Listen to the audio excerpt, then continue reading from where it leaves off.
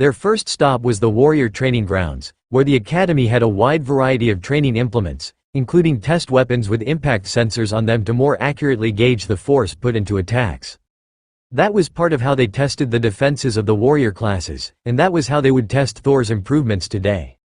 Rita addressed Thor directly. "Alright, we will be using a training sword with a damage meter on it. I will be swinging it, and my strength is at the ascended level. The first tests will be just against your scales, without skills, to test your basic durability."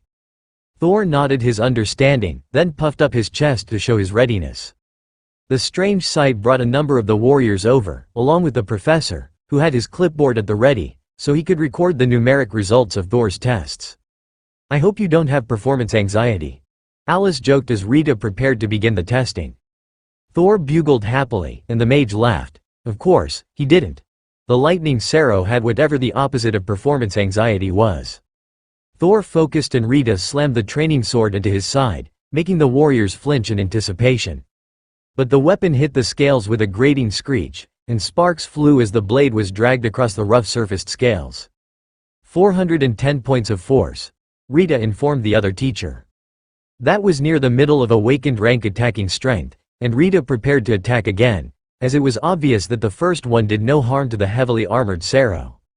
With a crack and whistle of displaced air, the blade whipped through the air again, sending up a glorious shower of sparks as blunted steel met rough scales. This time the attack rocked Thor to the side, and he almost stumbled before catching his balance, but he didn't give any sign of pain past a low grunt. 698 points. "I didn't think you had it in you, Sergeant," the other professor noted as he read the display from the training weapon. 600 was the cutoff for ascended rank physical power without a skill attached, but it would take 1200 to break a low ascended rank barrier in one shot. "Alright, I'm ready." "Thor, bring your barrier up, and I will attack with /" Rita informed him. The students looked much more nervous now. The training sword was dull, so unless it broke bones, it would only leave a bruise. But / could cut through steel even if you attached the attack to a stick. Thor brought up his lightning, and Rita prepared her attack before the other professor stopped her. "Wait, I need to set up the measuring devices. That sword won't measure the impact of your skill properly. Give me a second," the other teacher complained. The sensor was an energy meter of some sort, an enchanted item that attached to the hilt of the sword and read the energy signature of the attack to guess the power based on the output that flowed over it. The actual damage could vary by the skill, but the / skill was well known, and they had a proper data set for it at all basic power levels. "Alright, go when you're ready," he announced once the tools were set up. The blade arced down at the lightning-covered Sero, while the students watched in horror. The lightning seemed to wrap around the energy of the / attack for an instant, before being pushed away, like a stone tossed into shallow water. The light of the blade dimmed as the lightning barrier was dispersed over the area, and a terrible noise, like fingernails on a chalkboard, screeched in the air before a metallic snap marked the end of the attack. The blade lay in two pieces, and there was a shallow scratch on Thor's scales, but it was already beginning to fade as the lightning pushed back over the breach. Combined attack 1341 points. The lightning barrier was dispersed by the attack, indicating that it is still in the high awakened rank, but the total defense of the lightning Sero known as Thor is confirmed to be above the threshold for ascended rank. The warrior class teacher informed them. Thor trumpeted in victory, singing a short tune with his voice that sounded almost exactly like the military brass band. The warrior instructor looked over the scratch on Thor's side, which had hardly cut through a third of a scale and hadn't touched the thicker section, or the harder core of the defensive plating. "Impressive. I am fairly certain that he could take that strike to his side even without his lightning barrier. If it was the harder armor of his protective ridge or his horns, it is doubtful that the attack would have much of an effect at all," he informed the gathered students. Most of the students sighed at the information that the Sero was fully capable of beating them to a pulp. His barrier was also his attack skill, and if it was at the upper awakened rank, then it was stronger than any defensive skills that they had, while they would be completely incapable of injuring him. "Are we going to test the others before they go to their training?" Daniel asked after giving Thor a friendly pat on the head ridge. "We might as well. Do you have the defensive barriers for the ranged attack skills with you?" Rita asked the warrior class teacher. "Of course. They live in the storage unit right there. Do you want me to get them set up?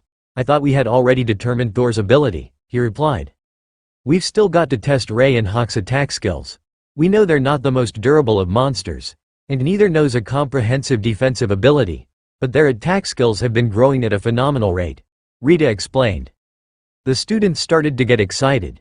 They got to see Hawk in action all the time, when he was messing with the mages on the other side of the training grounds, but very few had seen Ray at all, much less having seen her using her skills. The teacher tasked a group to bring out the official testing gear, and gave a sad look at the broken training sword.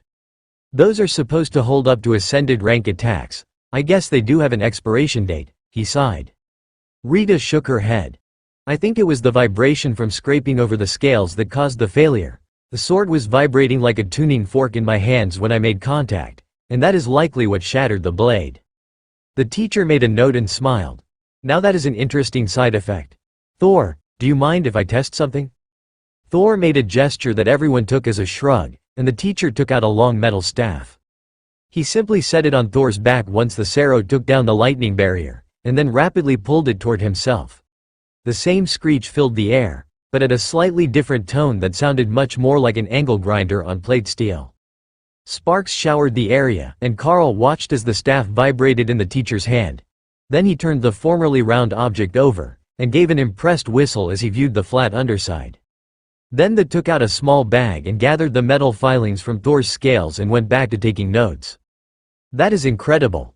The scales are harder than the chromoly alloy that we use for weapons, and the rough surface shreds them like a grinder.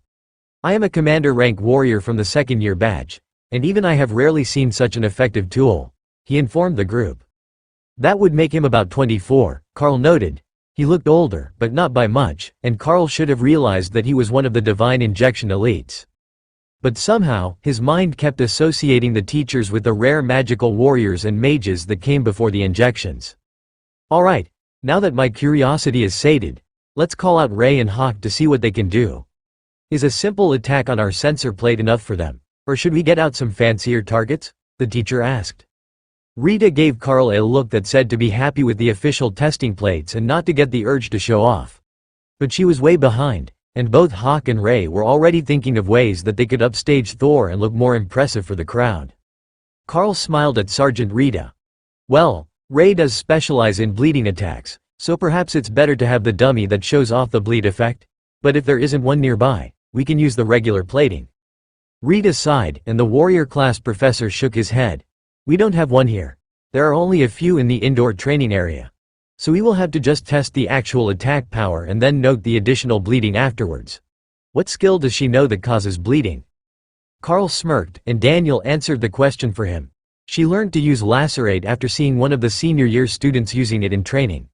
The bleeding damage will be significant, but I think that the damage to the training plates should be enough to show off her destructive nature."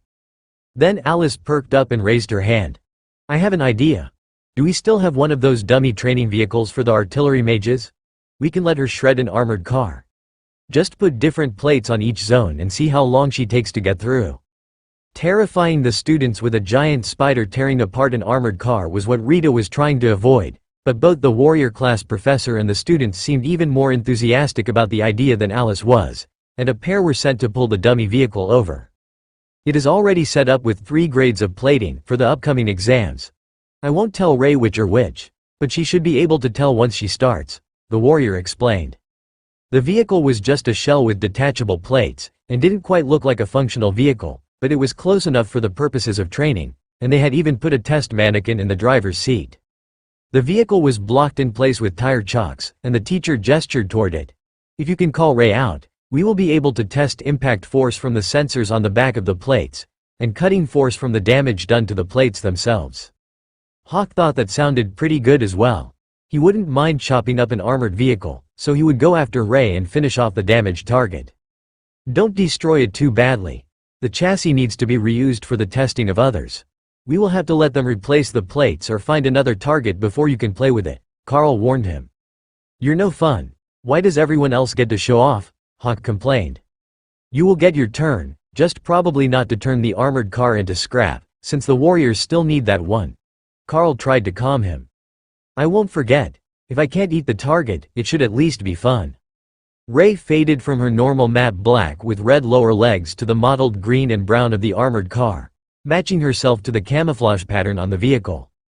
The effect made the students smile, but when the teacher gave her the nod of readiness, and Ray launched herself at it, tearing the hood off immediately and discarding it to punch an armored foreleg through the windshield and bite a chunk of roof plating off, the amusement turned to horror. Within seconds, most of the plating was destroyed, the doors had been torn off their hinges, and even the ascended rank plating was dented and bent far enough for her to tear it off the vehicle. Ray hopped off the armored car with the driver dummy in her mandibles as a sign of victory, and the students cheered. That was insane. I used to have a cat that went crazy when the food was brought out. This was a bit like that. Except Ray actually peeled the can open to get to the food inside. One of the warriors noted. One of the others shuddered. That wasn't a mental image that I needed. Did you know that spiders usually eat their prey alive? Ray nodded happily, and a number of the other students backed away. It's their instinct. Fresh food is best, and you can't get any more fresh than that, Carl explained. And if you start while they're alive, they will sing for you as you eat, Ray added. I'm not telling them that. The warrior class teacher gave a rueful look at the mangled vehicle. Some of those armor plates weighed over 100 kilos, and they had been tossed around like bits of tin as Ray looked for the best way into the vehicle. Maximum combined attack power is exactly 1500 points. That is well into ascended rank attack power. I did notice that the attack force increased as the assault went on. Does she need time to build up her attack power? The teacher asked after a moment to check the numbers. Only the first time. One of her skills is adaptive, so after she has learned the most effective way to destroy a target, she won't have to do it again. But this is the first time she has faced an armored car, Carl explained. So, we just taught her to tear apart an armored car, and the next time she does, she will start where she finished this time, the professor asked. In response, Ray shot out one armored forelimb, and the whole vehicle rocked up on two wheels as she punched a hole in one of the remaining plates. I will take that as a yes, 1453 points, the warrior laughed. Then the professor turned to the crowd. Can anyone suggest a more effective method of getting the driver out of the vehicle?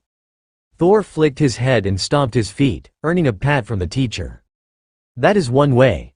If you flip it over and attack from the underside, you can get in more easily, as the floor pan is only one plate, he agreed. Or you could start with cutting the hinges and pulling the door off instead of destroying the armor, one of the students asked. That's another possibility.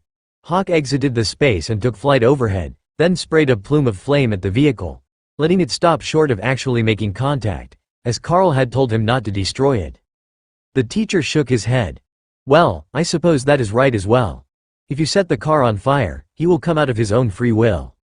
One of the warriors in this group had been with Carl on the away mission, and he took out the flaming sword he had gotten as a reward.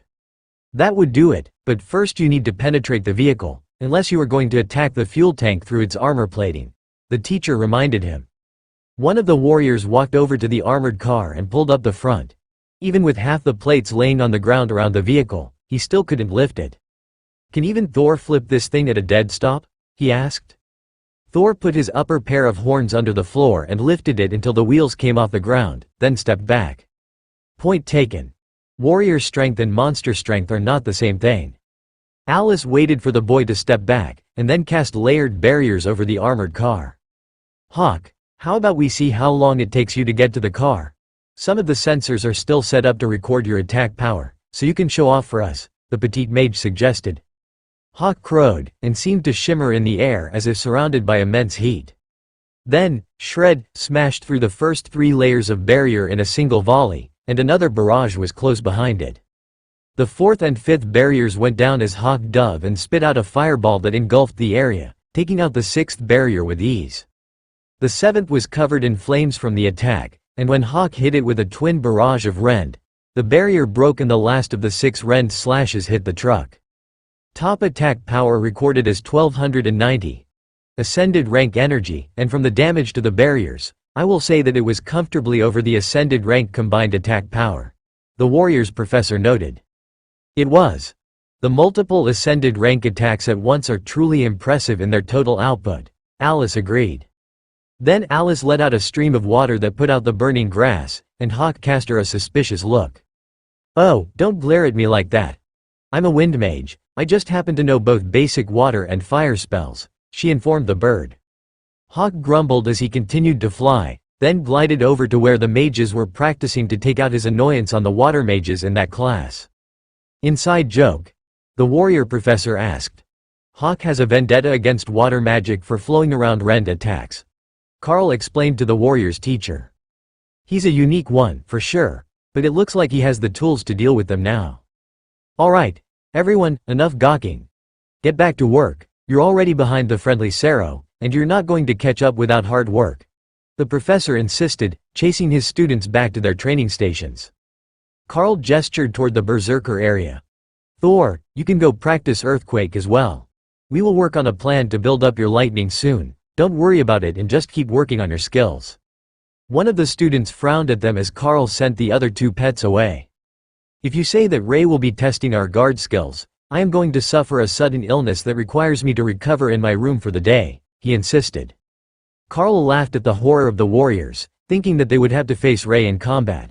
These were all first-year students. There wasn't even a faint possibility that they would be able to deal with that sort of attack. Even if offensive optimization wasn't a passive effect, they wouldn't stand a chance against her strength, and Ray wasn't one of the more physically overwhelming monsters. Rita shook her head. No, we won't do that to you. Ray is going to practice her bleed effect optimization, and then we have to prepare Carl for an away trip. Only one of the students here knew that Carl had just gotten back from a trip, and he was more than a little jealous. But as strong as the pets were now, he would probably be heading out with an ascended rank group to try to solidify his gains and get himself recognized as an ascended elite during the end of the semester exams. The speed of his growth was far beyond what anyone would call reasonable, and even the speed of his pet's growth was crazy. The Windspeed Hawk wasn't full-grown for over a year, and the Lightning Sero shouldn't be full-grown until 3 years old, but Thor was most of the way there already. He actually had far less than Ray to improve until he reached his expected maximum power. Now that his body had received such a significant gain from the Drake scale potions, and he was well over half-grown already. Ray was closer to her adult size, but fortunately for the armored car, not so close to her maximum strength. Finding a resource that would allow her to increase her power would be a difficult task, but Carl was certain that at some point they would find something that she simply must have. It had been that way with the others. When they found the best resources for their growth, they knew it. So, he just had to keep looking, and they would find a way to help Ray break through her limits once she reached them. Rita led the group away from the warrior training, and Ray returned to her web to have a little nap and dream of tearing apart armored vehicles. The two bureau agents were a bit too relaxed right now, and they couldn't have known about the actual attack power of the pets, so Carl assumed that it was a front for the eagerness to tell him something. They were all excellent at hiding their emotions, but the fact that they were doing it when there was no obvious reason for them to be doing it was also a tell, in that it let Carl know that there was something that he was missing. Rita led them to a classroom, where the remainder of the Bureau of Elite Development team was already waiting, along with Dana and two older soldiers that Carl didn't know. Colonel Valerie addressed the group. Good, the last of our people are here. I have been made aware that there was a need for some practical experience, so I have arranged another mission for you too. There are constant monster problems in the Golden Dragon Nation, that's no secret to anyone, but now that you are both on the stronger side of awakened as elites, the defense against those monster attacks are part of your responsibilities. Normally, the students only get to apply for a lottery to deal with issues in this immediate region, but we have noticed a larger issue further from the major population centers. It is our suspicion that there is an overloaded dungeon or an active portal somewhere in the region, and we haven't found it yet. So, someone needs to deal with the overflow of monsters that are appearing every day, and the regular duty soldiers would greatly appreciate a short leave. With that in mind, we have volunteered you two, as well as a combined team of professional exterminators and a team from the church, to fill in for them. Carl was speechless. There were monsters just appearing every single day. What sort of insane scenario was that? But when he thought about it for a while, the elites had been constantly killing monsters for a decade, and the army had been killing them even longer than that, while their numbers never really went down. Most of the continent was wilderness, that was undeniable, but the monsters shouldn't have been breeding fast enough to remain an issue. So we will be working in a large team to clear the area, or to search for the source? Carl asked. Colonel Valerie shook her head.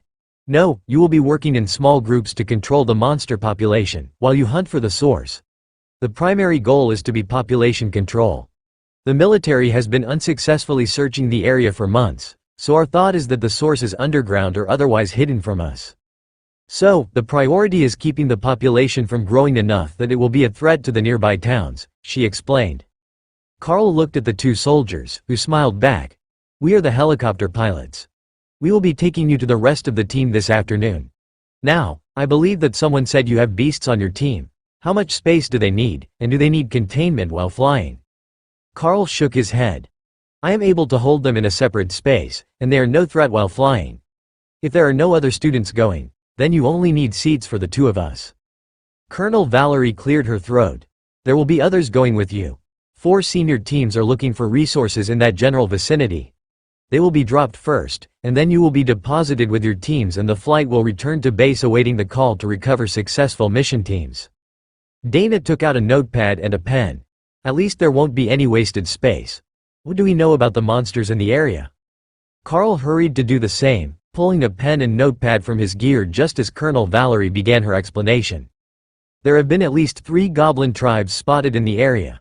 We have reports of roaming ogres and trolls, and an unconfirmed report that there might be an Eden mage in the vicinity.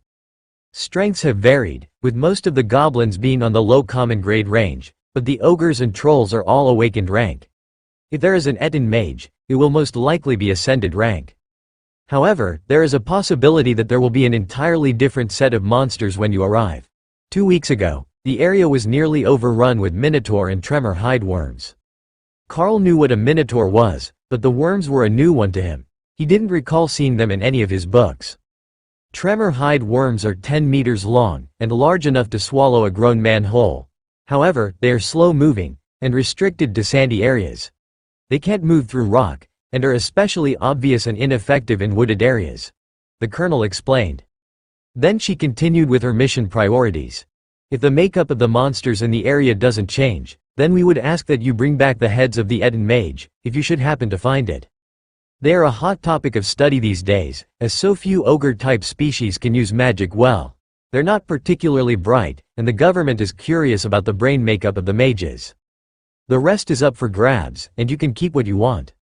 It should be noted that the monsters in this sort of self-spawning region often have treasures with them that are far beyond what they should normally have. It has been known for them to have valuable potions, magical weapons, and even enchanted gems in their possession, so check everything that you kill. Carl felt Hawk and Ray laughing in his mind. Killing was their specialty, and neither of them had hands to be searching through the belongings of filthy ogres and trolls. When they got there, they would be able to hunt to their heart's content, and leave Carl to dig in the filth for treasures. There wasn't much more information forthcoming about the mission. The details of such actions were normally held within the military and the upper ranks of government, which Colonel Valerie would count as, but her department was elite development, so she might have only just been briefed on this herself and didn't want to have to look up all the little details to answer questions. When do we leave? Carl asked. Right about now. Do you need anything from your rooms? We have the kit bags packed and ready to go. Loaded to ascended mission standards, so there are some more medical potions and cooking supplies as well as the rations, Colonel Valerie replied. Dana gave her a curious look. Why were there no cooking supplies in the last mission packs? How many of you actually knew how to cook? That's why. If we relied on the first years to cook for themselves, they would become nutritionally deficient before the mission was over, but you will have clerics with you on this mission, and they can create food. Plus, the other elites are known to hunt for themselves occasionally, or bring various vegan options, depending on their preference. That is why I asked if you need to go to your rooms to get anything. The colonel explained with a smug smile on her face. She wasn't wrong, though. Only one in the initial group actually knew how to cook. On the way back they had gained Sister Betty, who was much more knowledgeable, and even the 2 clerics they had rescued had some cooking skills. Will there be a water mage with us? Rationed water is no fun, Carl asked. There should be. I can't guarantee that the 2 of you will be together for these missions, as they will be split into smaller teams, and 2 rookies would be a liability, but there are usually either mages or clerics capable of creating water with each team. Carl will presumably take the role of one of the warriors, while Dana will be their secondary mage. Most government-issued missions call for groups that are a minimum of 3 people for awakened rank or lower incidents, 5 for ascended rank threats. That is the safety tolerance. I believe I mentioned once before that it would look terrible to the public if they found out that we had lost a student, or a promising young elite. Not that any of the elites are particularly old, the program has only been running for 10 years, but you get my point. The team members all chuckled at her reference. She was one of the early testers of the divine serum, so she was older than the mainstream elites, but still not far into her 30s. Alright, we will take the packs and head out as soon as we have checked them, Carl agreed. They're in the helicopter. Good luck, and we will see both of you soon. Carl and Dana followed the pilots out, while the bureau agents prepared for whatever they would be doing while the pair were away from the academy for an undefined amount of time. If the goal was population control, it might take them a week or a month, or a season. There was no clear endpoint, unless they were going to be relieved as soon as the regular teams returned from their vacation. That seemed unlikely to Carl. Back at the mines, there was always a bit of overlap after holidays, when they pushed to get more done than the standard quota to make up for the missed productivity. The same was likely true here, where the regular teams would join the substitutes for a day or two before the relief teams were sent back home. Carl called the beasts back into their spaces, interrupting their training, but for a good reason. Thor was a bit disappointed that he had to stop playing so soon, but he would get to see new places, so it was a fair trade in his mind. Hawk had no problem returning. The mages hadn't come up with any new strategies since yesterday, anyhow. Each of the helicopters had 20 students already in them when they arrived, and the pilots pulled Carl and Dana toward separate rides to grab their gear. Carl waved goodbye to the mage as he wondered when they would next see each other, but the door closed as soon as he had his pack and had taken his seat. The pilots weren't waiting anymore, and headed straight out to their first destinations. The berserker beside Carl smiled and patted him on the shoulder. The face was familiar, and Carl realized that he knew him from earthquake training. "What are you doing alone on a helicopter? Are you assigned to join one of the teams?" the muscular man asked. "I'm getting airdropped in as support for an existing team, or so I have been told. I got the lottery win for a relief operation, so a regular military team can get days off," Carl explained. "Oh, you lucky bastard. You got the call a month after reaching Awakened, and I didn't get the call until the end of last year. Military support missions are cushy. They throw all sorts of people at them, since they're not professional soldiers. Half of the elites on my mission were blogging and taking selfies as much as they were actually working. It was just one big social media publicity tour. Who knows, you might even get to meet one of your idols." The berserker laughed. The man on the other side of Carl nodded. "Mine wasn't that casual, we were in the woods and actually working, but there were at least 3 times as many people as we needed. We ran across other teams like twice a day. But the team I was with were all idiots. A banker and 2 politicians with their assistants. They had ditched too many calls, so they got forcibly sent on an actual mission." Neither of those options sounded much like what Carl had heard from the colonel, but there was a chance that they were right.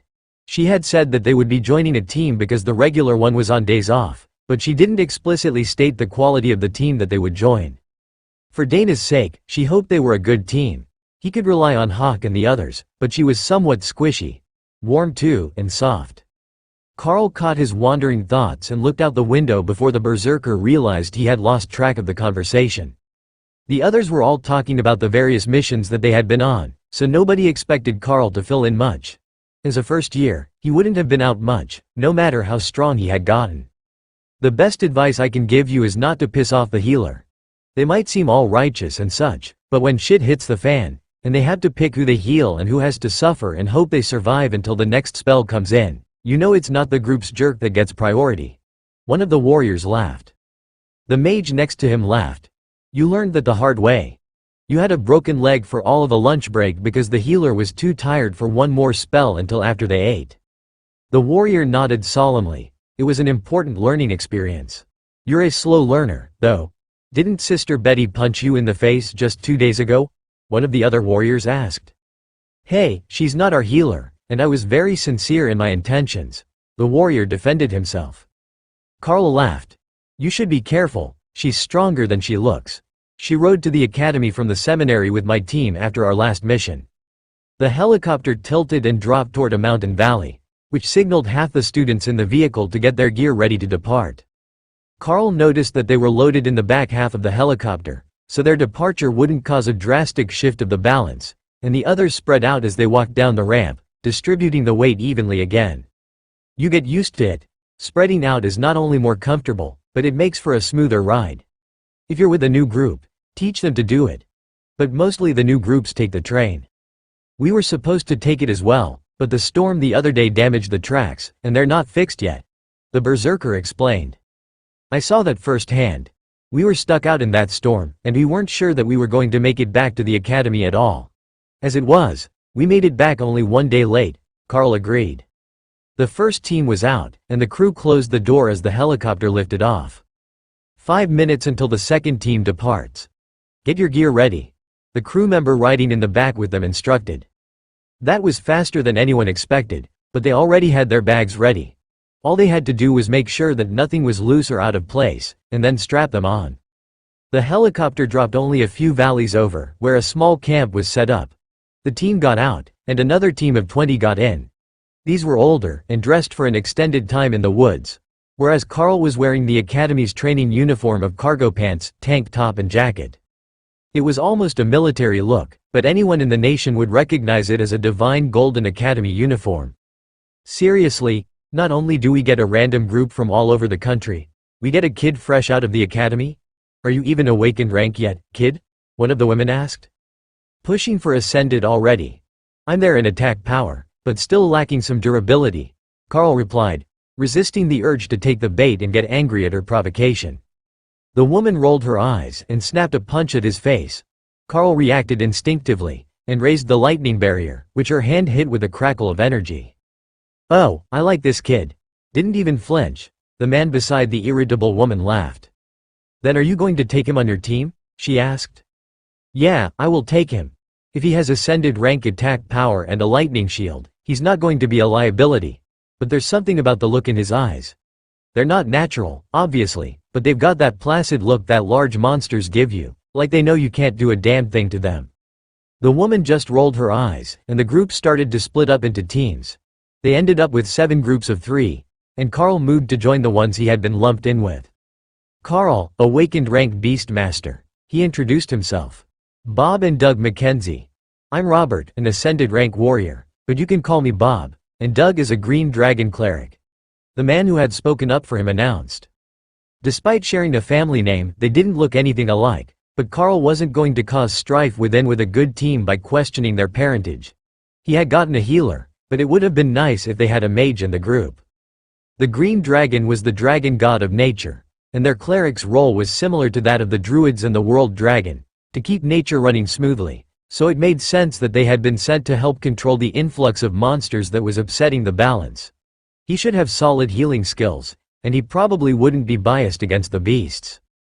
The good luck dragon scale charm was working quite reliably, Carl decided. "So, what can you tell me about the Beast Masterclass? I have never heard of it before, so I don't know what you can do in a fight," the warrior, Bob, asked.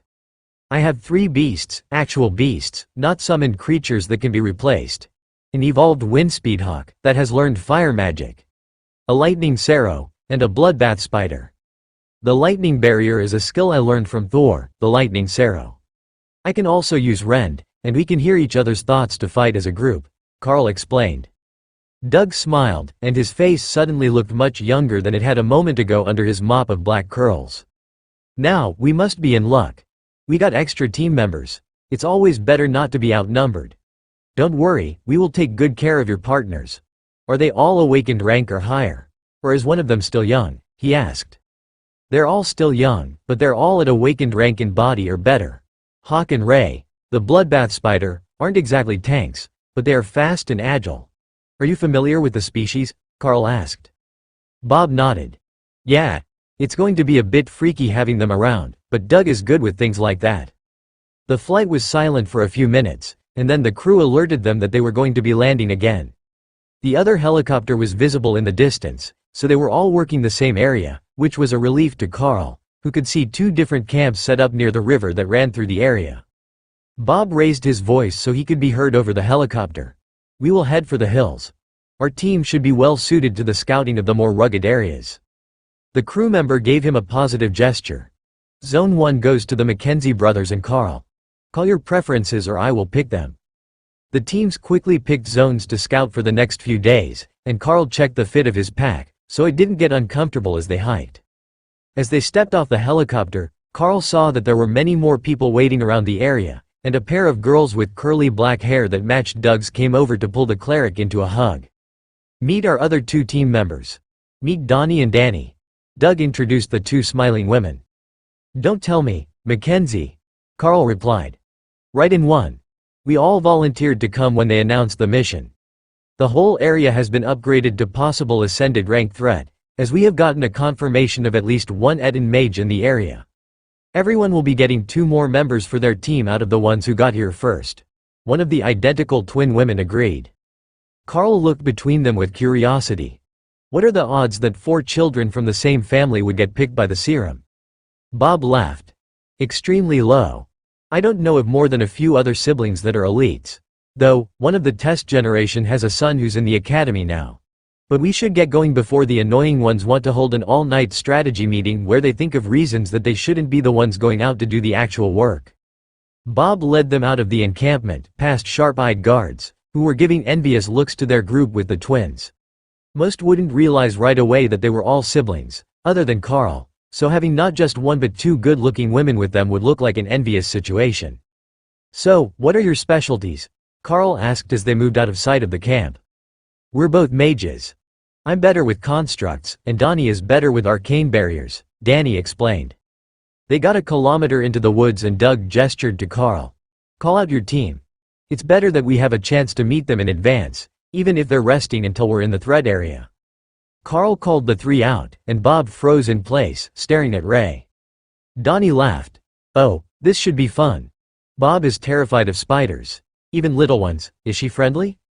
Carl nodded. "Generally. She's not always a people person. But Thor is friendly enough for 2 people, so it works out well." Ray laughed at that as Thor made his way to the cleric looking for attention. Hawk flapped up above them and sighed in relief at the chance to stretch his wings. "What am I even looking for?" he asked. "Groups of monsters. There should be goblins, big goblins, ogres with 2 heads that use magic, trolls, and maybe something else," Carl explained, knowing that Hawk hadn't paid any attention to the briefing. Carl sensed Hawk's dismay at the announcement, but he knew that Hawk wasn't afraid of goblins, and probably wasn't afraid of ogres either, considering how much fun he had harassing random bears, which were neither smaller nor weaker than the ogres were. "Goblins smelled terrible. But at least they will be easy to find," Hawk finally explained. That would explain his reluctance, but he was already off and scouting the area for threats. "Hey, this mission is stupidly simple. They're right here. Just turn right a little and you will find them," Hawk informed Carl a few seconds later. "Hawk says there are goblins just ahead to the right. I wasn't expecting them to be this close, but he says they're here," Carl explained quietly to the others. The mages looked startled, and turned in the indicated direction. "Seriously? We're barely out of sight of the camp. What are goblins doing this close to civilization? Our intelligence suggested that they first appear further into the mountains, and that is why we were going there to hunt for them." "I only know what Hawk tells me. Should we go?" Carl asked. Bob nodded. "I will take point with the casters in the middle. You take the rear, with the beasts protecting our flanks. You can have them move further from us, so the goblins don't realize we're all together. I can smell them already. They're coming this way," Ray informed Carl. "Split off and hide. Ambush when the time is right. Thor, move forward to fight beside Bob and protect the flank. The goblins are coming our way," Carl warned. The shouts of a goblin hunting squad became audible seconds later, and Carl took out his sword. He stepped off to the side, preparing to defend any attacks that might come from the left while Thor was on the right. But Doug shook his head, and Danny summoned 4 wood golems to encircle the casters. The cleric cast a spell on them, and the wooden bodies turned more sturdy, strengthened by magic. The 2 of them had a system and worked well together. Then Donnie cast a barrier over everyone, and they settled in for the goblin charge. A flurry of rend attacks came down from the sky as Hawk started his offensive, and then there was a shadow moving through the hunting squad like a whirlwind, throwing dismembered limbs in the air as the goblins screamed and tried in vain to run. "What in the goddess' name was that?" one of the mages asked as Ray finished her work and retreated into the trees to wipe herself clean again. That would be Hawk attacking from above, and Ray ambushing from the trees. "They're just common rank monsters, so it wasn't a big deal for them to clear them out, I guess," Carl replied. The whole clearing was covered in dismembered goblins, and Carl hesitated. He had been reminded that they might have uncommonly good items on them, but Hawk was right. Goblins smelled terrible, especially the insides of them. The others seemed to be thinking the same thing, as they all hesitated to get any closer. Time to do your part. Don't miss any good stuff. Ray taunted him as Carl prepared to go loot the goblins. You could have at least left them intact, so I wouldn't have to check so many pieces, Carl complained. They're too squishy, they just blew apart when I hit them. I didn't want to use my mandibles, in case something got in my mouth. You already made me drink that potion, I'm not eating goblin. Hawk chimed into the conversation. I see shiny things. Metal shiny and gem shiny. I don't know if they're good things. Carl sighed and stepped forward, earning himself a curious look from the others. Hawk and Ray say that there are shiny things, both metal and gems, on the bodies. We should see if it's valuable or useful. The Bureau of Elite Development said that these are escaped from a spell, and they might have loot that they wouldn't normally own. The others sighed, then spread out in a line, so they could clear out the bodies in one pass, with as little contact as possible. I recommend that you grab a long stick. Poke the bodies to open bags and search them. It might not find everything, but it's better than actually touching them. Doug, the Green Dragon Cleric, suggested. Carl quickly grabbed a stick and got to work checking the bodies. He wasn't sure what was actually worth keeping, but his equipment had a fair bit of storage, and the first thing he found was a decent-sized leather pouch that could hold anything that he gathered.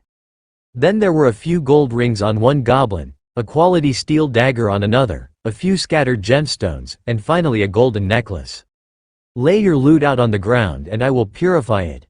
Doug offered helpfully once they were all on the other side of the clearing, where Thor and Ray had joined them. Carl dumped everything out, and then laid the bag on the ground with the rest of the loot. Well, that's interesting. The majority of this is just shiny metal and simple gems, but one of those rings is magical, and the bag is also enchanted. Doug noted as he finished cleaning. Do you know what enchantment? Carl asked. I know that it's not a curse, but that's not my area of expertise. We will have to have it identified by the spell crafters when we return. They will know what it does, the cleric explained. Carl shrugged and dumped the loot back into the bag, which he hung by its straps from his belt. If they were going to keep gathering from goblin bodies, he would keep it there, instead of stuffing it in his pack next to his food and spare clothes. The bag wasn't particularly large, but it would hold a half-dozen hauls like this, as long as he didn't keep picking up more weapons. He wrapped the dagger in freshly purified cloth and stuffed it in the bag, as the decoration was pretty, and if he could find a scabbard for it, he would keep it with him. Should we burn the bodies? Carl asked the others. Bob shook his head. The risk of a forest fire is too high. They will decompose quickly out here, if the other monsters don't eat them. With the goblins dead, and the loot cleansed, thanks to the efforts of their cleric, the group started moving toward their destination again, but in a much larger formation. Ray stayed in the trees nearby, and Thor joined Bob at the front of the group, while the wood golems took up positions on the flanks and Carl brought up the rear of the convoy. Nobody was saying anything, but it didn't feel unfriendly, more like it just wasn't necessary to say anything, since everyone understood their roles. If there was a threat, they would call orders, but while just walking, nobody was going to get lost or fall out of position unexpectedly, the way that a bunch of distractible students might. The only one that was truly on edge was Bob, who kept catching glimpses of Ray in the trees, and thinking that they were going to be attacked until he realized that it was just her again. I think there is something up ahead. The ground here is more packed than small wildlife would account for, and there are broken branches above head height. Bob quietly warned them an hour after they left the goblins behind. Ray made a mental note of that. For a bloodbath spider, prey usually came to them. They didn't go out hunting things, so they had no inherited memory of tracking skills. Hawk hunted by direct sensory input, and he had been guiding them down the trail, but he hadn't seen anything concerning yet. So, it was Carl's use of Hawk's eyesight that finally gave them the clue they needed. Everyone stop. Face right. I have enhanced eyesight, into the ranges that a windspeed hawk can see. That includes ultraviolet, and it makes urine and other bodily fluid traces glow in the light. There is a handprint in the ultraviolet spectrum on a tree in that direction, too large to be one of us. It's even larger than Professor Tank's hands, and that man is well over 2 meters tall, Carl whispered. I will go look, Hawk replied. He couldn't see the handprint from above, as it was hidden under the canopy of the trees, but Hawk did his best to search for anything in the area anyhow. "I think there is a cave up ahead. I can't see it without landing, but something looks wrong," he replied a few minutes later. "Hawk says there might be a cave. It's hidden from above, but he's fairly certain it's there," Carl explained. Bob nodded and led the team forward, following Carl's guidance every time he saw a sign of the large creature. Then, Carl started to see the telltale signs of goblins. Plenty of filth was visible to his enhanced eyesight, but it all stayed tied to the trees, where it wouldn't be seen from above. Bob noticed the signs only seconds after Carl did. "I think they understand about the helicopters. They're hiding from overhead surveillance. But the goblins must have come past here in a large group. They might be under orders from the ogre we have been tracking as well. Goblins are cowards and ogres are lazy, so if an ogre comes across a goblin tribe, it will often threaten them to make them work for it," he explained. The mages pulled closer together, ready for an attack, and Carl realized that he had no idea which one was which anymore. They had the same black hair, in the same haircut, and they were wearing the same uniform, with the same last name on their badges. Someone had called Bob and Doug twins as well, but at least they were different sizes, and Doug's hair was longer, while Bob's was cut tight to his head. The smell of burning wood came to them from the distance, and Carl smiled. "We've found them. I smell campfire. So unless the forest is burning, there is someone up ahead," he whispered. Bob led them forward, with Thor doing his best to be silent beside the warrior, and they burst into a clearing with their weapons up. "You vanished," Hawk complained, then dove under the tree line to join them and protect Carl. But there was nothing to protect them from. In front of them stood a large cave entrance, giving off a slight plume of smoke from a cooking fire inside, and a full 10-person military team was sitting around on the rocks. "Damn it, we thought we found an ogre camp," Bob sighed as he realized the situation. The warrior at the fire smiled at him. "You did, but about 6 hours too late. We got 4 ogres and 15 goblins out of the cave. There should be more goblins nearby, but we are waiting for them to come back." Carl looked up and noticed the slight shimmer of a spell that had been hiding them from Hawk's vision, as well as the obvious signs on the trees of a violent battle having taken place in the recent past. Bob smiled at the warrior. "I think that we found the rest of your goblins. The beasts with our team cleared out an entire hunting party just an hour or so ago. We followed the game track they were on, and it led us here." The team looked immensely relieved, and began to relax a little. There were still plenty of dangers in the woods, but if Carl's team had killed off the rest of the goblins who lived here, then at least nothing would be looking for their resting spot tonight. "Why don't you all take a break here for a bit? It's still early, but it gets dark fast in the hills, and there might be more monsters about," the warrior suggested. Bob shook his head. "We are headed for Region 1, and we should try to get closer to it tonight. There were a half-dozen more fresh teams headed out today, so you might come across another if they know how to track. Try not to ambush them before realizing they are humans." The warrior nodded, and Bob gestured for his team to keep moving. Once they were another kilometer down the road, Bob turned back to the group. "They are sitting in an empty ogre den.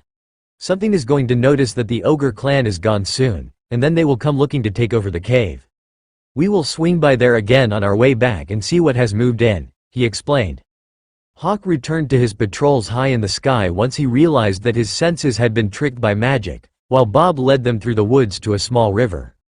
From his limited experience, Carl recalled that rivers should be a gathering point for monsters needing a drink, but the area was quiet, with only a few small tree animals. The rest had been scared off by the presence of Ray, who was still hiding in the trees, or by the noise that the group with Thor and the 4 tree golems was making. They weren't going to win any stealth awards today, but nobody was seeing signs of large monsters, and they weren't worried about the smaller native ones. "Once we find a good way across the river, we will move into the hills and find a campsite for the night," Bob explained. It was only about 10 meters wide, but it looked fairly deep, and none of them were looking forward to getting soaked right before the sun went down in the mountains. "I will make a bridge for you," Ray offered. "Ray will hook us up. Just give her a moment to work, and she will have a way across the river," Carl explained to the others. She was already getting to work, attaching her web to trees on opposite sides of the river, and creating a small, woven platform for them to cross. Then she added a handhold line up near shoulder height, and darted across it to add a bit more securement to the other side. Bob gave the silk rope bridge a look of trepidation, but he stepped up onto it, and easily balanced as he made his way across. The mages looked at the bridge and shook their heads. There is no way we're making it across that without dumping ourselves in the river. One of them, possibly Danny, informed Carl with a frown. What if we send your packs first? Or should I have Ray make more bridge for you? It's not going to fall in the water, Carl asked. Doug smirked as he relieved one of the mages of her pack and nimbly danced across the bridge, putting one foot in front of the other.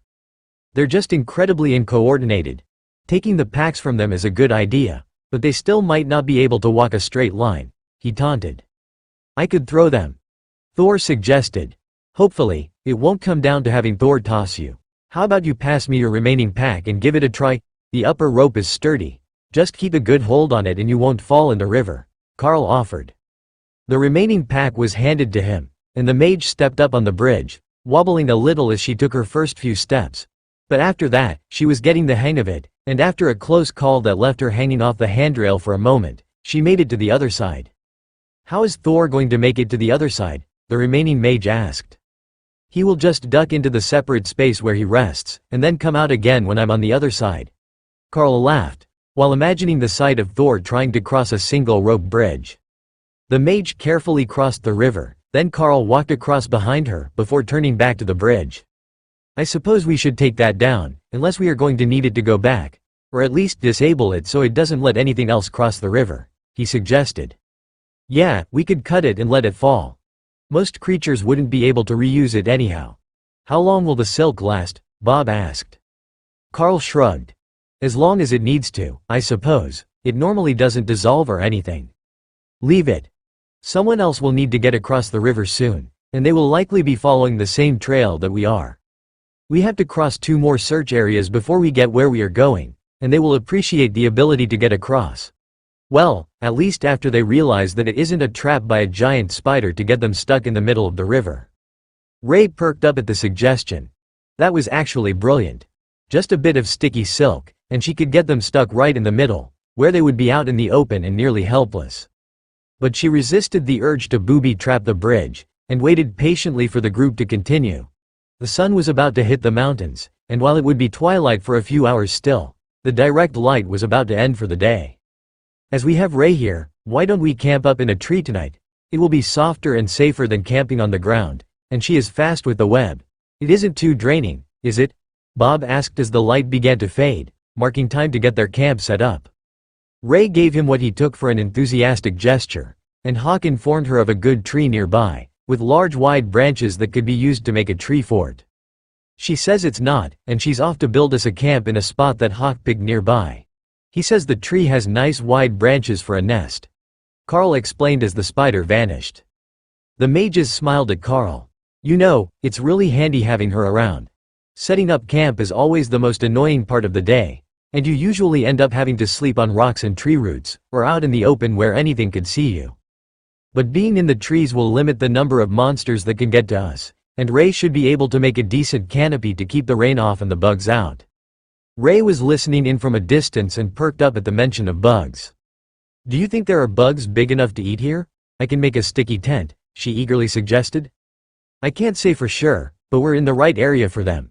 There might even be another giant beetle out here, or some of the vampire flies, which are nearly as big as my forearm, Carl informed her. Ray started to alter her idea from just a platform to an awning tent that would enclose the area, trapping any bugs that tried to go for the team, so she could eat them later. Carl led the team over to the chosen tree, and saw that Ray had made them a ladder to climb up the 50 meters to where she had chosen to put their encampment in a large redwood tree overlooking a clearing. The view was incredible, and the tree towered over most of the others in the area, which would let them scout for enemies easily when the sun came back up. How far are we from our search area? Carl asked as they looked up into the tree. We should be right near the edge of it now. Let me double check the map, but I believe that our area started just behind us, Bob replied. The mages smiled. That means we can keep this as our base camp until we've finished with the area. It takes ages to do a full search, and there are fresh monsters appearing every day, so even if we clean them out one day, we will have to start over the next. But with a good base camp, we can just keep scouting and returning to the same spot, without letting the monsters build up. Carl nodded in understanding. You hear that, Ray? This will be a regular spot, so feel free to make more webs in the area if you want to catch snacks. Bob sighed as he saw Ray start to spin more webs in the area, filling the treetops and linking them together into one large web. "Did you have to tell her that?" he asked. "Of course. She's going to get hungry, and we need to get rid of the excess monsters, so the more that she catches in her web, the fewer that we have to hunt. I will ask her to leave some at ground level as well, since we're not just after monsters that climb trees," Carl explained with a smile. Carl led the group up the ladder and into the large tree fort that Ray had created for them, complete with a nest for Hawk that he was filling with leaves and small branches for comfort. There seemed to be a number of magical resources in that pile. Carl could sense the energy coming from the pile, but he didn't recognize any of the plants. So Hawk's comfort was worth more than an unknown leaf. Not every magical resource had a known usage. Some were just plants that held a bit of mana in them, and were either a bit more durable than usual or longer lived. It had only taken a few minutes to make the web fort, which was smooth on the inside, but open like any other net, while there was a sticky and much more tightly woven layer underneath. That would keep the pests out, but it would also let the breeze in. That might be undesirable from a temperature standpoint, but for the sense of smell, it was vital. The awning overhead was proper silk cloth, keeping the rain off, and the sides were loosely woven, but Carl didn't see any issues with the design, other than the lack of a solid surface to cook on. They should be able to come up with something, though, even if it was just a split log to set the cooking stove on. The mages were panting and cursing by the time that they made it up the ladder, and Ray was doing her best not to laugh at their lack of physical fitness. The rest of the group had superhuman strength and endurance, but they had to climb all the way up with normal human strength. The group had come up one at a time, concerned about the strength of Ray's ladder, but her web was made to contain monsters of her level. If an ascended monster could tear the web simply by hanging on it, the bloodbath spider would starve. "This is nice. I mean, really nice. When we go out with larger military groups, it's common for them to have a large canvas tent, designed to hold the whole team, and it takes up a whole backpack. This reminds me of that, but it's so well blended to the surroundings." Bob congratulated Ray on her handiwork. She had put great effort into making the canopy blend in with the tree, and she had even pulled small branches and leaves into the weave so that they would shield the fort from outside detection until it was too late for the victims to avoid being captured. They would smell and hear the people in the tree, and get lured in, but they would never expect the whole area to be surrounded in spider web.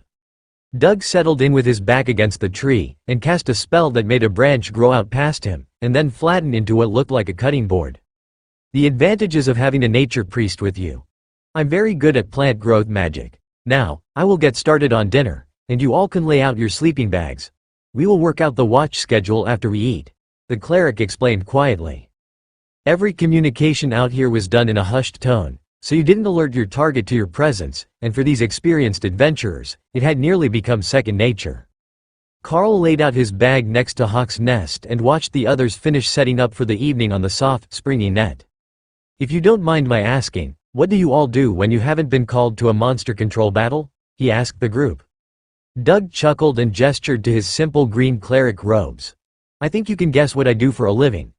But I am also on the Environmental Protection Agency's emergency response team, so they call me when there is a toxic spill or other environmental disaster to help with cleanup.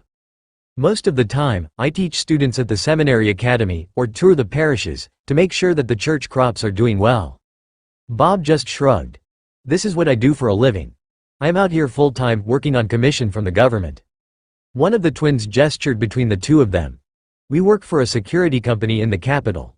I'm actually highly skilled with security cameras and all sorts of alarm systems, so we only use our magic 1 week a month when we come to join Bob in the woods. It's a bit like a camping trip, a family tradition, but with dangerous monsters." That's quite the family resume.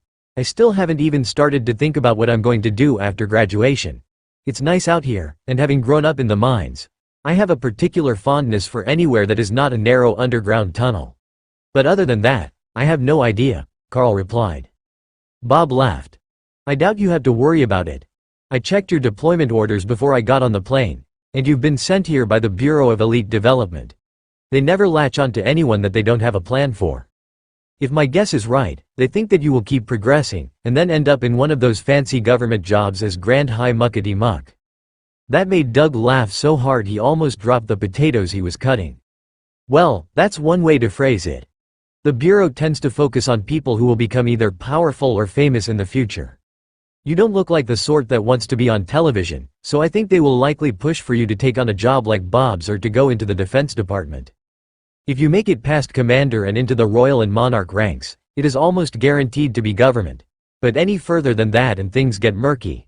They don't have so many overlords that they can just afford to have them wandering around doing what they please.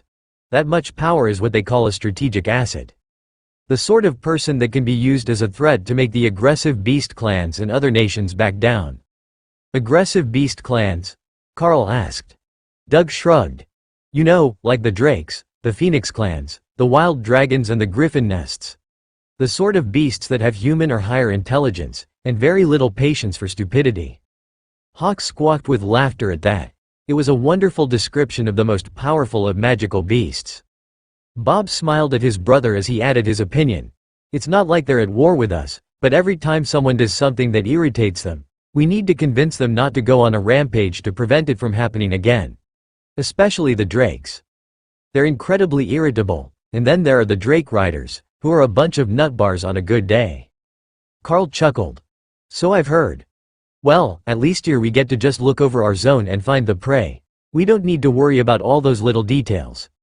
All of my beasts are right on the borderline between awakened and ascended, so with a bit more effort and a little push, we might manage to advance and get recognized as ascended during the next round of exams.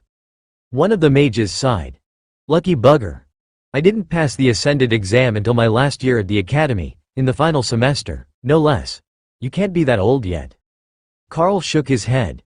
No, I'm still in my first year. Everyone turned to stare at him when Carl made that announcement. Say that again? Did you just say that you're in the first year? As in, you're planning to make ascended during the end of your first semester's exams? When did they even test you to awakened? It's not midterms yet, is it? Bob asked. No, we're still not at midterms. Actually, I think I will miss them because of the mission. But I was tested to awaken 3 weeks after I got to the academy, when Hawk started to really grow in potential. Ray and Thor joined us a few weeks later, but they're growing fast, Carl explained. They're growing exceptionally fast if they're already this size and were infants when you got them. At least, I assume that they were newborns at the start of the school year, Bob asked. Eggs, actually. I got them all as eggs, and I've raised them from that, Carl agreed. I think that I see now why the Bureau is so excited to get their hands on you. You're growing at an insane rate, and that always comes with an extra dose of good luck. Now, some people will look down on the luck factor, but luck is very real, Bob replied. Tell me about it. The church even gave me a good luck charm when we stopped by there to pick up a cleric after my last resource gathering mission, Carl agreed. You got a lucky charm from the church? What the dragon is the point of that? Anyone lucky enough to get one of their dragon scale luck charms doesn't need the bloody things anyhow, Doug laughed. The whole group laughed as Doug pulled a lucky dragon scale from under his robes, and then the others all did the same. Alright, maybe they're not as rare as I might have thought they were, Carl corrected himself. Bob laughed. No, they really are.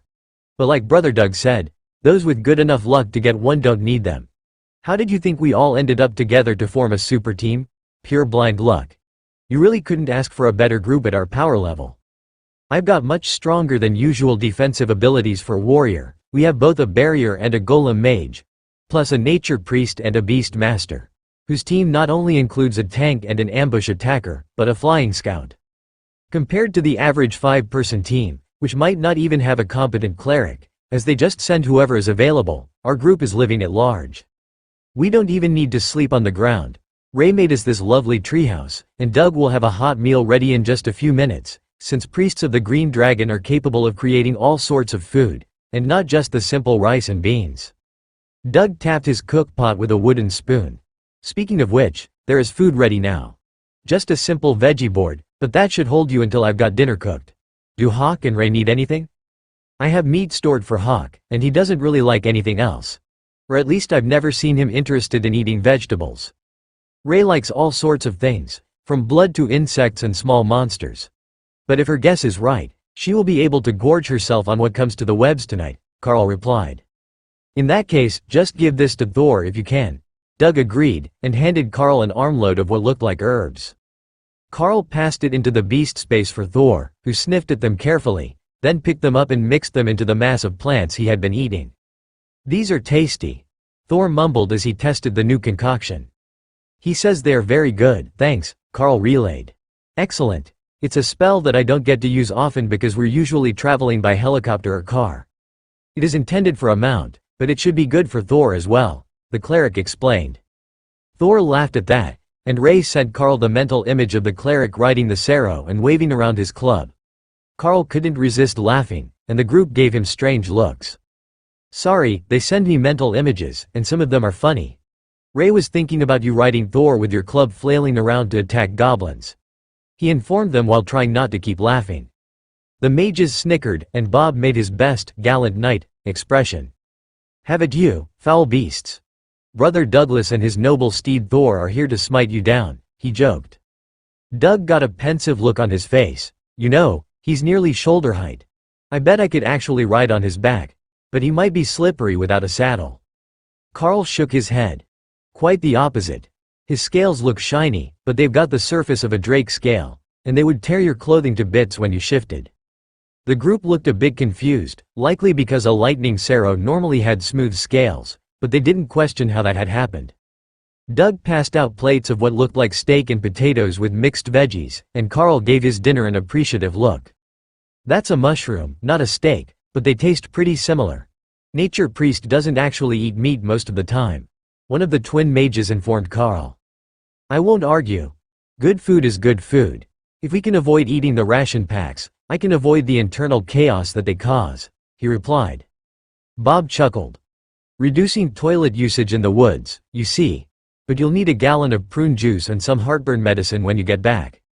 We will take the watch in order of age, so you've got the early morning shift. Carl, can you cook at all? Doug asked. Carl's sad expression told them as much as his words. Not much. I started to learn after the last trip, when I realized how useful of a skill it is, but I don't know much. That's fine. I am the oldest, so I have first watch and I will wake up with the dawn if there are no other issues. Is Ray good for the evening? She's still outside somewhere, Doug replied. Carl sent a thought out to find Ray, who was setting up webs near ground level to trap roaming monsters. She had already caught a few small monsters, but that wasn't enough for a full meal, and she was looking forward to the nocturnal monsters becoming active after she linked all her webs together. I only sleep an hour or two a day. If I rest in the space tomorrow while you walk, it is fine, she replied. She says she's good for the evening, and she will sleep in the morning while we look for monsters. Carl told Doug with a glance down to where she was working. Not many things would pull her away from setting up her web the way that she wanted it, but Carl was certain that the sheer volume of webs in the area would scare any of the smarter monsters away from their position. Or, it would when the sun came up and the monsters could see them again. Ray was becoming exceptionally skilled in making her webs blend in with their surroundings, where her early work had all been plain white silk. One of the twin mages woke Carl up a few hours before dawn to begin his watch, gently shaking the net beside his head to get him motivated. Carl smiled at her and whispered, "Did you learn that from Ray? She gets upset when people shake the whole net instead of just a small bit near the head to wake people up." Danny smirked. "She woke me up that way. She's down below somewhere again, but she will likely come back up when she has caught whatever appeared in her net. We haven't seen any action so far, but the new wave of monsters should be here by morning, so keep your eyes peeled. Nobody really knows when they will show up, and it doesn't seem to be a set time, but we do know that there are new ones daily. I'm going to get a bit more sleep, wake me up for breakfast." Carl sat in silence and looked out over the hills and forests, letting time pass by as he scanned for signs of movement and life in the pre-dawn darkness. With Hawk's low-light vision and Ray's thermal vision capabilities, the movement in the forests was easy enough to track, though the canopy of leaves blocked both in many areas. However, it was not enough that Carl didn't notice when there were suddenly hundreds of new heat signatures in the area. They didn't come from one spot, like they were coming from a cave, they just appeared all over the forest, all at once. Some even appeared right next to Ray's webs, and walked right into them before they realized they were in danger. Her sense of victory as the prey flailed and shouted for someone to come save them filled Carl's mind, but the noise also woke everyone else up. The monsters just appeared everywhere. They're not coming from a cave or a set location, I saw them just appear all over the forest, Carl explained. What do you mean? How many can you see? Bob asked. With the gifts of low light and thermal vision I gained from Hawk and Ray, I can clearly see for nearly 2 kilometers. There are hundreds of goblin-sized creatures, A few dozen larger ones that I can see, and that's just what isn't hidden under the trees. I can't see through solid objects, so I know I'm missing most of them, but Ray is going wild killing the ones that are in her webs down below. That would be the noise that woke you up, Carl explained. Doug sighed. And that means that we are about to have a lot of unwanted company, drawn here by the noise. Fortunately, it is still dark, and their eyesight isn't any better than mine, so they're not going to find us in the trees, but we need to make sure that Ray doesn't get ambushed. Carl nodded. It's still dark, but it should start getting light soon, when we can go down and start cleaning up the ones trapped in the webs. Do you want me and Hawk to go start silencing them now? 3 of us in the dark will be faster than just Ray, and we can all see what we're doing. Doug and Bob both shook their heads. No, either we all go or we all stay. Safety protocol says don't send group members alone. Attack what you can without going so far from the group that we can't see you. Carl thought for a second, then nodded. All right, I will head down a few branches using the ladder, as I can't attack through the fort without damaging it. But once I'm there, I can hit a lot of the nearby webs, and you'll be able to see me. Hawk, you go help Ray. Make sure she gets rid of the loud ones first and doesn't make them sing for her. We will hunt them all day long, there is no more need to bait and pray. I got a good thing. There is a tasty scaly biped here with snappy jaws and a shiny poking stick, Ray informed Carl.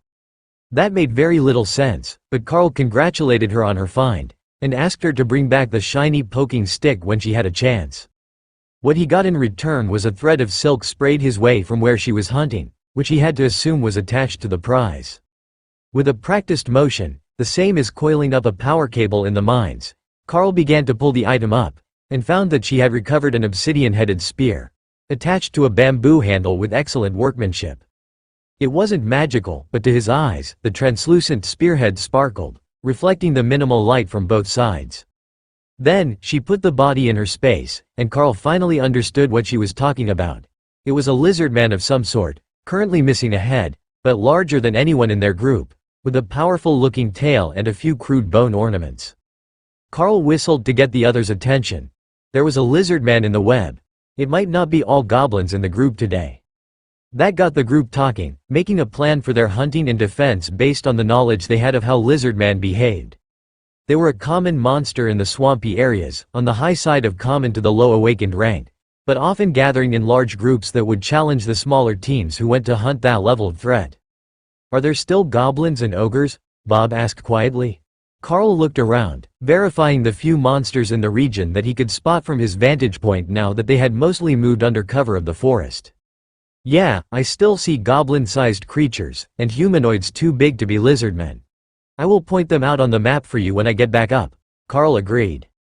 There were other beasts caught in Ray's web, and he was using Rend to dispatch them quickly before they could make too much noise and bring a force that the 5 of them couldn't deal with. Rend's range was limited, and they were well up into the tree, but with Ray and Hawk moving lower through the forest, it only took a half-hour before they had everything in the immediate vicinity dead, butchered and collected. They had gathered what they thought might be loot, but there were probably some things that didn't catch their attention. Nothing magical, though. Beasts could sense the magic on the items, and they would have brought it back if they had found anything. The pair returned to the fort, and Carl climbed back up to join the group as soon as he smelled Doug start cooking breakfast. The loot is at the bottom of the tree. We can collect it later, but first, I will show you where I saw the ogres appear, and any other groups I remember. The ogres are still our primary target, right? Carl asked. They are. We need to keep the population of everything down, but the ogres are the strongest beings that we have been informed of in the area, Bob agreed. Alright. Then we should check here and here, plus near the ridgeline there. Those areas all had multiple large creatures, and some of them went behind the ridge. Then we had large groups of goblin-sized monsters here and here, with scattered monsters everywhere else. Carl explained, tapping the map as he went. Bob nodded. All right, that's good. I will come up with an efficient route for us to cover today, and we will start hunting after we eat. The meal was similar to the one that Doug had made the night before, heavy on the potatoes, but this time Carl donated some of the awakened rank boar meat that Hawk had been ignoring. Now we're talking. Pork belly and potatoes is the real breakfast of champions, Bob chuckled. Doug rolled his eyes as he cast a spell that created some sort of white sauce in a pot on his camp stove. and began to rummage in his pack until he found a tube that cracked open to reveal rolls of dough. Biscuit dough takes less room uncooked. The sauce is a form of coconut gravy, but with the pork grease, it should be pretty good, the cleric explained. It sounded a bit sketchy to Carl, but who was he to argue with the cook?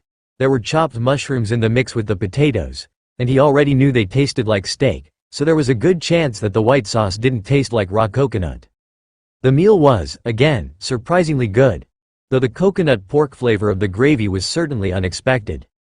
Once they were finished, Bob led the group down the ladder with their packs, in case something happened, and they couldn't easily return to their fort tonight. It was always better to be safe, but with the amount of fighting that they were going to have to do very soon, Carl was questioning if they were even going to lose sight of the huge tree today. The mages seemed to be having the same thoughts, as they didn't have the superhuman strength to make the packs a negligible burden. But nobody openly questioned the leader's decisions. That was a recipe for disaster out here, and any questions could wait until they were finished, or at least on their lunch break. The pile at the bottom of the tree contained various metallic coins, shiny obsidian tools, and a few unknown ointments in leather pouches that Hawk and Ray had assumed must have some purpose. Ray had returned to her den in the beast space for the morning, while Hawk continued to scout. Thor was waiting in reserve, ready to fight at a moment's notice, but not wanting to be loud and distracting before it was time to fight. Likewise, the golems were not yet summoned, so the flanks were unprotected. Well, as much as they could be when they had a mage who specialized in barriers in the middle of the group. That was her position, so that if they had to defend themselves, both ends of the convoy were equal distances from her, allowing for a circular barrier, which was the quickest and easiest to create. Bob gestured through the trees.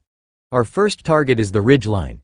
That marks the edge of our zone, but if we see monsters just beyond it, we will go to help whatever team is working over there. Then we will follow that along the edge of our area, and circle the perimeter, zigzagging through on the final leg to clear every likely hiding spot.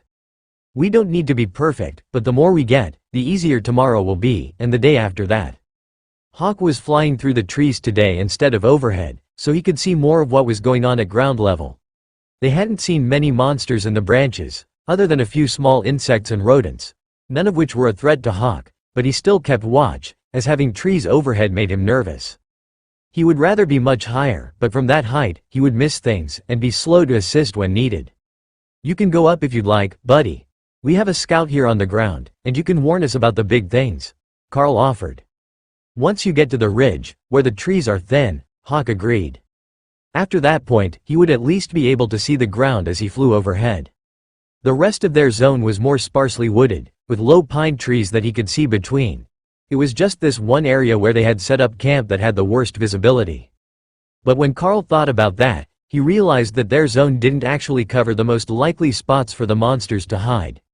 It was rugged terrain, and a difficult spot to get to them, but most creatures would naturally go for the steeper cliffs, or the larger trees, and not the region they were searching, where the ground was too rocky for dense forest. How do these work zones get picked? Carl whispered to Doug, who was in front of him in the line. Grid squares on the map. We get a number when we are drawn or hired for the mission, and then the numbers are assigned to blocks on the map.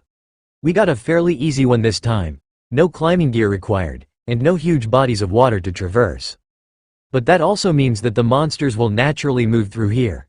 They don't usually hide, they go looking for food, fights or whatever it is that motivates them. The cleric whispered back. That made sense.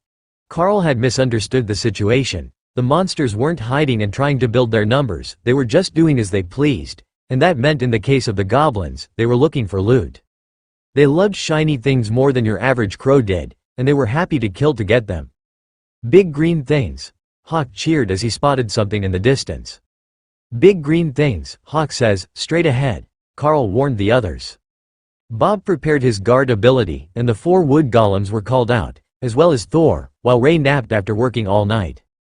The crashing noise of the creatures chasing an amused Hawk back in their direction was unmistakable, and Carl immediately wondered what the bird had done to annoy them. He could fly, surely they didn't think that they were going to catch him if they had just spotted him. Then Hawk came into sight, and everyone saw the young goblin in his claws. It was still alive and flailing, and the crashing was getting louder. Hobgoblins. Bob warned as the creatures came into sight, flanked by another dozen goblins.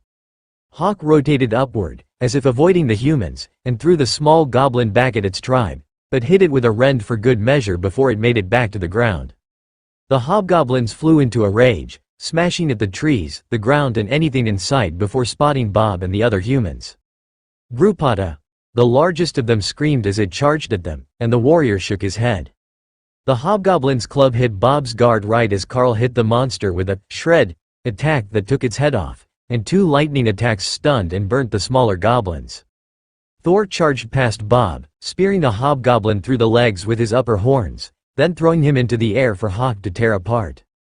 The goblin tribe began to scatter as the lightning Sarod charged into the middle of them, but they had no sense of organization, and the 2 mages were quickly picking them off with small attacks, while the golems spread out to keep them from flanking the group. Thor circled back to make another pass as the hobgoblins, while the mages focused lightning on the small goblins, who couldn't survive even the lightest of chain lightning attacks from the twins. Carl stepped to the side so he could hit one of the hobgoblins with shred as Bob blocked its attack again, letting the club hit his shield and saving his energy by not extending guard to cover the whole area. That was the end of the tribe, and the group moved quickly to check the bodies, in case the noise had brought any other threats their way. Whole lot of nothing. A few bits of gold jewelry and some gemstones. It will sell well when we get back, but not useful now, Doug noted as they finished. He cast some sort of spell on the group, and Carl began to feel refreshed, as if he had just had a good nap and a long shower. That wasn't what he had expected from their cleric, but it was a very welcome surprise. Bob led the group forward again, toward the ridgeline, where they could hear the sound of trees being broken, and occasional shouting. There was no doubt that their target was there, and that they would be able to find it without much work. He had already planned their combat strategy to have Ray held in reserve for evening watches, so the current formation was the golems surrounding the casters, with Carl in the rear and Thor at his right flank. The lightning Sero made an impressive shield on his own, and having him on the warrior's sword side kept him from getting charged while he was fighting with his back turned.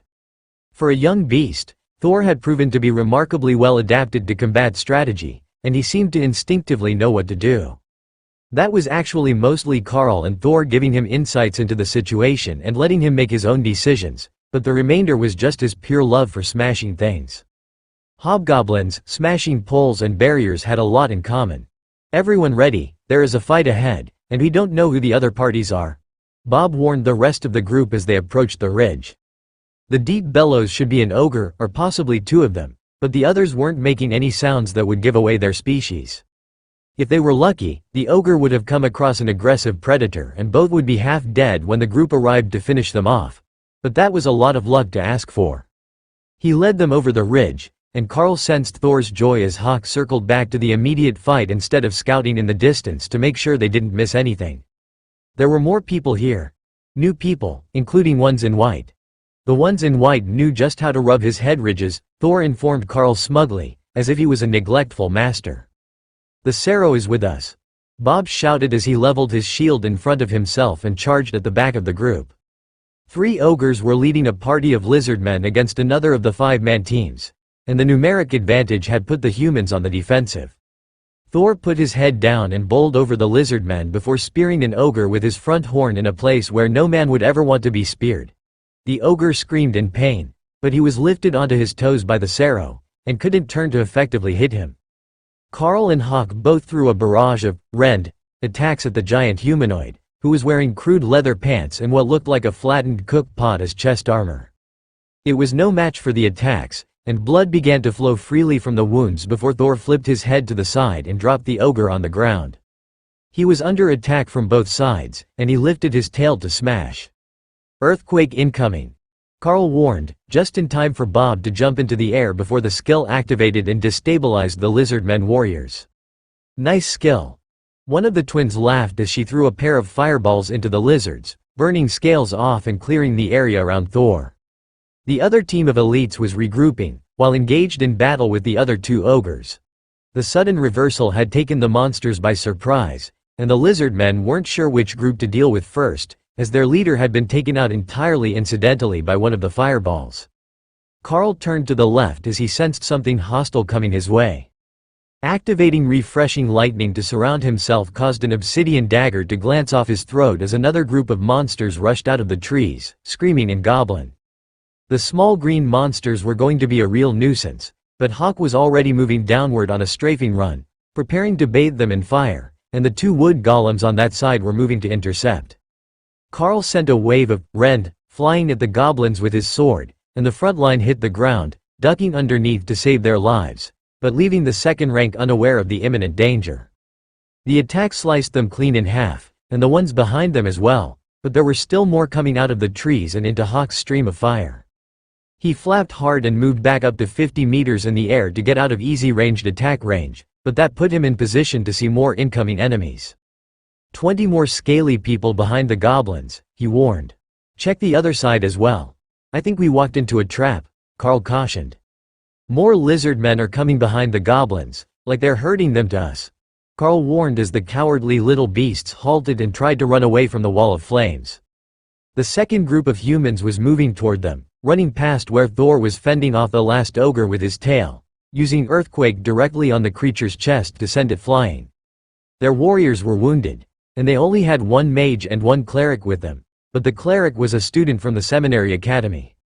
He looked utterly terrified to be out here, but he had to be at least awakened rank to have been sent on this mission, and once he saw Doug, he began to gather his wits and remember his training. The two of them were enough to heal the minor wounds that the warriors had, but the mage was looking exhausted from keeping up defensive spells. The goblins and lizardmen fell back, regrouping just like the humans were, while their reinforcements arrived. For a moment, it looked like the ogre that Thor hit with earthquake was going to get up, but as soon as it moved, it began coughing up blood and collapsed again, unwilling to try moving until its natural healing had more time to work. Bob assessed the situation. I count 20 lizardmen in total, some wounded. Under 30 goblins left, all terrified, and no more ogres. Mages, keep up the pressure with the fire spells, but don't burn too much mana. Thor, come to me and defend against frontal attacks. Carl and Hawk can deal with the attack side. Hawk was good with that. The lizardmen couldn't throw those spears high enough to hit him. Ray woke up while they were catching their breath, and looked out at the battlefield. You guys went wild while I was asleep. Which spot is mine? She asked. You can take the left flank of the lizardmen. Hawk will attack from the right, and I will back you up. But most of our attacks will be going toward the middle, where their numbers are denser. Ray appeared behind a tree on Carl's left and adapted her short fur to match the tree bark. Ray is on the left. Carl warned the others. The mages relayed the meaning to the others in a whisper that the monsters wouldn't hear, and both sides prepared to attack. They're going to charge. Thor warned, just as the lizardmen shouted something and the goblins did exactly that. They were met with a barrage of spells from the mages, while Carl and Thor aimed for the taller lizardmen. They were the ones giving the orders, and the best fighters of the group.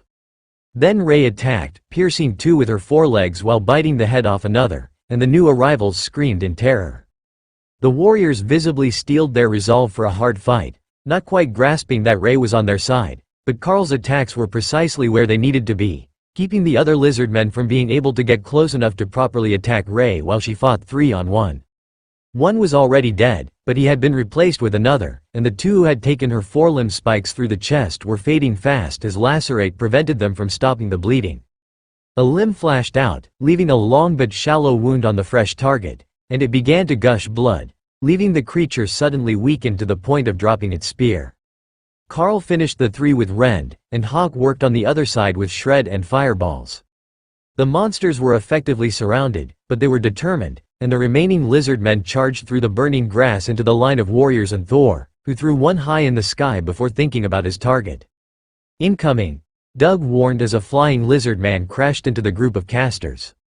It wheezed as it tried to get to its feet, but Doug was faster, clubbing it on the head and knocking it out, so the mages could finish it off with magic arrows. The fight wound down as the last of the lizardmen was killed by the concerted efforts of the warriors, and the second team collapsed onto the ground in relief. You have no idea how thankful we are you showed up when you did. The attack seemed to go on forever, they just kept coming. The team leader thanked Bob with a tired smile. No problem. It's right at the edge of our territory for the search, and we heard the fight. There are more, unless you killed some ogres before we arrived.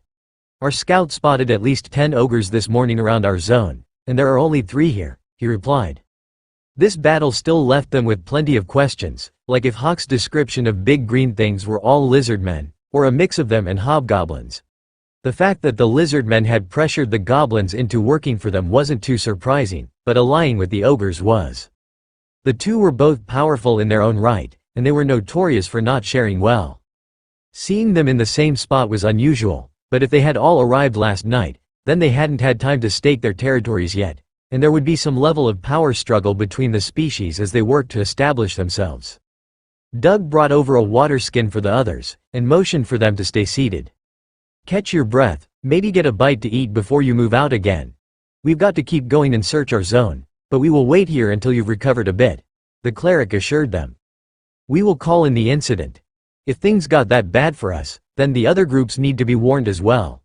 With two groups working together it was easy enough, but solo, they could be in trouble, and I heard that we're not the only ones who have a student with us, the other team leader informed them. Doug nodded and gestured toward Carl. We have one with us as well. The Beast Master, whose Sero thinks that lizard men are lawn darts. Carl chuckled and Thor looked embarrassed. The warriors weren't too worried about it, and they patted him on the side in assurance that they weren't upset. But when Ray returned to stand behind Carl, the others were visibly concerned. This is Ray. She's the ambush attacker of the team. Effective, isn't it? Carl asked. Beyond effective. One scratch and that lizard man warrior nearly bled out. Is that Lacerate? The mage from the new group wondered. Indeed it is. I hadn't thought that it would be so effective, but I have underestimated her skills many times in the past, Carl agreed. Bob nodded. We all do. The bloodbath spiders are a force to be reckoned with, and Ray is talented well beyond the average. She even made us a safe fort last night so that nothing could sneak up on us. The student cleric looked like he might cry at that bit of news. Safe places to sleep? That's unfair. We were attacked 5 times last night. If you counted every monster that was caught in the nets, Carl's team had likely seen more attacks last night, but none of them got close enough to bother them until the last one in the morning. The appearance was a few hours before dawn this time, so if you clear the area around your camp well, then you should have it fairly easy for the first part of the night. Bob suggested, running a hand through his short black hair in concern as he thought of ways to make a secure camp. Thanks. I think that we will move tonight. There is a nice cave in our area, and that only has one entrance, which should be easy enough to block off. From experience, the monsters usually don't appear right on top of anything else that's living. The second group leader ate a protein bar in a few mouthfuls and got his team back on their feet. Good luck out there. We have handhelds, set to channel 6 if you need to contact us on the shortwave radio. He reminded Bob, who nodded and took a small radio out of his pocket to change the channel. We will monitor channel 6 as well. Stay safe. The two groups went their separate ways, and Hawk began to scout the route ahead, looking for monsters that might be near their route, but not quite on it. Now that Ray was awake, she joined him, rushing off into the trees to see what she could find, but only after using the leather vest of a lizard man to clean the blood off her legs. Carl's group left all the possible loot to the other group, partially because it was in their area, but mostly because they would need something to pick up their spirits after having a close call in the wilderness. Once they were well away from the other group, Doug stepped back to walk beside Carl. I hope you're not all rattled by the situation back there. Things like that sometimes happen, and it doesn't always have the best outcome. You know how it is, we might be elites, but when it comes to taking care of monster threats, we're still the low men on the scrotum pole, the cleric explained. Carl gave him a curious look at the unfamiliar phrase, and the mages laughed. What he means is we don't have the power or the seniority, so we get screwed. If it were a more valuable group out here, they would have sent artillery and conventional troops with us. You know, keep us safe. But we're not famous or particularly wealthy, and power makes the world go round, one of the twins explained. Bob cleared his throat. Come on now, no need to scare the newbie. Besides, give him another year, and he will likely be up with the commanders, drinking fine whiskey and choosing the teams to go with. Doug shrugged. It's just part of life. The strong rule the weak. But we're all civilized, so it's not as obvious as it is with the animals. If you want to find out how benevolent the world really is, try to directly say no to one of their requests. Carl smiled and patted the priest on the shoulder. I seem to recall playing a similar game with the foreman at the mines. He would promise something in exchange for added productivity, usually a time and a quarter pay bonus for the day, and we would do just enough to get it done. But dragons help you if you failed because they would dock you for every imagined infraction that month. The cleric smirked back. The green dragons always like it when people understand how things work. Perhaps you're more in tune with nature because of your class. Or perhaps your class is because you understand how things work a bit better than the average. I have a theory that the markings are actually perfectly suited to everyone who gets them, and that some people just can't accept that aspect of themselves. That's an interesting way of looking at it. But you might be right. I think the hard part is telling the ones who aren't all that good at their class that they likely wouldn't be better at another. You're all ascended rank, I believe, so you're not at the very bottom, but there are seniors at the academy who have barely broken into awakened rank. They wouldn't take it well. The mages smiled at him. That's why we're hoping to push for commander after this mission. If we can get a decent resource or two, maybe something that helps with growth, we should be able to make it past the test. There aren't nearly as many commanders as there are ascended elites, and they get a lot more respect. They also get the better resources. There is a whole collection of commander rank resources that are nearly impossible to get for anyone else. Carl nodded in understanding. Well then, I hope that we come across something beneficial. It's always good to have friends in high places. Their joking was interrupted by Ray returning silently and spinning a web across the trees in the direction that she arrived from. There are more ogres coming. They will be here in a few seconds, she warned. They saw you? Carl asked. No, Hawk threw a tree monkey at them. There are ogres incoming. Everyone in position to defend from the direction of the web. Carl warned the group. Already, I wasn't expecting to find another group of monsters for hours. They have a habit of wandering out of your path as you search for them, Doug muttered. Thor gave a soft laugh, well aware of what was going on, and the cleric immediately became suspicious. They lured them to us, didn't they? It won't be Thor, he would have just made noise. So is it Ray or Hawk that got bored and wanted to fight more? The cleric wondered. Carl gave him a startled look, which made the others laugh. You will find that he's pretty good with all things nature, including both plants and animals, Bob informed him. The stomping sound of ogres was accompanied by the shrieking of monkeys, and the sound of Hawk's screech as he taunted the giant monsters. What in the world is the bird doing? Did I just see him throw a tree monkey at an ogre? Danny asked, pointing at Hawk as he flew overhead.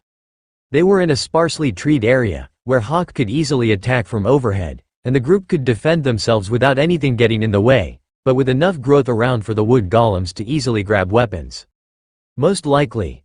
It's one of his favorite tricks to taunt monsters. He actually learned it from the tree monkeys, but he uses them as projectiles, instead of throwing nuts and sticks at people. Carl explained as the ogres stormed into sight and Hawk settled into the branches of a tree behind them.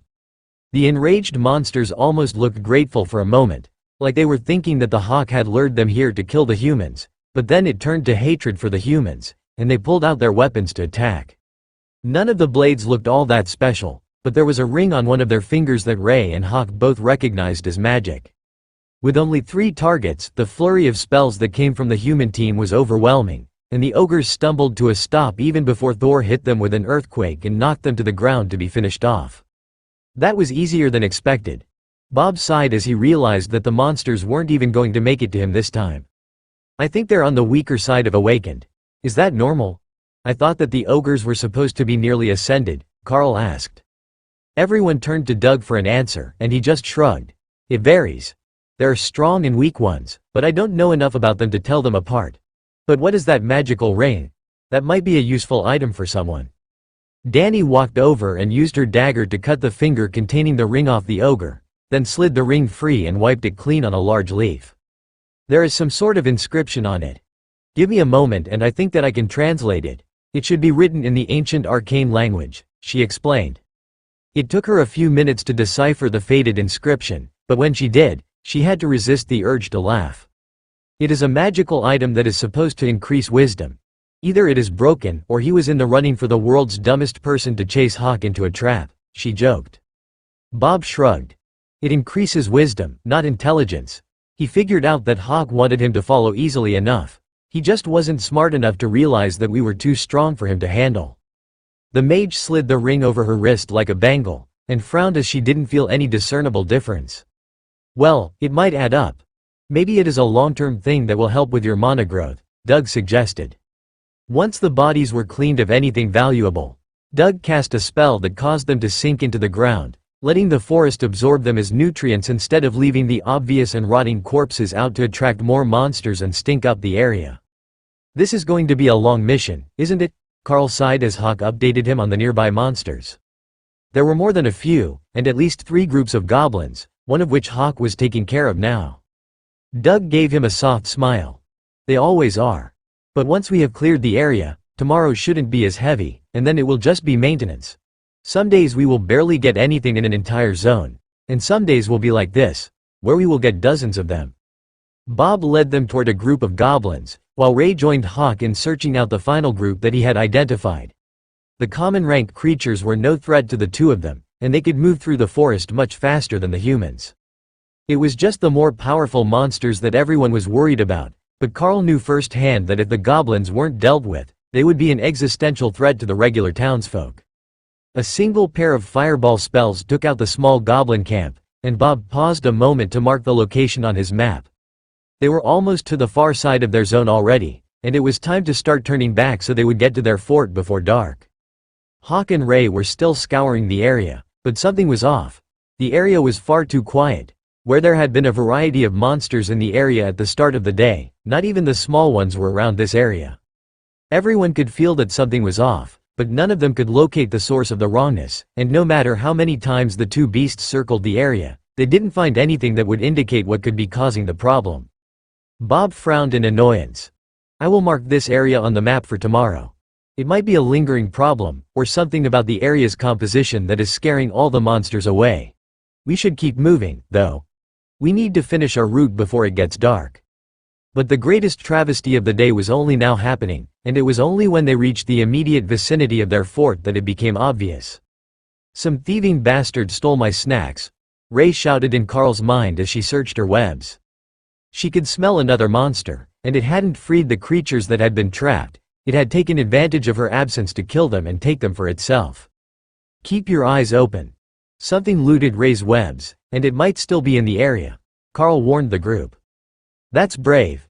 It had to realize what or who those webs belonged to, and that they weren't long abandoned.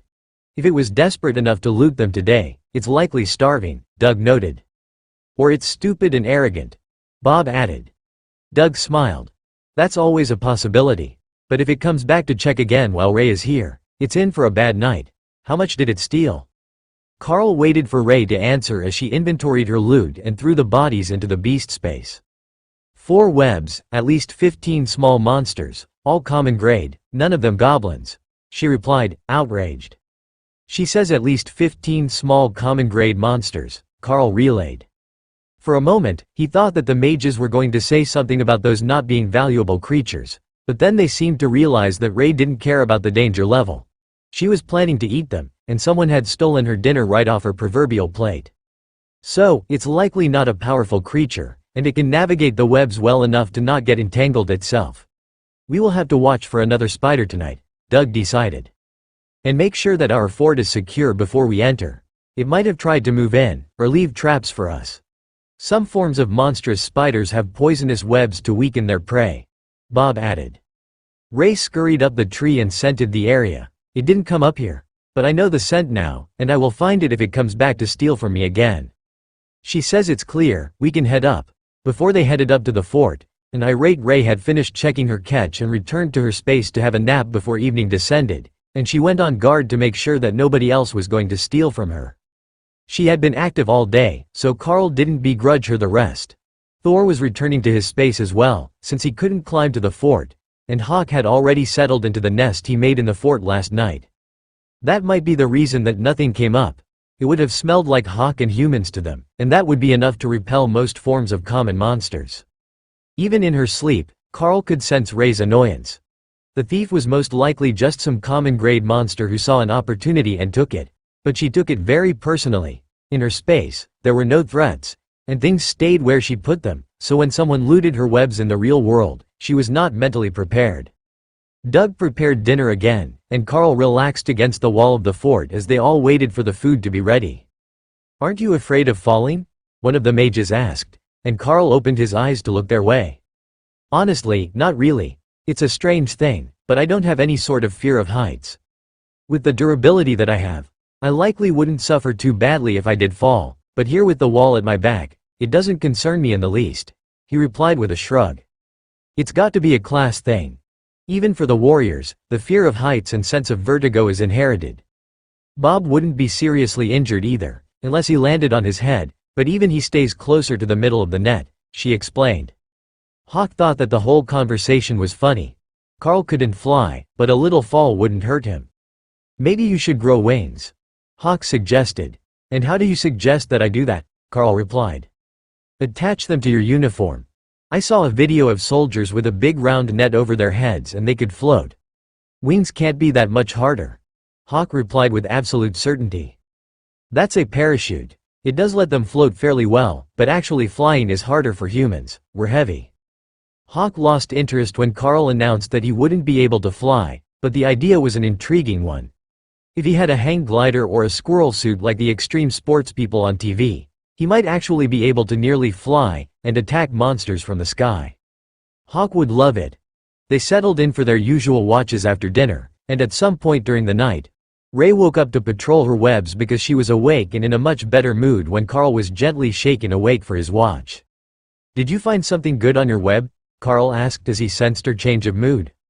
"I found a very good thing. The stupid thief is a box tree spider family," Ray replied. Carl wasn't sure why that was a particularly good answer, so he thought about what he knew of the species. They were scavengers that blended in perfectly with tree bark and could flatten their bodies to avoid detection. That was fairly benign. They were also a common grade spider, and barely considered a magical creature, as their only supernatural ability was their ability to disguise themselves so perfectly. Fortunately, Ray felt like explaining. "I talked to them, and they're very sorry for stealing from me. But we have an agreement. I will leave webs here for them to use, and exchange, they will keep anything from climbing up our tree while we are away. Then when we have to go for a long time, they can take over our den until we return." That would likely end poorly for the box tree spiders when another group came here and saw the fort, but for some time, they would be able to live in peace, and the stronger webs that Ray made would trap prey much more effectively than the ones they could make themselves. They weren't actually web-building spiders, they were burrowing and hiding spiders, and they would either ambush the weak or scavenge other monsters' kills. "I will warn the others when they wake up," Carl informed her. It was a quiet morning, and by the time that the sun came up, there still hadn't been a large-scale appearance of monsters. Carl was still dutifully watching, but there was nothing. Their area was only 5 kilometers in either direction, and he could see it all from here, but the spawn hadn't happened at the same time. Slowly, the others woke up, and everyone turned to Carl for the morning update. "Nothing major to report.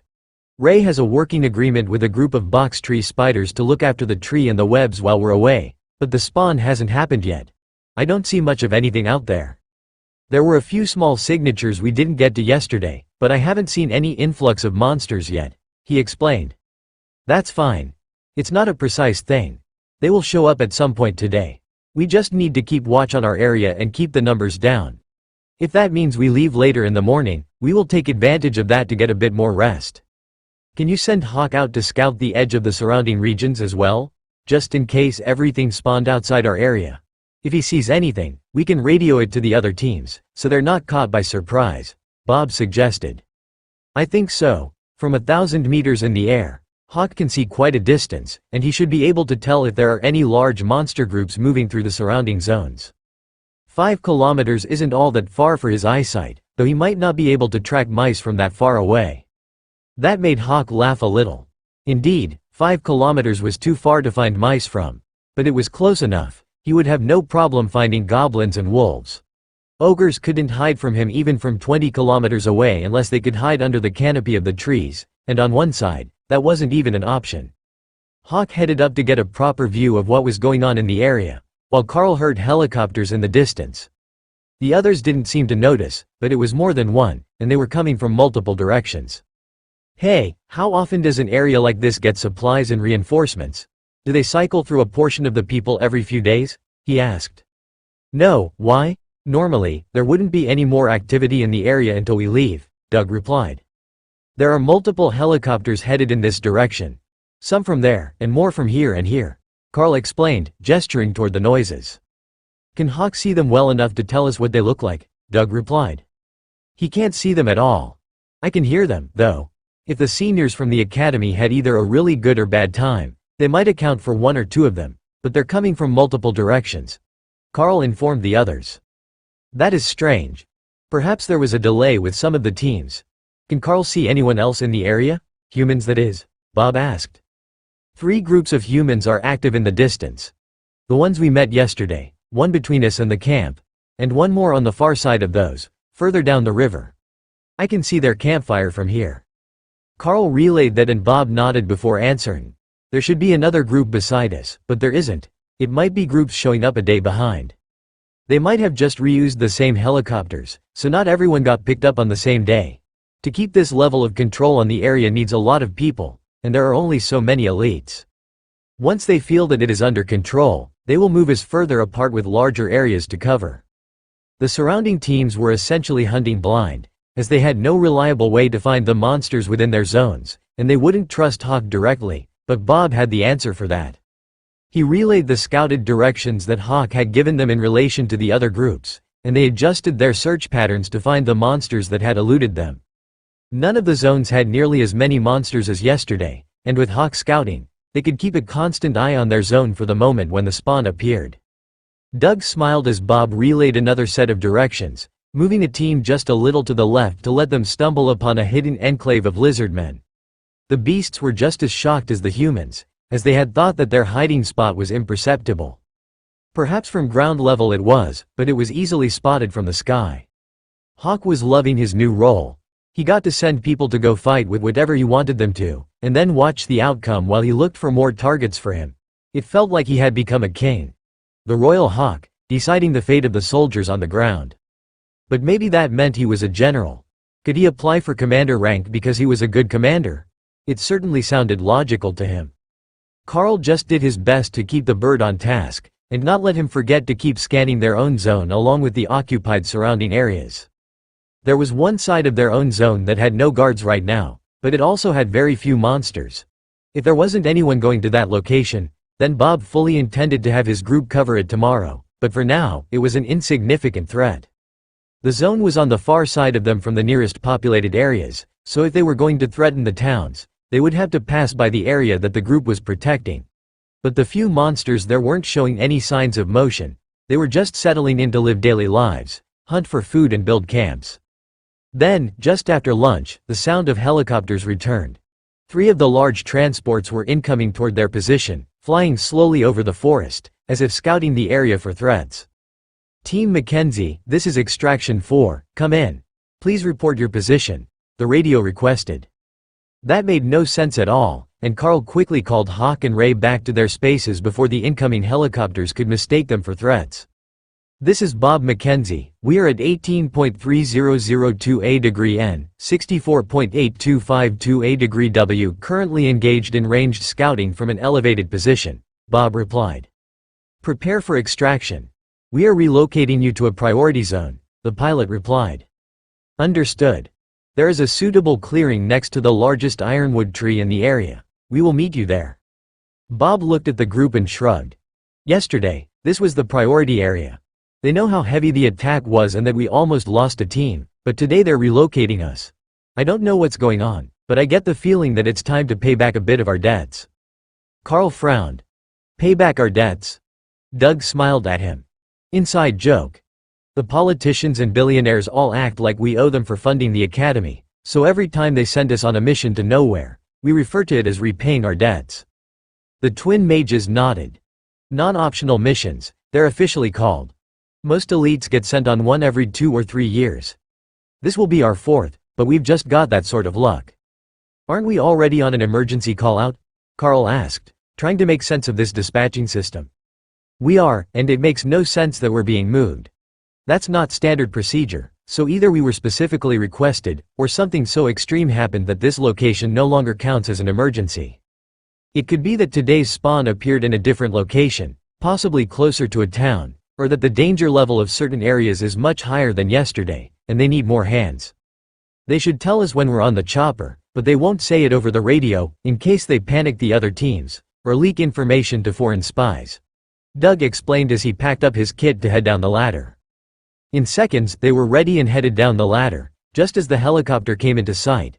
It was nearly impossible to miss their location, in the tallest tree for half a kilometer, next to a clearing, and the pilot brought it down for a smooth landing with the rear cargo door already open.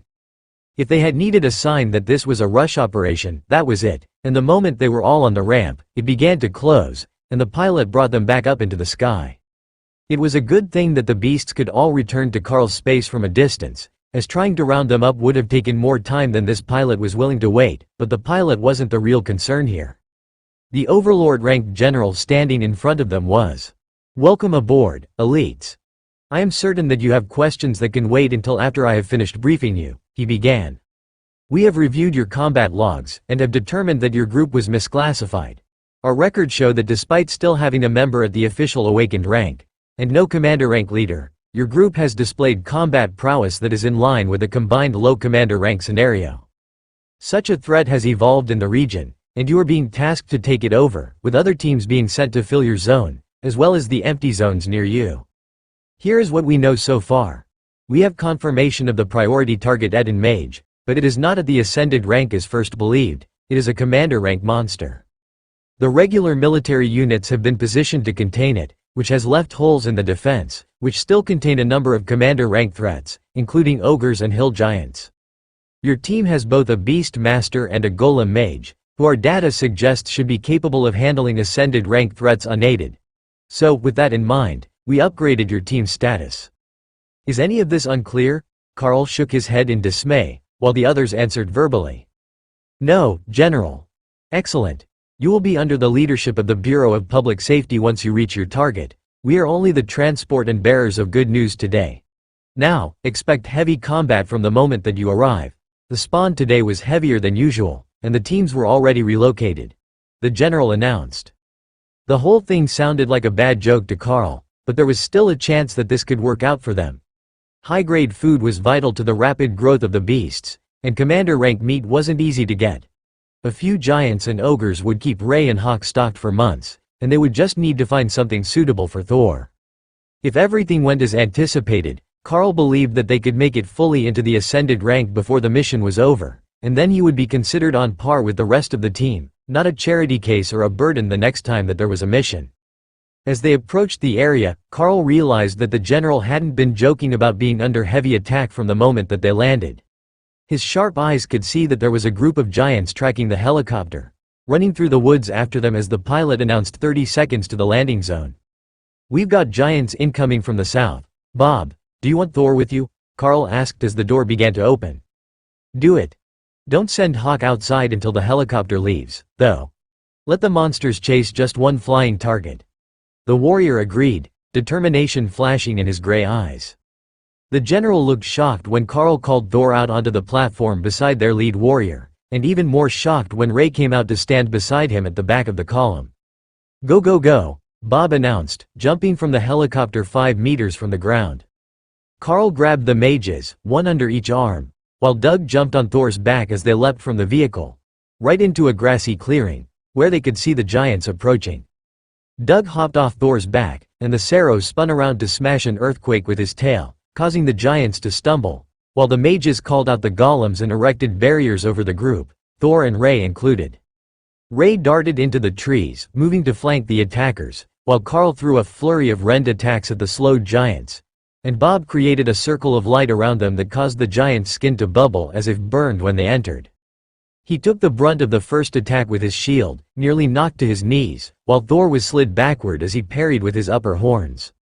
But then Ray was on the giant attacking Bob, clinging to his back and tearing out his throat with lacerate, before fleeing from any retaliation by the other monsters. The giant dropped his club to hold his throat, trying to keep the blood inside until he could heal, but that left his stomach open to Bob's counterattack, which tore apart his lower belly. The wood golems moved up to join the fight, and Carl watched as the helicopter faded out of sight. That should be far enough that anything wanting to chase it was already gone, so he called on Hawk, and used Shred to deflect and slow the attacks of the giants. It was more effective than trying to cut through their thick hide, as his personal attack power was a bit lacking, but with Hawk on the scene, that was about to change. Fireballs flew from the enraged bird into the small group of hill giants, blinding them and burning their faces, so they were defenseless as Shred and Ray's lacerate came for their necks and knees. Cutting the tendons in the leg joints caused the giants to crumble down to a manageable height, and would prevent them from fleeing, while the exposed throats were a perennial favorite target of hawks. There was more crashing in the trees coming from behind them, and Carl turned to see a two-headed ogre coming their way. "Shit, I think that we found the Etten mage," he called.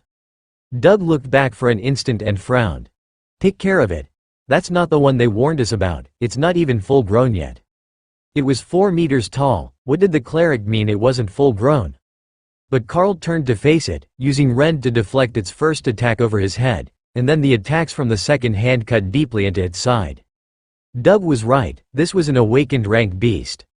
The skill had left it bleeding and gasping for breath through a collapsed lung, until Ray made her way over and claimed the heads as a trophy. Colonel Lady wanted heads, she reminded Carl with a smug sense of victory in her mind. "Good job. Now, help Thor before someone breaks his scales." That was unlikely to happen, the giants hadn't broken the barrier over him yet, but the twins were looking tired from the mana they were using to keep the barriers and golems active as the giants smashed them apart. Bob had taken another down, and Doug had cast a spell over Thor that made him glow with golden light. The warrior's next attack shattered the knee of a giant, and then the ball of Thor's tail flattened the creature's face as it tumbled to the ground. That left only 2 of the creatures, which were surrounded by the golems, and desperately trying to keep Hawk and Ray away with wide sweeps of their clubs. It was a losing battle, and with a solid kick from a golem, the 2 giants collided, and their timing was thrown off enough to allow the beasts to finish them off. Hawk landed in a nearby tree, and Ray skittered over to Thor to drape herself over his back for support as she caught her breath. "Well, that sucked about as much as I had expected. 7 ascended hill giants and 1 awakened Etten mage. Was it? I see that you've already collected the heads, but we can loot the others once we have had a chance to get our bearings," Bob announced. Carl was about to sit down, but a shiny rock in the hand of the Etten mage caught his attention. He pulled the massive fingers apart and found a wand with a large ruby on top clutched securely in its palm. It looked to be very well made, but he couldn't read any of the lettering on it. "Ladies, I have found a wand.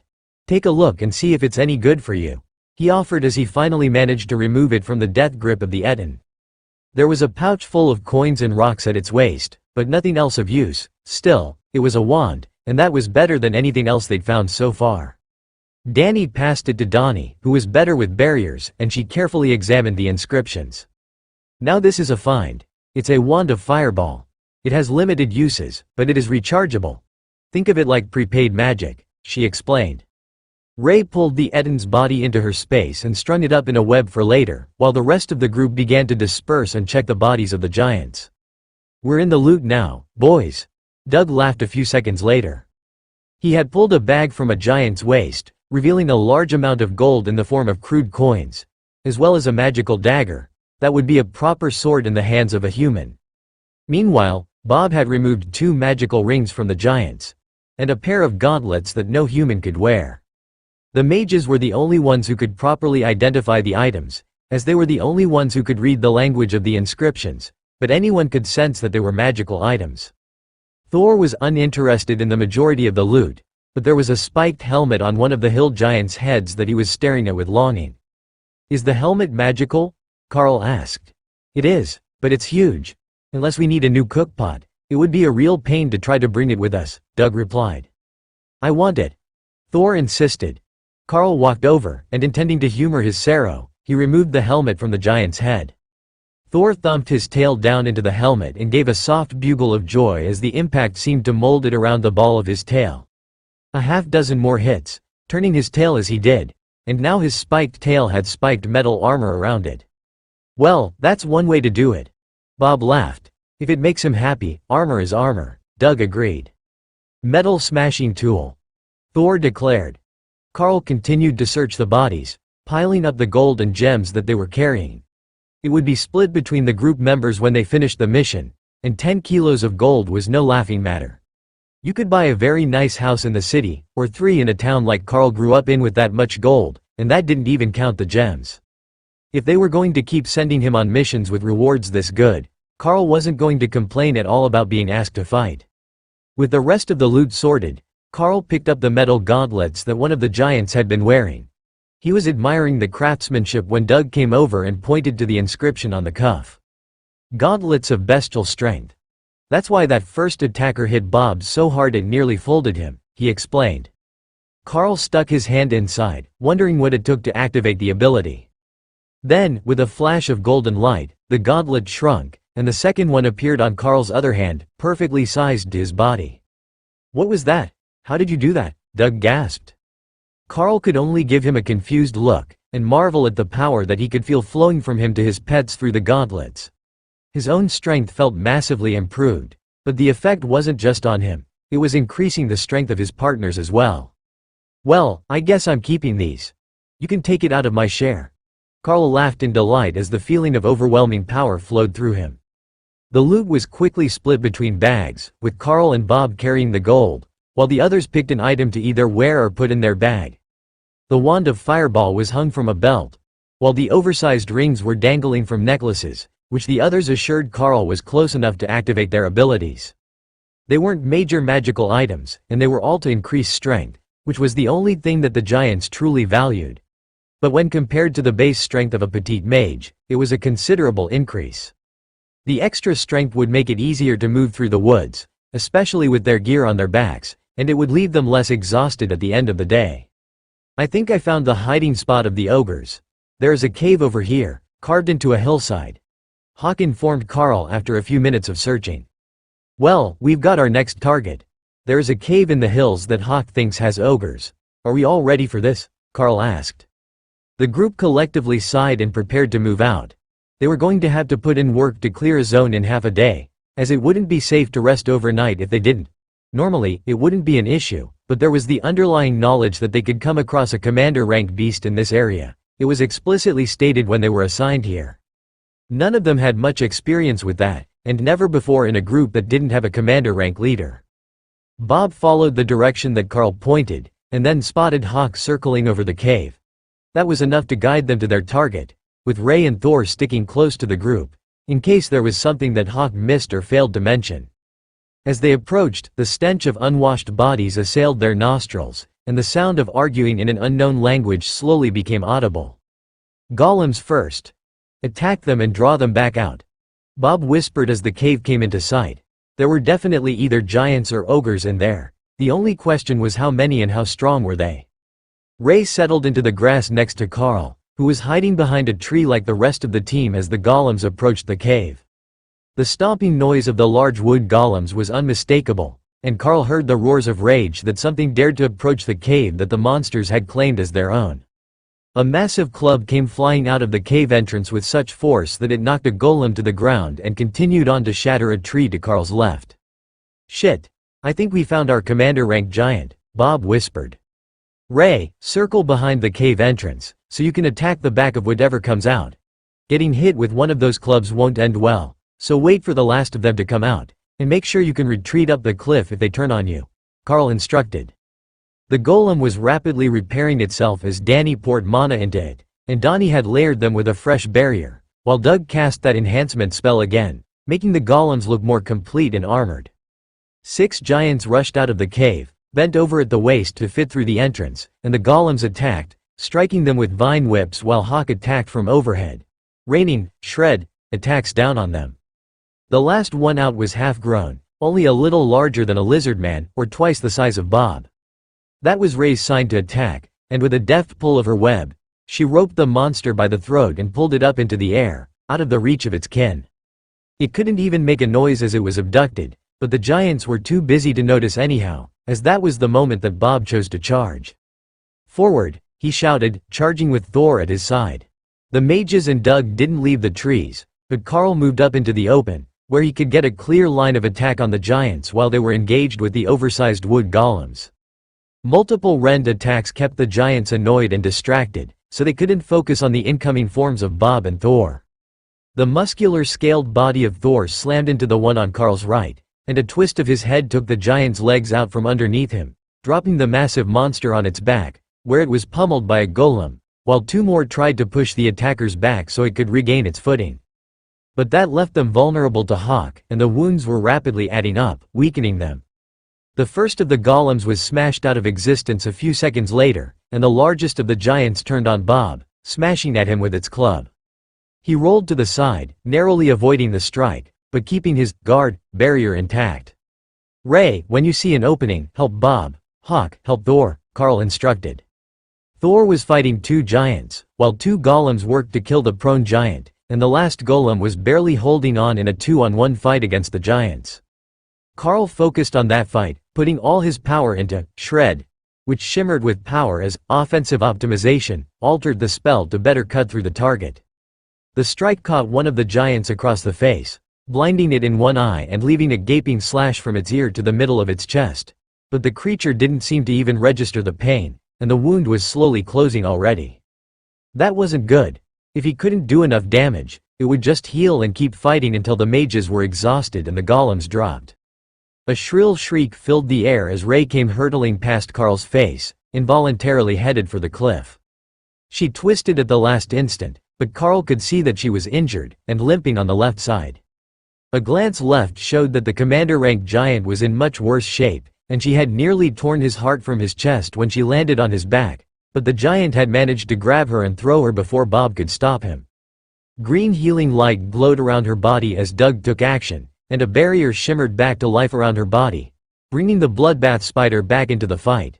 She launched herself off the rock face back at the giant, who turned to swat her away, only narrowly missing when she used her web to pull herself to the ground.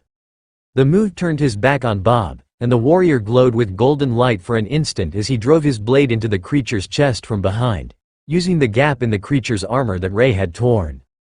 The blade sunk in up to the hilt, and silently, the creature toppled over forward, landing on the grass with a thump that seemed to freeze time for an instant as the others realized their leader was dead.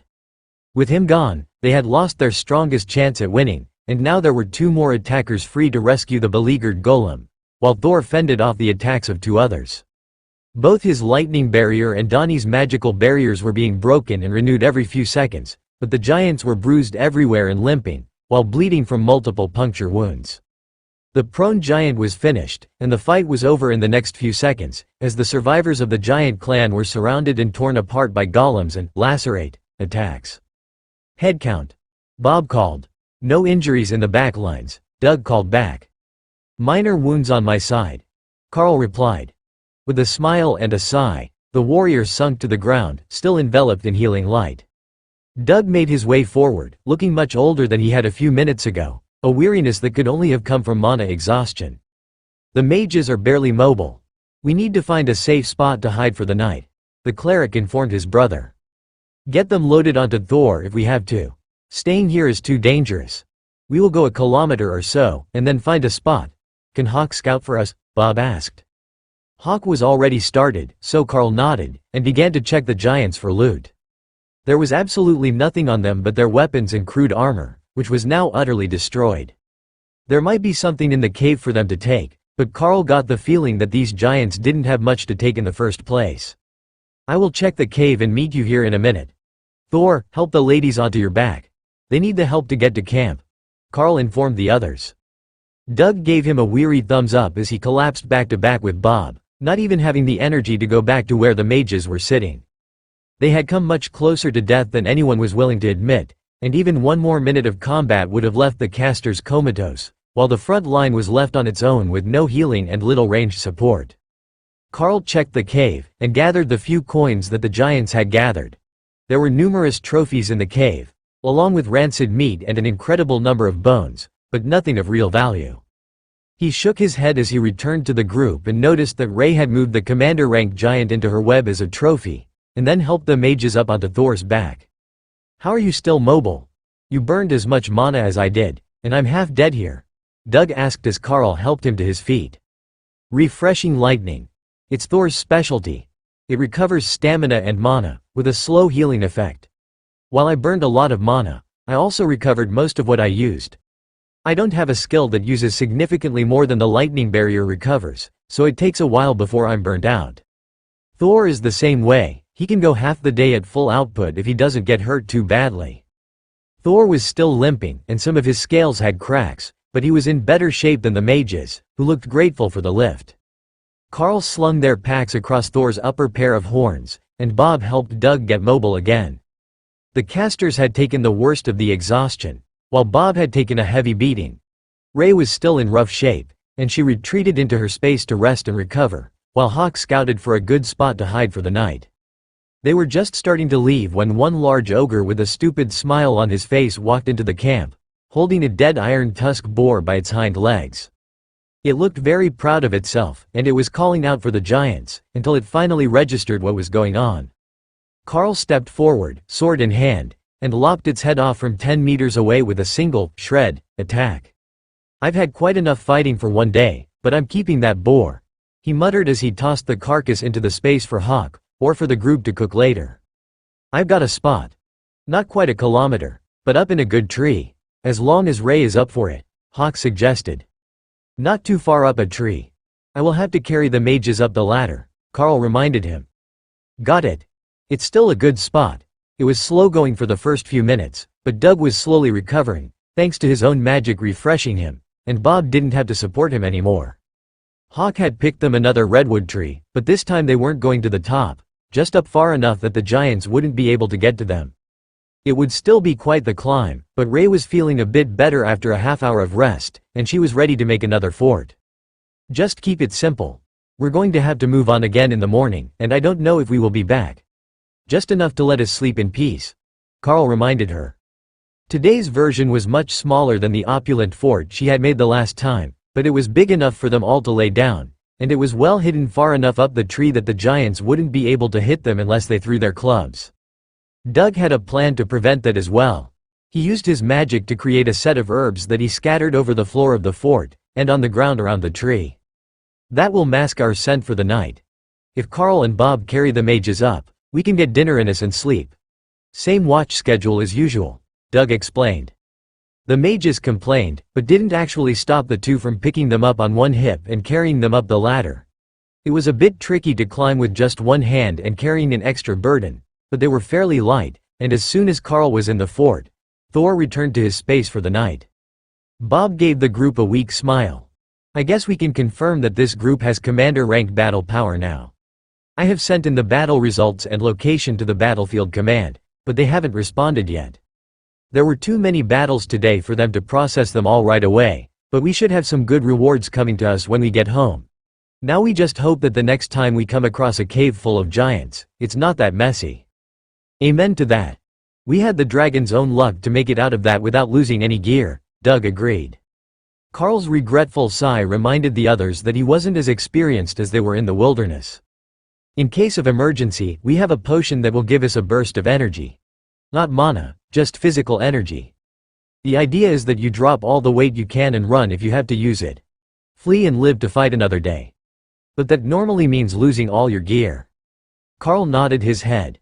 "Well, it's better than being dead anyhow. I will have to put more effort into verifying what sort of threat we are facing. This one was in a cave, and it's not like Hawk can fly in and check it out, but I probably should have had him at least try to do a head count or something." Doug patted him on the back. "Don't feel bad about it, lad. We knew it was going to be a hard fight, and we came out on top. There shouldn't be too many more fights like that during the mission, and with the practice and experience often comes breakthroughs. I don't know what it is about practical experience, but it grows an elite's powers faster than anything else. That's part of the reason that we keep volunteering to come help Bob all the time. Did you know that back in the academy, he wasn't considered anything special? He graduated as an awakened warrior, and only made ascended the year after. Now, he's almost to commander rank, as we all are. Just keeping at the training instead of letting our skills atrophy has done more for us than years in the academy did. It's a lot further from ascended to commander than it is from awakened to ascended, after all." The cleric knew just how to set a mind at ease, and Carl nodded in agreement, which turned into a tired head bob that he barely caught before he nodded off. Dinner was still on the way, and going to bed hungry would just make him sluggish if there was a fight in the middle of the night. The meal was one of silently eaten ration packs, as creating food would take excess energy, and Doug was already exhausted. "Hawk will keep watch with you. Hawk, wake up Ray before you sleep. I know everyone is wiped, so it will be better to have good night vision available all night," Carl whispered to the cleric before he nodded off. "I will make sure we've got a good breakfast ready in the morning." Doug agreed before Carl's eyes closed, and he embraced sleep. Carl was awoken well before his shift by the sound of monsters moving through the forest. The sound of breaking branches brought him out of a sound sleep, or perhaps it was Ray relaying the information about the noise. In his half-asleep state, Carl couldn't tell the difference, but the mage on duty hadn't noticed it yet. "There is something big moving in the woods," Carl whispered to her as he scanned the forest for the exact location of what was causing the noise. Their position today wasn't as high, so he didn't have the advantage of being able to see over the tree line and look down at the monsters nearby, but he could still clearly hear the movement and it was getting closer. "Wake the others if you think it's going to attack us. I will be happy to let it pass by if we can, so that we're not fighting in the dark," she whispered back. That was a good point. Picking a fight when nobody could see what they were doing was a terrible idea, and from the look of the sky, this might be third shift, not fourth. The moon was still high in the sky, but there was no hint of light on the horizon that would suggest dawn was getting close.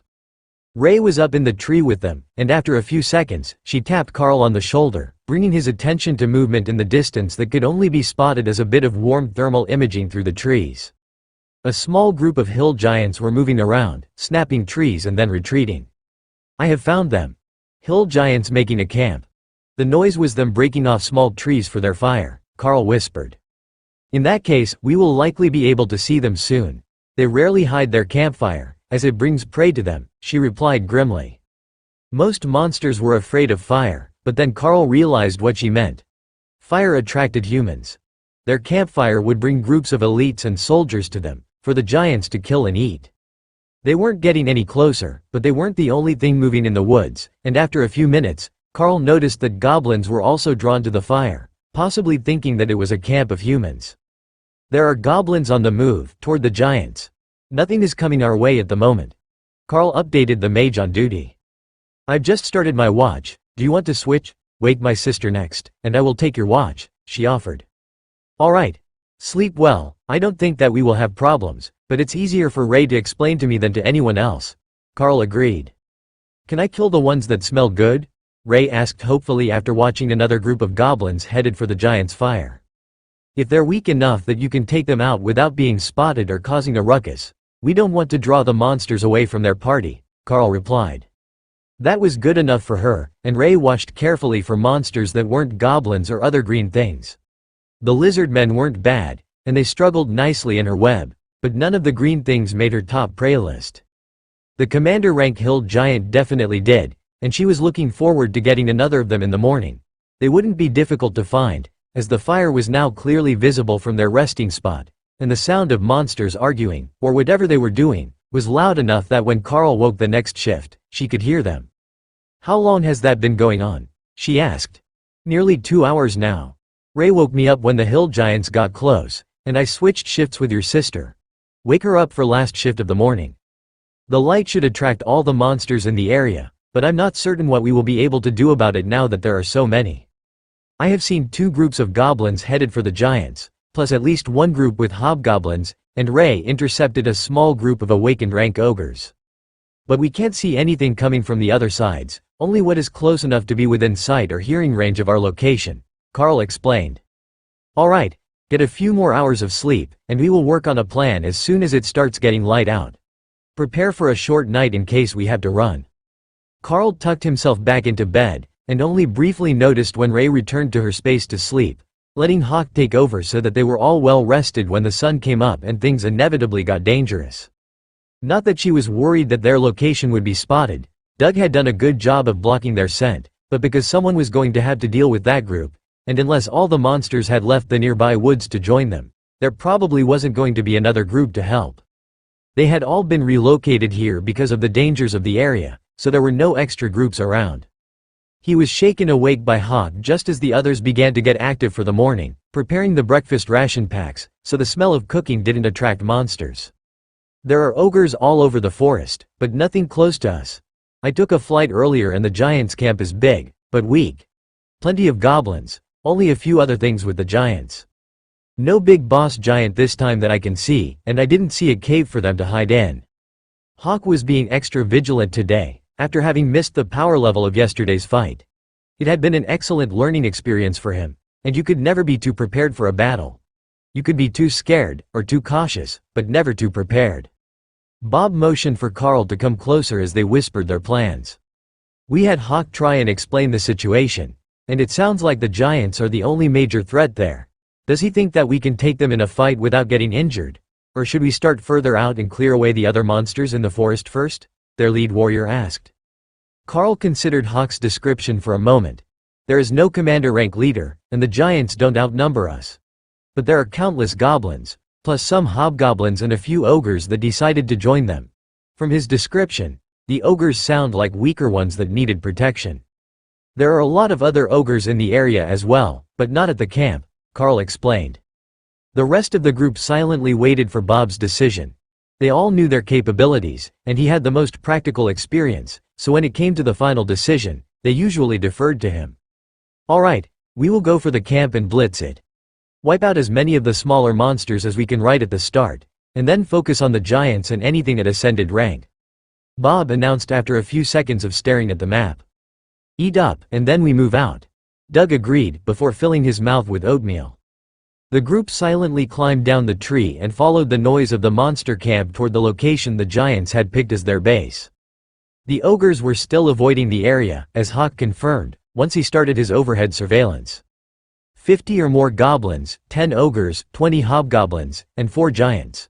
None of them are as large as the leader of the last group, but they all look the same according to Hawk, so I'm going to say that they are indeed more hill giants, Carl confirmed. Bob motioned for them all to follow, and both mages took out wands from their coats. One was the wand of fireball that they had recovered from the Eden mage, and the other looked similar, so they were probably both similar in function. The more mana that they could save at the start of the fight, the better. They were going to have a tough time with that many hobgoblins and ogres, and only Thor, Bob and the golems could effectively deal with the giants. Bob paused only a few dozen meters from the tree line around the giants' encampment as he made his final preparations. Call the golems as soon as we arrive. Then area damage to remove the smaller threats, while I hold off the giants with Thor. The wood golems have a vine attack that can hit multiple targets, so use it on the hobgoblins. Carl, I am counting on you, Hawk and Ray to deal with the ogres. Once those are down, join us at the giants, and we will finish the fight as quickly as possible, then retreat away from the camp to rest before clearing the rest of the area, he whispered. That didn't sound too bad to Carl. With Ray and Hawk, they shouldn't have too many problems eliminating the ogres, who were relatively slow-moving. If he dodged well enough, he might not even have to engage them in close combat at all. Everyone but Thor agreed that was ideal. The more enemies that you could eliminate from a distance, the better. Even Ray felt that way, and she didn't have a true ranged attack. Instead, she preferred to let the enemy tire itself out on her web before she finished it off. Carl moved to the right, closer to where the ogres were gathered, and Bob moved left with Thor to approach the giants from the back. The monsters would hear their approach soon, as Thor wasn't great at stealth, being a nearly 2-meter-tall scaled dinosaur. But the sound of monsters moving in the forest wasn't a sound that the giants were unfamiliar with, and instead of taking it as a threat, they just kept tracking him, waiting for the Sarrow to get close enough for them to attack. One lightning Sarrow on its own was an easy meal for this large group, and that was all that they could hear so far. The giants roared in victory as they decided that Thor was close enough to attack, and Carl heard them run off into the trees. They hadn't waited for Bob to launch the attack, but the other monsters weren't joining them, as the giants would take it as a threat to their authority if the others stole a kill. That was when he attacked. Ray, grab the ogres with your web to slow them down. Hawk, full attack. He announced mentally as he darted forward to throw rend attacks into the unprotected bellies and legs of the ogres. Their hide was thick and tougher than most hardened leather, thanks to their status as awakened monsters. None of them were fully grown, as Hawk had informed them, and they were all on the low side of awakened in power, which was letting his attacks cut deep furrows into their hide, enraging the ogres, and making them charge toward the trees where he was hiding. That was precisely what they wanted. 10 to 1 seemed like good odds to the ogres, and even after a few of them stumbled and hit the ground, they still saw an overwhelming advantage for their side. But Hawk was attacking from above, and the fallen ogres had been killed without ever knowing they were under attack from multiple directions. Then, the front row reached the trees, and Ray sprung into action, pulling them to the ground with a web she had left lying on the ground as a trap. The moment she pulled it tight, the remaining ogres became entangled, and the bloodbath spider charged into them, tearing bodies apart from behind as Carl attacked from the front. He was still retreating, leaving space between him and the web so he could attack without being in their retaliation range, but within seconds that wouldn't matter. They weren't bright, and they were becoming even more entangled as they fought with each other to get free. Ray spun more web around them as Hawk bombarded them from above, and then moved off to assist Thor, who was having a tough time with the giants. Just because they couldn't smash through his barrier in a single strike didn't mean they couldn't at all, and the mighty Sero was on the defensive, sweeping with his horns, and using Earthquake to keep the giants off balance. Being on 4 feet gave him the advantage in stability, and even when he stepped into his own effect, he was still able to stab and charge at the giants, hurting them away from the main clearing, and away from Bob, so the warrior could finish his second fight without interference. With the combined efforts of Carl and Ray, the ogres were all in states of incapacitated already, and Ray was finishing them quickly to add to her snack pile before anyone could tell her they wanted something off the bodies. They had been stripped of their loot and clothing when she tossed them in the space, and she didn't see any reason that the others would want the body parts, so they were hers. She had claimed them, and she wasn't giving them up. Carl quickly checked the pile of items from the ogres, and stuffed the bits of gold and silver into the side pocket of his bag, then moved to join the fight against the goblins. The hobgoblins were already down, eliminated by the golems, and most of the goblins were gone as well, taken out by a large area fire spell. Doug gestured for Carl to keep going, as the remaining goblins were being held off by the golems' array of roots and vines. They didn't need the help, as the goblins were much weaker than they were, just too numerous to be immediately eliminated. That gave Carl an idea, though. Hawk knew a fireball that could expand over a small area. If he kept training at it, he could likely expand it enough to cover most of a clearing. Even if it weakened the spell significantly, it would allow him to eliminate threats like a goblin tribe in a single shot. Nobody in the group had a large-scale spell like that, but Carl was certain that it should be possible, since the bird had already used it as both a stream of flame and as a ball. With a gesture from Carl, Ray circled wide around the edge of the clearing while he charged through, attacking the few goblins that turned his way as he headed for the giants. They could see him coming, and one broke free of Thor's distraction to charge at the incoming warrior, only to realize too late that it was a trap. Hawk set a wind barrier in front of him, stopping the giant in his tracks, and the bloodbath spider was all over his back, tearing him apart in a position that he couldn't reach. His scream of frustration distracted the other giants, and one immediately fell to Bob's blade, while the other was knocked to the ground by Thor, then had its rib cage crushed by an earthquake-enhanced tail strike. Carl finished the giant and turned back to the casters, just in time to see the last of the goblins fall. That fight wasn't nearly as bad as they had feared, though Thor had retreated to his pond to rest and recuperate before the next battle. He would heal quickly even out here with his lightning, but it was better to completely rest until he was called on again. Ray felt the same way, but mostly because she wanted to arrange her treasures in her web. That left Hawk circling overhead, and an upbeat group of elites, ready to move on to hunting for the rest of the monsters in their zone. The radio was set to just above a whisper, so that Bob could hear if there were any nearby groups in trouble, and keep track of monster movements. There weren't enough elites around to clear everything before it wandered into someone else's zone, and most of the teams were doing what they had done, and working to eliminate the most dangerous group first. If that one headed for the nearby villages, they would catch hell from their superiors, and the rewards for eliminating the more powerful groups were the reason most of them were here in the first place. From what Carl could hear on the radio, most of the ones who had been forced to come out were the lower-ranking elites, the awakened warrior classes, and they weren't anywhere near where his group had been relocated. He did wonder if someone was going to come across their tree fort and the spiders that had been left overseeing it. It would be unfortunate for the spiders, as they would probably be slaughtered when they weren't actually a threat to anyone, but most groups wouldn't be brave enough to go into the fort. The common sentiment regarding spider monsters was, kill it with fire. So Carl really didn't think that anyone would risk going into the fort to see if the creator was still there. Ogres ahead, 2 of them. Big ones. Hawk informed Carl as he pondered the chances of the fort's survival. 2 ahead. Carl relayed, then checked on Thor, who was rolling in the pond, using the stones to massage sore muscles. Thor, you can rest for a bit. Ray, come give me a hand, he instructed. Then he activated Skill Master, with all 3 beasts as the target, hoping that at least one of them would learn a new skill either from the group or the monsters they were fighting today. A new skill or 2 would give them more options in a fight, especially when they were facing armored targets, or new forms of monsters they hadn't had much practice against. Ray joined them, and Carl sent her up to take Thor's spot, so that Bob understood what was happening without him having to explain the situation. The mages prepared their spells once they saw Hawk circling, and the moment the ogre pair came into sight, they unleashed on them, scorching them with fire before Ray and Bob moved up to finish them off. One single combo attack was enough to take them out, and the ogres died with an utterly shocked look on their faces that said they hadn't expected to lose this fight at all, much less so quickly. It was short and brutal, but another pair of ascended rank kills for their logs. Normally, everyone would make their own records of the fights they had been in, but Carl didn't know that, and the group trusted Doug to make all the records for them. Nobody would question the honesty of the cleric assigned to the group, as they didn't get the same sort of financial rewards that the others did. The church frowned on its members trying to get wealthy for any reason, so the rewards they gave were non-monetary. He would still be rewarded, though. With so many kills coming their way, he would be rewarded very well, especially if he managed to make commander rank. They were all supposed to be close to the breakpoint, but for the church, commander rank would make him a high priest of his goddess, the green dragon, who represented the natural balance and growth. More coming from all four directions. They heard your fight, Hawk warned.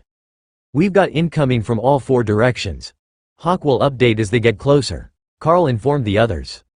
The golems were brought back, and a magical barrier ring was erected around the group, 2 meters tall. It wouldn't stop the ogres from getting over, but it also wouldn't stop them from getting hit while they were trying. Bob only had slash as a ranged attack. The rest of his skills were melee, but the others all had plenty of range to attack past the barrier, while the 4 golems plus Thor and Bob would hold the front rank against the attackers. I think they have associated me with the attacks. There are some in the distance pointing at me and shouting, Hawk updated. Fly off to see if they chase you to another location, then you can lure them back here after the fight, Carl suggested. Hawk needs to relocate. The monsters are catching on to the fact that he's hovering over fights. They might think he's a scavenger, luring them to food he can't kill himself. I sent him off to scout, Carl informed the others. That's fine. As long as he can keep updating us on the situation, he's doing well enough as a scout, Doug agreed. It would be good to have his extra attacking power here, but not completely necessary, now that they had the time to prepare defenses against the ogres. The first arrived only seconds later, and died as soon as it reached the barrier. The same was true for the next 6, but after that, they started to get more cautious, and gather in a group before charging. Ogres are still going your way, but the other stuff is following me to a furious warbear family, Hawk updated. His ploy didn't work on the ogres, but everything else is following him into a trap, Carl laughed. There was no time for questions as they hurled skills at the ogres, who were struggling to get past the barrier with the wood golems whipping at their faces and arms. There was another pause in the battle, and Carl ordered Thor to grab all the corpses and throw them into Hawk and Ray's spaces.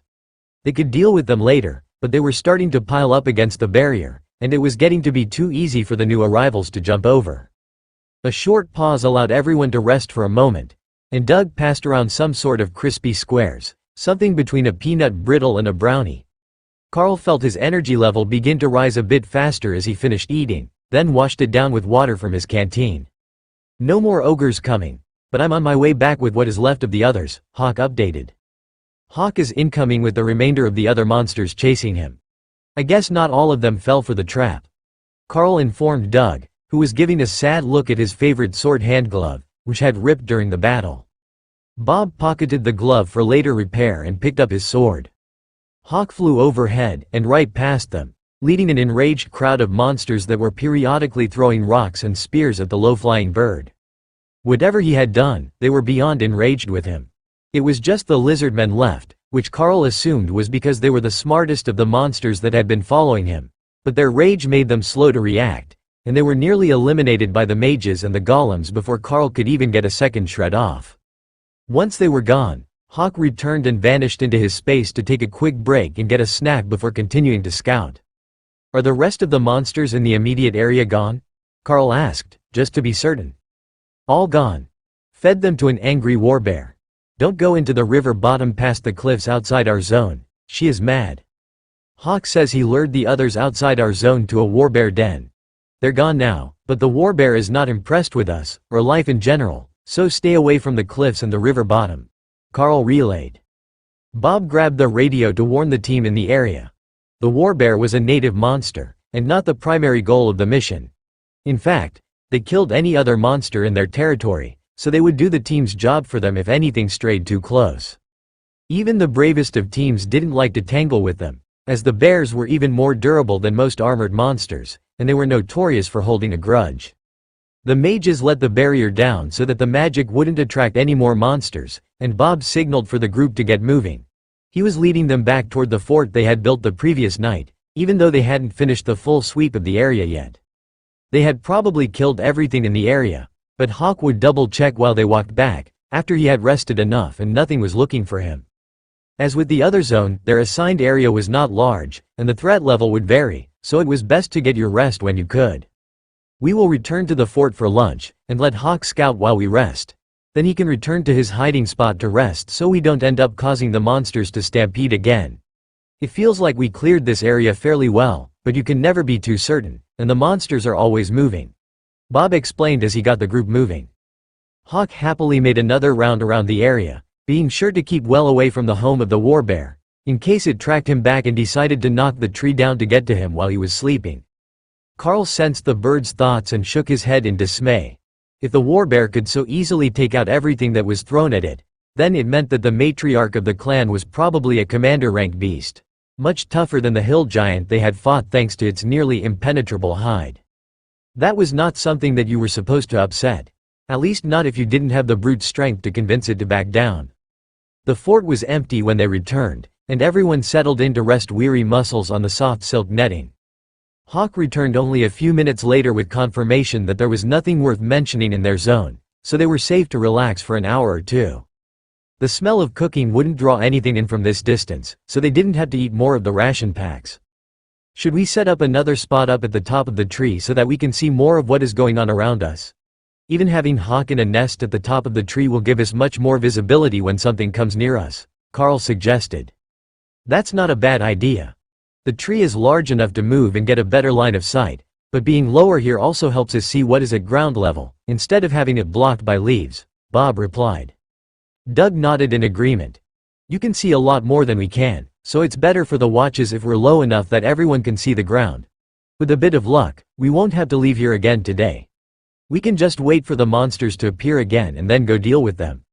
We will ask you to send Hawk out every few hours to make sure we're not missing anything. But the others only expect so much out of us. You can't be in combat all day every day, it wears everyone out too fast. The mages stretched out on the webbing and smiled up at the sky. We've already been upgraded once on this mission. If we start making it look too easy, who knows what they will ask us to do next. I have a good feeling about this mission. I might make it to commander rank with just a bit more work. There is a change in my golems, they're stronger than they were, and more agile with the vine whips. If you could have seen how they eliminated the goblins, I think you'd agree that they're very close to reaching the standard. All it takes is one signature spell for proof, but the rest of my attack magic is improving as well. It's impossible to tell against such weak targets as the goblins, but hitting the hobgoblins, they were dying without any sort of resistance as well, and that is a sure sign that you're 2 ranks above them. Danny explained quietly with her eyes shut, relaxing while she could. Carl felt Ray laugh in his mind, and saw Bob waiting for him to relay the thought out loud.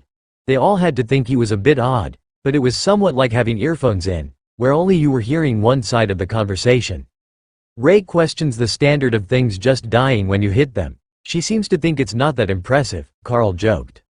The mages chuckled. Well, for Ray, it's just normal. The rest of us actually have to work to make things die. I've noticed that your attacks are well above what would be expected of an awakened rank warrior as well. Is that a result of your class? Or is it just because Rend is so good against the targets we are fighting?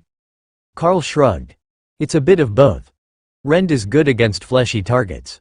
But I also get a boost to my effectiveness from Ray. Then there is Shred, which is an absolutely brutal attack to begin with. It uses a lot of energy, but near the peak of awakened rank, Shred will deal more damage than the peak ascended rank / ability. Rend is already an improvement as an ability, but Shred is superior to Rend at the same power output. Then when Ray's ability optimizes it. He let the sentence trail off, and the others nodded in understanding. Then we get what we have here, with a group of fighters that outperform their ranking, Bob finished. Doug finished making lunch, and they waited for another hour before sending Hawk out again. There was still nothing to report, so he settled back into his space to recover energy more quickly, and Carl kept watch in his place. That pattern repeated all afternoon. Hawk went for a flight every 2 hours, found that there was nothing worth getting out of bed to hunt, then cleared a few goblins and other minor nuisances and went back to his nest. It was the sort of day that every mission team wanted to have. A good fight in the morning with no injuries, then a warm, shady spot to rest for the remainder of the day. But 10 kilometers away, it was a very different story. Not every team that had been transferred could live up to the expectations of the deployment team, and many of them were being pushed back toward the nearest town as they retreated from the influx of hill giants and ogres.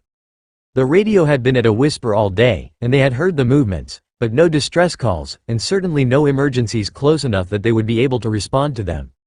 The teams immediately around their own were all in good shape today, and while they were all exhausted from the battles, they were holding steady.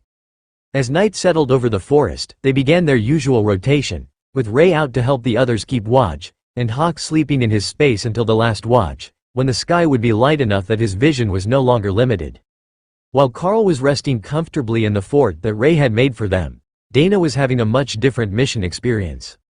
Her team had been deployed to the far side of the battlefield, nearly 50 kilometers from where Carl had originally been stationed, but they hadn't managed to stay there for long. Her team was not a group of devoted veteran mercenaries like Carl had gotten. She had been assigned to a team of slackers with a commander-ranked priest in charge of them.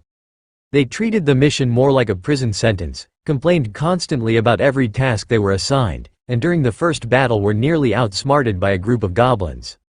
If it wasn't for the fact that she had 2 golems, they likely would have been overrun when the goblins circled the clearing, as their warrior was next to incompetent, and was more interested in selling her on his new multi-level marketing startup than actually protecting the group. The others were supposed to be rogue classes, fast and deadly, but in reality, they were all slightly chubby IT guys who worked at the same company.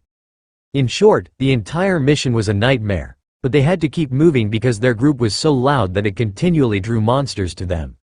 "Can't you just cast that holy light circle around us and keep it up for the night while we sleep?" the warrior whined as the sun went down at the end of their 3rd day on the mission. The priest nodded. "I can stay up all night and keep the circle active. However, the light will draw monsters to us constantly, like a beacon. So, as soon as I fall asleep, you will have a few dozen ogres and 1,000 or more goblins to deal with, but without a healer. If you can handle that, I don't have a problem being your nightlight." Dana hid her smile at the way that he managed to say that without a hint of sarcasm in his voice, though it was clearly implied. "What's the point of this anyhow? We're just out here getting attacked by monsters, instead of making money. Do they have any idea of the amount of market capitalization that my group has missed out on because I wasn't there to help pitch new members this week?" the warrior complained. Dana glared at the man, and the priest leaned over to whisper in her ear. "Friendly fire is generally frowned upon, but if you have to, I understand," he whispered. She smiled back at him. It was obvious why he had been sent with this group. Not just for his strength, but because he was unendingly patient with slackers and idiots. "I wonder what Carl is up to," Dana muttered as she started her watch that night, hoping that he didn't have to deal with a group like this. Ray would probably kill someone and pretend that they ran away. It was decided that she would take the first watch, and the priest would take the second. Each of their watches was 3 hours, so there were only 3 a night, but nobody slept well when anyone but Dana or the priest was on watch. They were rapidly becoming exhausted, but everywhere they were forced to move to, they ran into more ogres and goblins. It was like they never ended, and just kept reappearing. Unlike the Mackenzie siblings, her group didn't know that they were really reappearing daily. They had been tasked to clear the area, and that was what the priest was guiding them to do, but he had decided that it would hurt morale too much to inform them that the job would never actually end. The priest looked asleep, but he turned her way as she muttered to herself. "He's with the Mackenzie brothers. I heard on the radio yesterday that they were reassigned to an ascended area, which was suffering from attacks by groups led by commander-ranked giants. They're likely fine. The Mackenzie brothers are solid, and Brother Doug, their cleric, is a good friend of mine," he replied. Dana turned to face him. "Commander-ranked giants? Isn't that a bit overkill, even if the group he's with are ascended?" Her cleric shrugged. "From what I hear, only the top-performing ascended were sent, so whoever is with him and the brothers might include a commander, or maybe 2 powerful damage dealers. Your friend might not be having any more fun than we are, but at least his group is reliable." A crack of branches in the woods caught their attention, and then the stench of ogre reached their noses. "Everyone up, we're under attack," the priest whispered as he shook the others awake. "We just went to bed, can't we do this later? I swear, if I have to sleep in armor for one more day, it's going to chafe right through my skin," the warrior complained. Dana's 2 golems intercepted the ogre, and she hit the monster in the face with a magic missile, blinding it while the golems hacked it down using the holy blades that the priest had created for them with a spell. "See, they've got it. Just let me sleep," the warrior muttered as he curled up in his blankets. They hadn't been assigned a zone, they were just told to kill as many monsters as possible, so the next morning the cleric had them move out, slowly working his way back to the base camp, where he was hoping to be able to trade a few of the useless ones for a decent teammate or two. They were hiking through the woods, following a goblin trail toward the regional camp, when Dana spotted a considerable area of trees covered in spider web.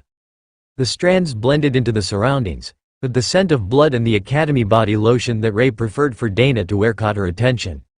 There should be another student around here, and there had been a battle, she was certain of it. "I smell Academy lotions and blood," she informed the others. The priest sniffed at the air for a second, but only looked concerned. Everyone spread out. There might be a group in trouble nearby.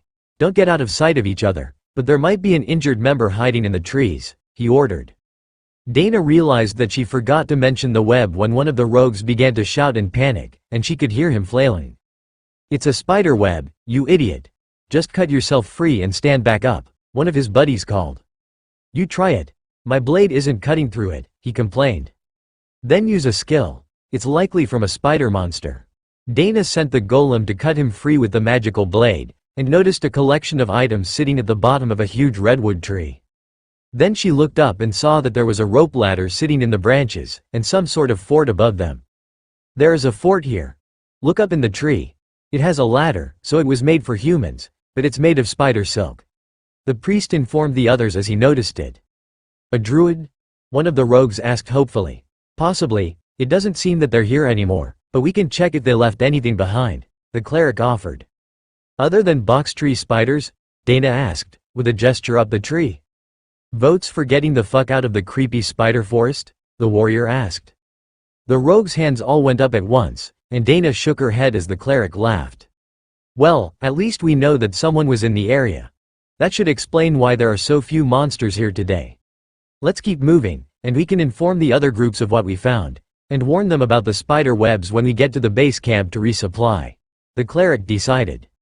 That level of web control reminded Dana of Ray, and she wondered if this was where Carl had been stationed when he first arrived. If they had built a fort, they weren't being forced to run from anything in the area. Of course, if she had competent members, they wouldn't have had to keep moving so much either, but her and the cleric could only hold things together for so long on their own before they were too exhausted to continue. Maybe they could just ditch these idiots in camp and join another team. That would be nice. 1 week after they had been transferred to the ascended rank area, Carl and the others had gotten into a solid routine. Breakfast in the fort, hunt anything that they had spotted on night watch, return for lunch, then either rest or make another loop in the afternoon if there were still signs of more monsters. They were also beginning to amass a rather considerable amount of money, thanks to the giants' habit of carrying gold and silver in their pouches. It was a mystery who was making coins for them, or who they had stolen them from, but the raw materials were still valuable, and they could make a fortune trading it in when they returned. But that wasn't the only thing that they had gained. Everyone was feeling much more confident and comfortable with their powers, and the last few days the giants had seemed to fall without much of a fight. It was difficult to tell if they were getting stronger or if the last few batches were weaker than usual, but they had a good feeling about taking the strength tests after they finished the mission. "I sense magic in the area. Strong magic," Hawk announced that morning, just as everyone was getting ready for breakfast. "Hawk says there is magic nearby. He didn't say magical beast, just magic," Carl whispered as Doug dished out the breakfast. They let Hawk lead them away from the fort, headed for the strong sense of magic, and only stopping for a moment to deal with a small group of lizardmen. Hawk swooped down and landed next to a small pile of rocks. They were piled on top of each other to look vaguely like a person, and the hunters and trappers used the design as a trail marker. If you followed the direction of the marker, you would find the next waypoint and landmark on a trail. "It's under here," he instructed, then poked at a larger rock nearby. Shattering the stone wouldn't be a problem for him, but he was concerned that if he broke it, he might break the magical thing. Some of them were fragile, and Hawk understood that the group was trying to get as many good things as they could while they were here. Just like the last time that they were out, but with fewer magical plants and more monsters. Thor flipped the stone with his horns, and a large pile of glittering gems was revealed, just sitting under the rock, as if they belonged there. They weren't cut stones, just raw gemstones, but that was clearly where the magic was coming from, and now that the rock was moved, everyone could feel it. They had patrolled past here yesterday, only a few meters from this spot. If Carl looked hard toward the bottom of the hill, he could likely still see the blood stains from the battle a few days earlier as well. These gems had to have just appeared here, unless something had buried them here and left no signs of disturbed ground. Doug went through them, cleaning them off in a pouch full of water he had created, and then stacking them on the ground in an order that only made sense to himself. They're imbued gems. You don't usually use them in this form. They're normally carved and set into magical jewelry and items. These all have different properties, but I have sorted them by their basic elements or aspects. Do we want to sort them now, or after? Doug asked. We can do it after. We've still got a zone to clear for the day. Bob gently reminded them before they could get distracted by the shiny objects. Doug sorted the stones into small pouches and tucked them in his robes. That must mean they were exceptionally valuable, if he wasn't willing to leave them in his backpack with the rest of his gear. His pack was getting lighter, as they slowly worked through the rations and other supplies they had brought, so it wouldn't be a burden to add a few stones. It was only Carl and Bob who had truly heavy packs now, as they were packing all the gold and silver that the group had recovered. If the gear wasn't made of monster leather, it might have ripped under the abuse of heavy loads and violent movements, but they were holding up well so far. Hawk hadn't even had time to take flight again when they heard movement in the woods nearby. Something else had been attracted by the stones, or by their presence, and it was large. Thor turned to face the threat, and the golems shifted to take positions around the mages. There weren't many creatures incoming, it sounded like only a pair of large ones. That was confirmed when they crashed through the trees, but the fact that it was only two was no comfort today. Unlike the hill giants they had been fighting, these two were heavily armored, like human knights of old, and carrying mauls with heads on them that were larger than Carl. There was no doubt that these two were both commander rank, and not on the low side of it either. Hawk took flight, knowing that he couldn't take a hit from something like that, and Ray skittered up into a tree, waiting for the right moment to strike. With them covered in metal armor, she didn't know quite where she should hit. She knew from experience that armor could be more durable than it looked, and this looked thick. The giants roared as they saw the humans, and Bob looked grim as he squared up against them.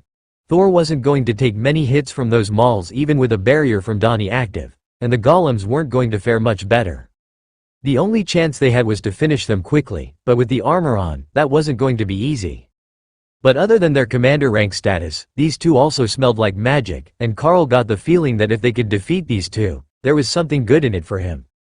The giants made a sudden lunge forward, and Thor smashed the ground with earthquake, while Carl and Bob both sent attacks at their weapons, trying to slow the attacks or deflect them off target. The giants stumbled and Ray saw her chance. She flew out of the tree, and both forelegs plus her mandibles pierced one of the giant's necks right below his helmet line. The attack wasn't enough to break the bone, and with a spurt of silk, she pulled herself back into the trees. But the damage was done, and the giant was bleeding heavily from the back of his neck, courtesy of a triple, lacerate, attack. The giant fell to the ground as his body spasmed in pain, which allowed the golems to wrap him in vines, slowing his recovery while Bob and the mages unleashed their best attacks on him. Carl focused on attacking the arms and weapons of the other giant, weakening his attacks against Thor. The Sarrow had dodged the first attack, but the giant had regained its footing, and the second real attack wouldn't be as easy to avoid. It didn't seem to care about its partner as it found its opportunity and swung at Thor, who rolled over once with the impact, but landed on his feet with his lightning barrier intact. The first layer of shielding had shattered, but between the two it had been enough that he wasn't injured by the strike, just thrown to the side. Donnie was already rebuilding the shield as Thor charged inside the next strike and Hawk attacked the giant's face. It simply ducked its head and the attacks hit its helmet, but the distraction was enough that Thor finished his charge and slammed into one thick leg. The knee buckled and the second giant nearly fell, only catching itself with its maul. That kept it off the ground, but it left the giant out of position when Carl attacked again, aiming for the gaps in the armor. The golems had pulled the helmet off the other giant, and Ray moved in for the kill, aiming at the soft flesh of the neck. That seemed to be the trigger for the upright giant to realize that something was wrong with this scenario, and instead of fighting back, it pushed itself to its feet and fled, running in the direction it had arrived from. Within seconds, the other giant died a brutal death, and by the time that Carl had finished checking Thor and Ray for injuries, Bob was already starting to strip it of its armor to see where the feeling of magic was coming from. Bob carefully dug through the bags that the giant was carrying until he came out with a large red flower. It was as big as a sunflower, larger than his head, and it radiated a sense of warmth and magic. Doug looked at the flower with interest. That is a phoenix lotus, a fire elemental resource. But it doesn't grow anywhere on this continent, so they must have arrived with it. Drinking a steeped infusion of it is supposed to be outstanding for fire mages and berserkers with fire elemental attacks. While our two aren't fire mages, they do have some talents with fire. Doug paused as Hawk landed next to the flower and began to stare at it with a bit of drool leaking from his beak. And it looks like Hawk might like some of it as well. How about I prepare it, and then we will try it over dinner? Even if the tea isn't enough for Hawk, he can always eat the remaining flour after I finish brewing. The process extracts most of the mana from it, but there will still be nutrients left in the petals, which are not edible by humans and therefore not included in the tea, he explained. You heard the man, you can have it after dinner. Carl informed the bird, which was contemplating snatching the flower and flying away with it. Bob passed the flower to Doug, who tucked it away in his backpack, and finished checking the giant's gear. They had all taken to trying on any magical equipment, just in case it adapted itself to the wearer, but most of what the monsters had worn was already damaged beyond repair by the time that they died, and the team didn't include an armorer, so they just buried it with the bodies. There is one more piece under the body. We've got a magical sword this time, but that's going to be a two-handed blade for someone. The warrior explained, then passed the weapon to the mages for examination. Donnie struggled to lift the blade, and ended up leaning it against a tree to read the inscriptions. Normally, a human would never use a weapon like this, as it was too unwieldy and weighed 5 times what a normal two-handed blade would. But if it was powerfully magic, they could get a reward for bringing it back. According to this, it is a blade of ease. Using it makes your skills easier to activate, she explained, after reading the runes twice and verifying them against her notebook. Doug chuckled as he heard the description. That's perfectly suited for your needs, in a format that you could never possibly use. The cleric was right.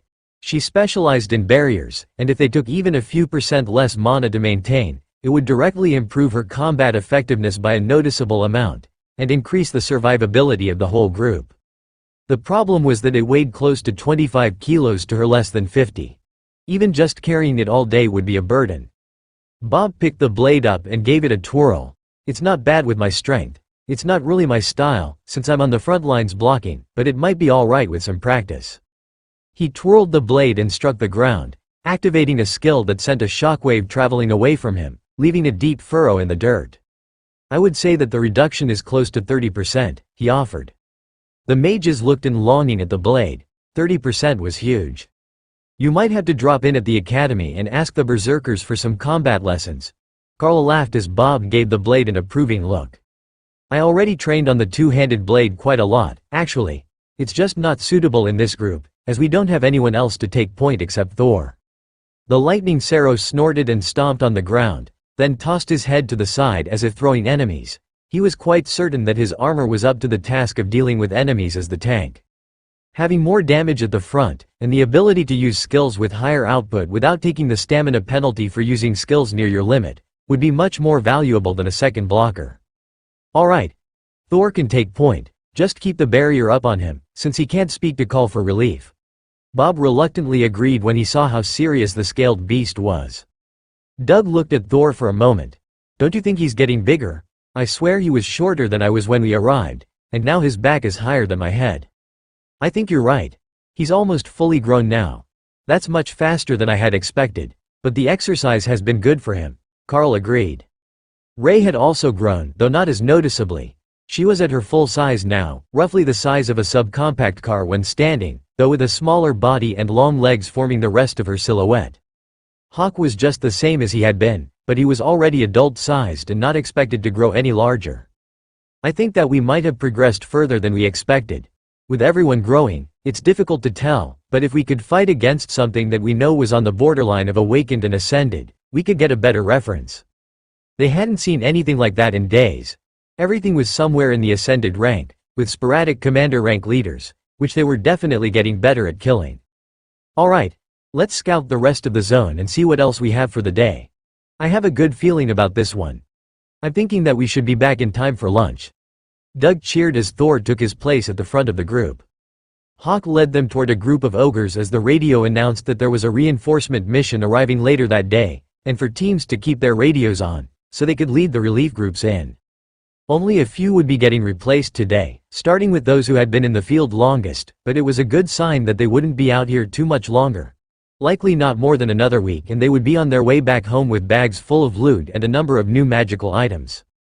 Bob hefted the sword over his shoulder and prepared to charge as Thor found the ogres, but the 5-meter-tall beasts seemed utterly uninterested in fighting once they saw that there were 5 people plus the Sero.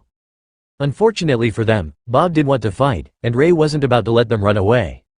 The enormous sword whistled through the air as Bob activated slash on a downward strike. The arc of light raced away from him, slicing the ogre in half in a single strike.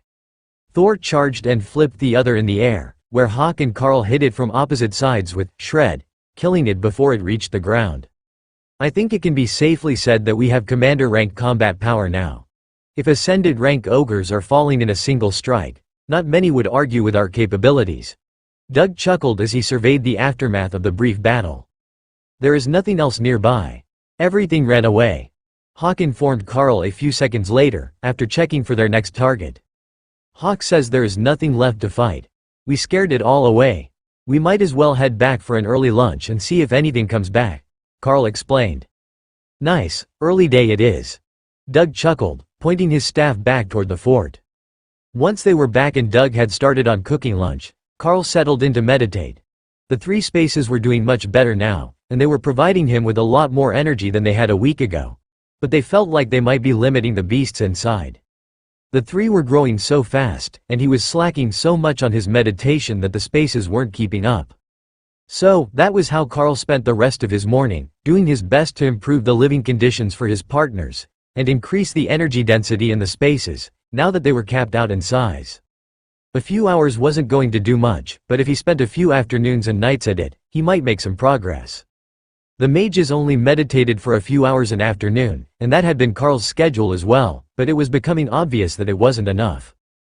Doug looked at the group that afternoon when Hawk confirmed that there was still nothing to fight. He had eliminated a small group of goblins with a fireball while scouting, but their zone was otherwise barren. Do you think that we actually scared the monsters away? Most monsters will avoid the territory of a more powerful monster, so it's possible that either Hawk or Ray have scared them off. No offense intended to Thor, but the lightning Sero isn't known for being dangerous enough to chase others out of their territory. The cleric asked, while sweeping his dark curls back from his face. It is possible. We have patrolled this same area for so long that there should be a scent trail around the perimeter. If they sense that we're that much more powerful than they are, they will naturally avoid the area. Danny agreed. Bob smirked. To think, we were sent here to deal with the monsters, and now they're too afraid to come to the zone that we're assigned to. Is that a total victory or some sort of failure? Our orders are to hold this zone, so we can't just leave. The mages shrugged. It's a win for us. If the scent of Ray around the perimeter was enough to scare off almost all the monsters, then we did our job. The zone is secure. But how is that tea doing, Doug? Is it almost steeped yet? Doug nodded. I added one of the fire elemental stones to the mix and let it infuse. The mixture should be quite potent with that quality of flour, but it needs to be boiled down a bit more still. According to my alchemy book, it needs to be as thick as milk before it's completely extracted. Hawk had noticed that the tea only involved the core of the flour, and that Doug had only reserved 3 petals from the flour. He had put 1 each into 3 vials, but that left almost the whole flour for Hawk, and he was getting impatient to try it. As the tea rendered down into a proper potion, it began to glow with a soft orange light, and the stone that Doug had set in the kettle began to lose its luster. There we go. All done. Now let me portion this. I've got 5 cups and 3 vials, since some of us aren't good with cups, the cleric explained. He passed everything out, and Carl passed the vial to Thor in his resting space. The Sero just grabbed it in his beak and tipped his head back, swallowing it in one shot. Ray did the same, but seemed intrigued by either the taste or the effect. Carl took the shot of potion, and it felt like fire was running through his veins as the effect spread through his body.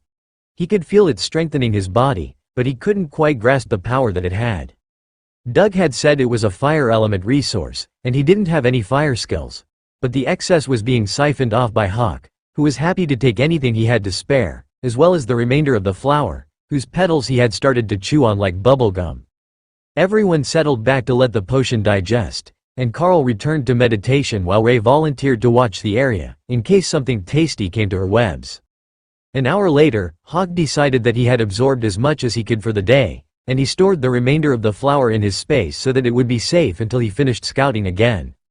He had a good feeling about the power of his fireball attack now, and he had every intention of finding something to test it on. Unfortunately for him, they really had scared off everything, and there wasn't a single monster to be found in their zone. But that didn't stop a determined Hawk, and with only 1 more kilometer of flight, he found a group of lizard men skirting around their zone. A single fireball from the sky exploded in their group, killing 3 and maiming the others. Then Hawk saw the group that was working the area and flew away, leaving the rest to them now that his curiosity was sated. "Is that your Hawk, Mackenzie group? We just saw a dragonhawk ambush a group of lizard men and fly away like it was nothing," the group asked over the radio. "Yeah, that's ours. There's nothing left in our zone, so we let him scout a bit further out to see if they were just avoiding us or if the whole area was clear," Doug replied. The other groups didn't have to key up the microphone for everyone listening to know that they were cursing at the Mackenzie group. Their entire area had been cleared. What sort of nonsense was that? Most groups could barely walk a circuit of their zone in a day, and he was claiming they had killed everything by lunch? The fireball works much better now. Almost as good as Rend, but over a much larger area, Hawk informed Carl.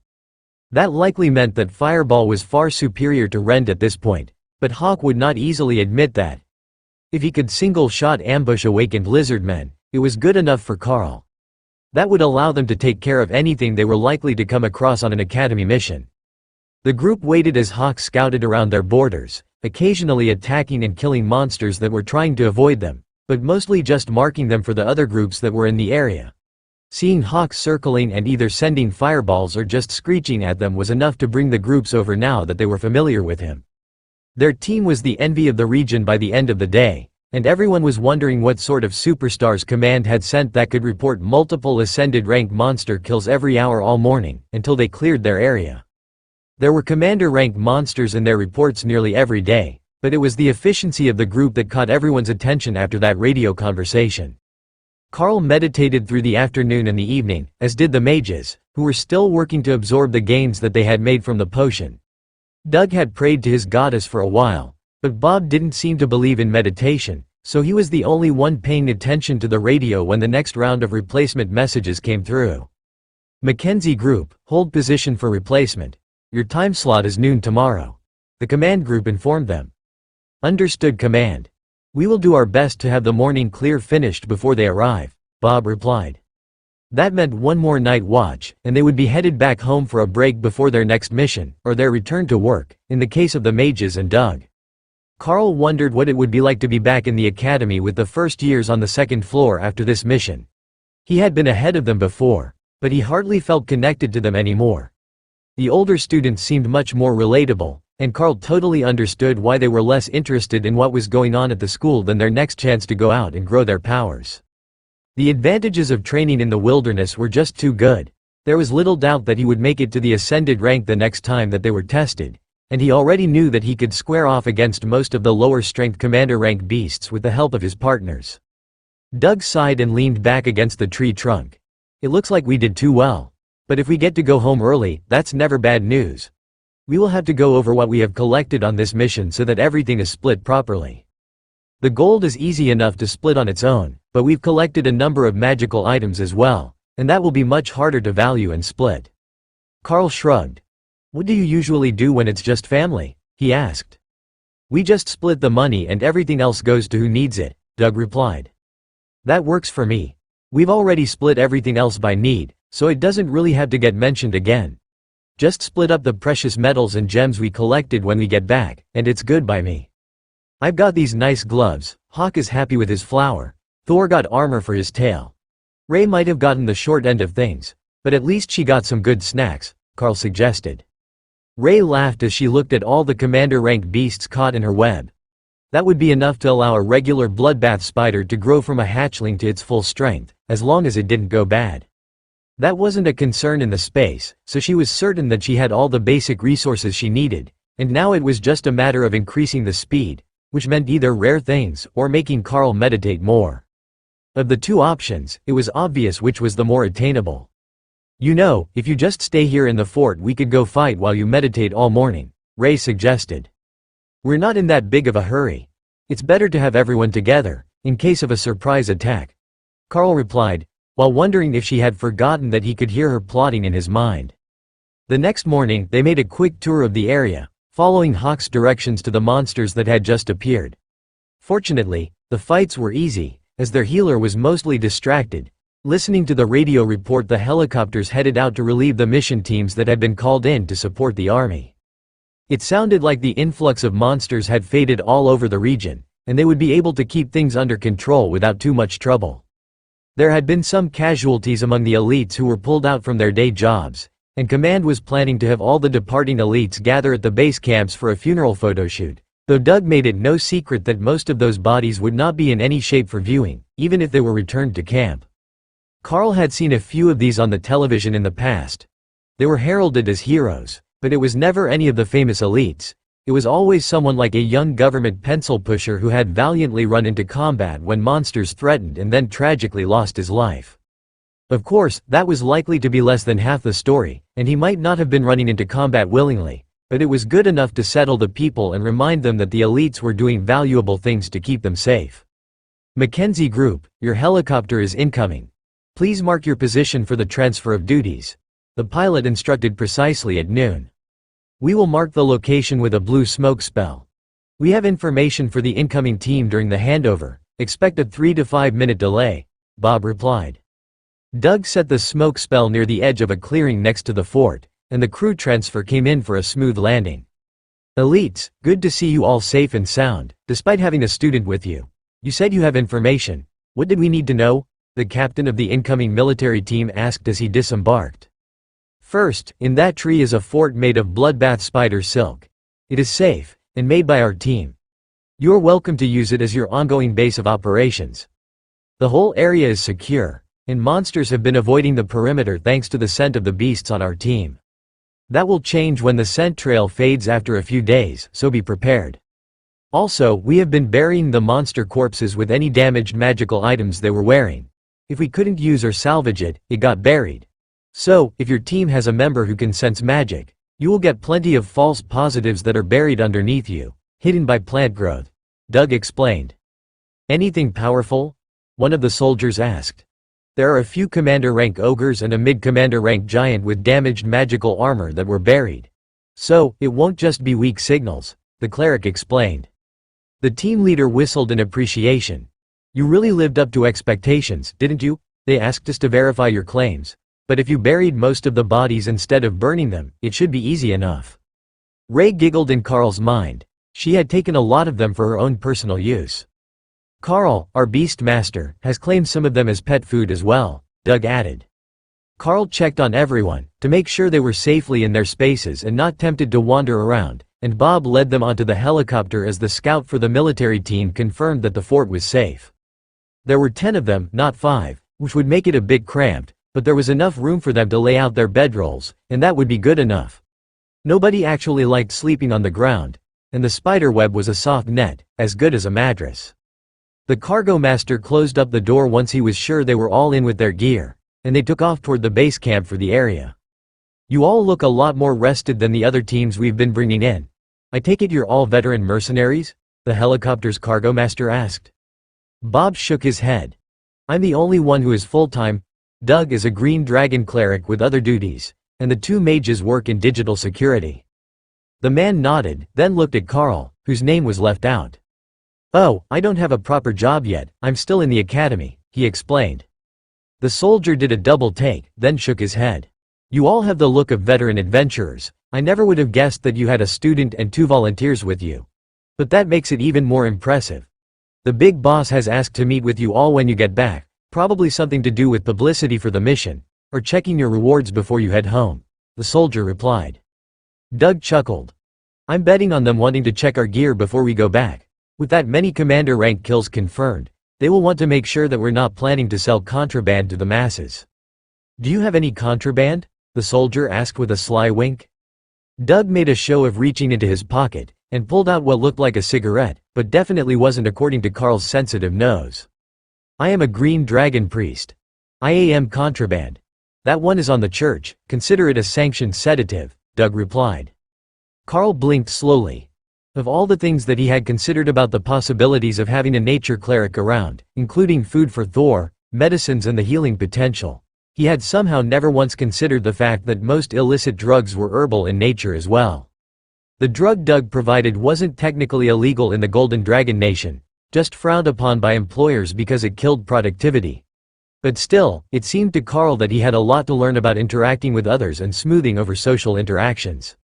If he had thought about keeping a pocket full of little bribes and gifts for the transport crews and others that they interacted with, he could rapidly build a reputation as a good guy who was easy to work with. And everyone knew that a good reputation would get you far in life. The transport helicopter landed at the edge of camp and Carl's group quickly disembarked after the crew handed the staff of the base a sheet of paper confirming their identities and status. "Welcome back, elites. Please follow me," a stiff-backed young female staff member announced before leading them through the winding walkways of the camp toward the actual town that sat at the center. "The boss will speak to you momentarily, he's just finishing a meeting with some government brass," she explained, with a gesture to a row of chairs. Carl took his pack off and took a seat, placing the large bag in front of him, the same as everyone else waiting in the hallway had done. The distinctive metallic clank of coins sounded as he placed the bag on the floor, despite his best attempts to wrap them and keep them silent. The others briefly looked up, but that sound was nothing new to them. They all had some loot, and some also had chainmail armor, which made the same sound when dropped. Seconds later, Colonel Valerie walked out of the office with a terrifying expression on her face that faded to the neutral gaze that Carl knew was her version of a smile when she saw him. "Colonel, it is good to see you again. The mission went far better than expected, and I will have a full report ready for you at the academy," Carl informed her with a smile. "Understood, I will have your monitoring team collect it, as I will be occupied here for some time," she replied.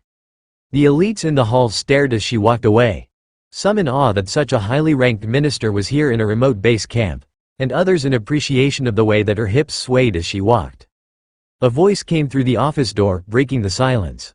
"Mackenzie team, come in," the man's voice demanded. Inside the office was a portly older man, completely bald with his head shining under the fluorescent lights, and sweat stains on his shirt. It was obvious that he was not one of the elites, even without considering his age, just by the condescending look that he was giving the group. "I hear that you have done wonderful things for the productivity rankings of the Public Safety Department. Excellent work, however, we must check your equipment for contraband, to ensure that there are no prohibited or sacrilegious items going back to the public," he smugly announced. Doug turned to Carl as if to say, "I told you so," but Carl knew as well as everyone else that what the man was after was a bribe. He didn't give a damn about contraband, and his position in public safety didn't even allow him to handle it. He would have to call in the army to dispose of it for him if any was found. But if a few gold coins were declared suspicious, who would be any wiser? The others waited for the man to make his pitch, but Carl decided to move first, and picked up Doug's backpack, which had nothing in it except what it had come with. He set it on the desk and smiled at the bureaucrat. "Of course that won't be a problem. Colonel Valerie of the Bureau of Elite Development already has our inventory, but you are free to verify the contents of the bags," Carl replied with a genuine smile. The man's face fell like Carl had kicked him, and his whole attitude changed. "You met with the colonel?" he stammered. "Of course. She is my direct supervisor, and has a pair of agents assigned to my development at the academy. We spend quite a bit of time together," Carl informed him. "Then I think that we are finished here. I will get a copy of the contents from the Bureau, and they can take responsibility for any contraband that might have made its way off the battlefield with your team." He waved to dismiss the team from his office, and they silently made their way back into the hall, where their escort was still waiting. "That was a short meeting. I am glad that you could sort things out so quickly." The young woman greeted them while standing in the middle of the hallway, as if prepared to prevent them from leaving. Yes, it is always a pleasant experience dealing with public safety. Now, will we be staying here in the compound, or are we set to fly out right away? Doug asked. You will have to stay here for a moment, Brother Doug. A voice called from behind them. Carl turned to see a rather familiar-looking inquisitor behind them. If he was right, this was the big shirtless one from the seminary academy, who had been present for his interrogation after the discovery of the trial instant's holy relic. The man seemed to recognize him as well, but he didn't say anything as he led them away from the office, leaving the now smirking staff member behind them. The inquisitor led them into a soundproofed room and locked the door, then turned to Doug with an expectant look. Don't blame me for this one. The new guy name dropped the bureau, and the public safety guy nearly shit his pants. I take it that he hit the alarm? The cleric asked with a laugh. The inquisitor sighed and rolled his eyes. I got an emergency notification that your team had intimidated their way into bringing contraband back from your mission, and I was already standing next to you in the hallway. So, I need to check all your bags, while Brother Doug explains how things work to our newest ascended elite. Doug chuckled as he put his bag on the floor, as did everyone else, before the Green Dragon cleric turned to Carl, laughing softly. There is an unofficial policy that if a mission is run by an agency that isn't part of the elites, they tax the gains a maximum of 5%. It's a get-rich-quick scheme for the politically connected, but it's not officially sanctioned. However, unlike whoever you have used that intimidation tactic on before, these ones have connections that can make your day very difficult if you don't play along. Now, you know, and I know, that we don't have anything. But if I didn't know the Inquisitor, how do you think our afternoon would have gone after he was informed that we definitely had contraband? Doug asked. Carl nodded. I see. I was thinking of him like the shift foreman at the mine that used to want bribes to clock you out on time. The guy in the office was such a greasy weasel that he just didn't give the impression of politically powerful. The big Inquisitor nearly choked as he did his best not to laugh, then shook his head. Yeah, this one is definitely one of us. Young Carl has a lot left to learn, but he's off to a good start. You should ask him about how he managed to cutesy his way out of an interrogation by having Thor come out and beg for head pats until nobody could take the session seriously. Wait, there's not much about that he's allowed to tell. I will tell Brother Doug privately after. But it's a funny story, the big man explained. Danny chuckled at the mention of Thor. He's a big suck. You should see him now. He's gotten huge in the last week with all the fighting that we've been doing against awakened and commander-ranked beasts. I always told you that it was the best way to gain power, and it looks like it works for the Lightning Sarrow as well. The Inquisitor gave Carl a curious look, so he called Thor out, taking up half the room. Goddess, but he's gotten big. That's a full-grown Lightning Sarrow, for certain, and perhaps bigger than average. Thor might be ready to challenge for the position of pack leader if he was still in the wild. The Inquisitor gasped, then gently rubbed the bone ridge that ran across the back of Thor's head, protecting his neck from attack. The Inquisitor absently rubbed Thor's head with one hand as he finished sorting through the packs. The Inquisitor turned to Doug. You should send Carl back to the seminary academy when you leave. We can exchange his share of the gold into the church bank account that all elites get set up automatically, and I'm sure that there are a few ascended clerics that would be eager to meet him before the next mission he goes on. We introduced him to mostly awakened rank students last time, but he's already outgrown that. Plus, you all likely need to be tested again, and that's done at the church. Doug nodded and looked at Carl to see if he had an issue with it. I will have to get permission from someone to go on another adventure, I'm certain, but I don't have a problem with that. Carl agreed easily. Brother Doug was a great healer, and his advanced cooking skills were a real lifesaver on this mission, but Carl couldn't count on having him available all the time, as he was graduated, with a real job and responsibilities. But if he could find a nature priestess, or another green dragon cleric among the students, he would be in luck. It might not be written in any textbook, but finding the best cook was an important part of developing the perfect mission team. Even the beasts agreed. Especially Thor, who now had a large pile of the special mount feed that Doug had been making for him daily. That was much better than the regular roughage that he could get anywhere in the wild, or from the academy cafeteria, and the spell that Doug used made so much of it that even Thor's mighty appetite didn't keep up with the supply. He didn't tell the cleric that, though. Instead, he hid the extra in his space so that he had more for later, when he didn't have a Doug around to keep making it for him. As he thought about what the protocol might be for changing locations now that his official mission was over, Carl realized that Colonel Valerie was still here somewhere, and he had her number in his phone. He scrolled the handful of numbers in the phone's directory and sent her a simple text message. I have a request from the church to go to the seminary academy. Do I need to do any paperwork to let the school know where I am? His phone dinged a few seconds later with her reply. I will take care of it. Have them arrange for your transit back to the academy when you are finished, or update the mission log if they're sending you out again. That was simpler than he had expected it to be, but then a second message came in. Sergeant Rita will join you for your time at the seminary academy. Are you good to go now? Doug asked as Carl read the second message from Colonel Valerie. It looks like it. They're sending my personal tutor from the academy to join me during my time there, so I think they're expecting me to be gone for a while, Carl agreed. They're sending a tutor? Not a professor? Doug asked. Yeah, I usually train under the guidance of Sergeant Rita, or a pair from the Bureau of Elite Development. All three are around somewhere most days, though the other duos sometimes have work to do, Carl explained. Doug nodded and smiled. It looks like we got to you too late. They've already found you a cute girlfriend who just needs to make the first move. The twins laughed and Carl chuckled. If it's about Sergeant Rita, she's got competition from the first years. Oh, do tell. Bob asked. Carl realized that they didn't know who he was talking about. I forgot for a moment that she wasn't on the same helicopter on the way in. There is another fast-growing student, a mage named Dana. She's already awakened rank, and has been on all the same missions I have, only we got separated onto different teams this time. Bob smiled. Well, at least you had the good sense to go for someone close to your growth rate instead of befriending the charity case. That always ends up messy when you get too far apart in power and end up on separate details with very different social status.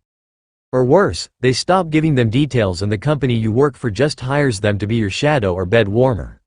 More than one of the lowest performing elites was hired as an assistant for a much more powerful friend after they graduated. Carl recalled that Bob had graduated at Awakened and had only made Ascended afterwards, so in his case the experience was likely reversed, where his crush surpassed him, and he was the one left behind by social pressures. He didn't seem like the type to take a demeaning or low-paying job just to be close to someone. It was a difficult thought for Carl. Would he end up forced apart from his friends because of his progress? He had once heard the mine foreman say that it was lonely at the top, regarding being an elite or a company boss, but Carl had always just assumed he thought like that because he was a douchebag and nobody liked him. Doug led them out of the building, and Carl saw a very familiar head of curly hair in the distance, pushing a cart of supplies around. He would know those curly locks anywhere, even if she wasn't wearing an academy uniform with the familiar black Awakened rank badge on the coat. Speak of the devil, that is Dana, the mage I went on the mission with. I'm not sure what she's doing in camp here, but we can go say hello if we have a minute, Carl explained, while waving in her direction. Dana spotted them and ran over with her cart to greet Carl with a big hug, which brought some stifled laughter from the mages and a whispered, "Aren't they adorable?" from Doug, that he probably wasn't meant to hear. Dana, it's good to see you again. When did you get to the base camp? Carl asked. 5 days after we were dropped off. My group was completely useless, and our guardian cleric brought us back to the nearest base, who transferred us here, and put the other 3 on work detail for avoiding their duties. The cleric's report was far from a glowing recommendation of their skills and work ethic, but he put in enough of a good word for me that I didn't get any sort of punishment. They just reassigned me to look for another team. I've been doing day trips with some groups to get the experience, but I haven't found a full-time group yet. It doesn't help that they upgraded the threat level here to Ascended, so there aren't many groups in the area I can even join, since most of them have commander rank leaders, she complained. Carl nodded in understanding. They transferred us here because of that upgrade. The rest of the team here are all Ascended. This is Bob, the lead warrior, brother Doug, of the Green Dragon, and the twin mages Danny and Donnie. Dana did her best to hide her envy at Carl, having gotten a good group right from the start. She had been bouncing between groups for a week without any real hope of getting on full-time. The groups were already at full strength. They were just taking on an extra for the day so that she could get the experience. Where are you off to now? Back into the field after you resupply? She asked, with a gesture to her cart. Nope, off to the seminary academy for a bit. They wanted to talk to us about a thing, Carl explained vaguely. All right. Good luck, I've got to deliver these supplies, and then I'm off in the morning with another fresh team. They've just arrived back, but they're military, so maybe it will be better," she replied, then waved at everyone and made her way toward a group of trucks. Doug chuckled as she left. If she thought that things were going to get better with a military group, she was in for a surprise. But at least it would be somewhat stable, and they probably wouldn't ship her back to town after a single day, like these short mission sorts. Once Dana was gone and social time was over, Doug led them to a convoy of white buses with church logos on the side, which were just discharging their passengers. The young clerics were giving Carl a curious look, and he realized that he actually had met most of these people before. They were students of the seminary academy, being shipped out to supplement the groups here. He leaned over to whisper to Doug, "Should we really be headed back when things are so bad that they're sending busloads of students out to the front lines?" Doug smiled and patted him on the back. "It's not like that. They will be assigned as the second or third healer for a 10-person military unit to gain work experience. This is a common thing for both academies once the students are in their second years." The group stopped to wait for the buses to be ready to start loading again, and the students took that as permission to come say hello. "Sort of. Brother Carl, is Thor here?" one of the girls called from 3 buses away. That brought dozens of eager looks their way, and Carl called out the happy Saro to say hello to everyone. "He's getting big. Good afternoon, Thor." The girl giggled as she ran over to rub his horns.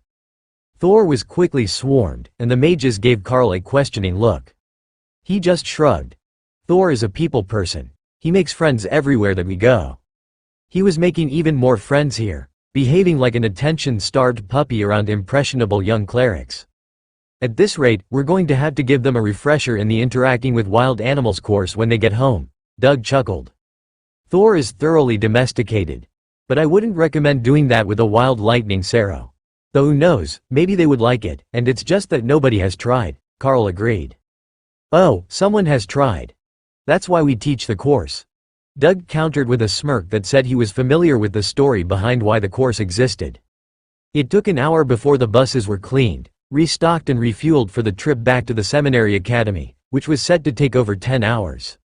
Compared to flight, it was incredibly slow, but in terms of cost-effectiveness, Carl assumed that it was much better. He didn't know much about what it cost to run a helicopter, but it seemed like it would be a lot.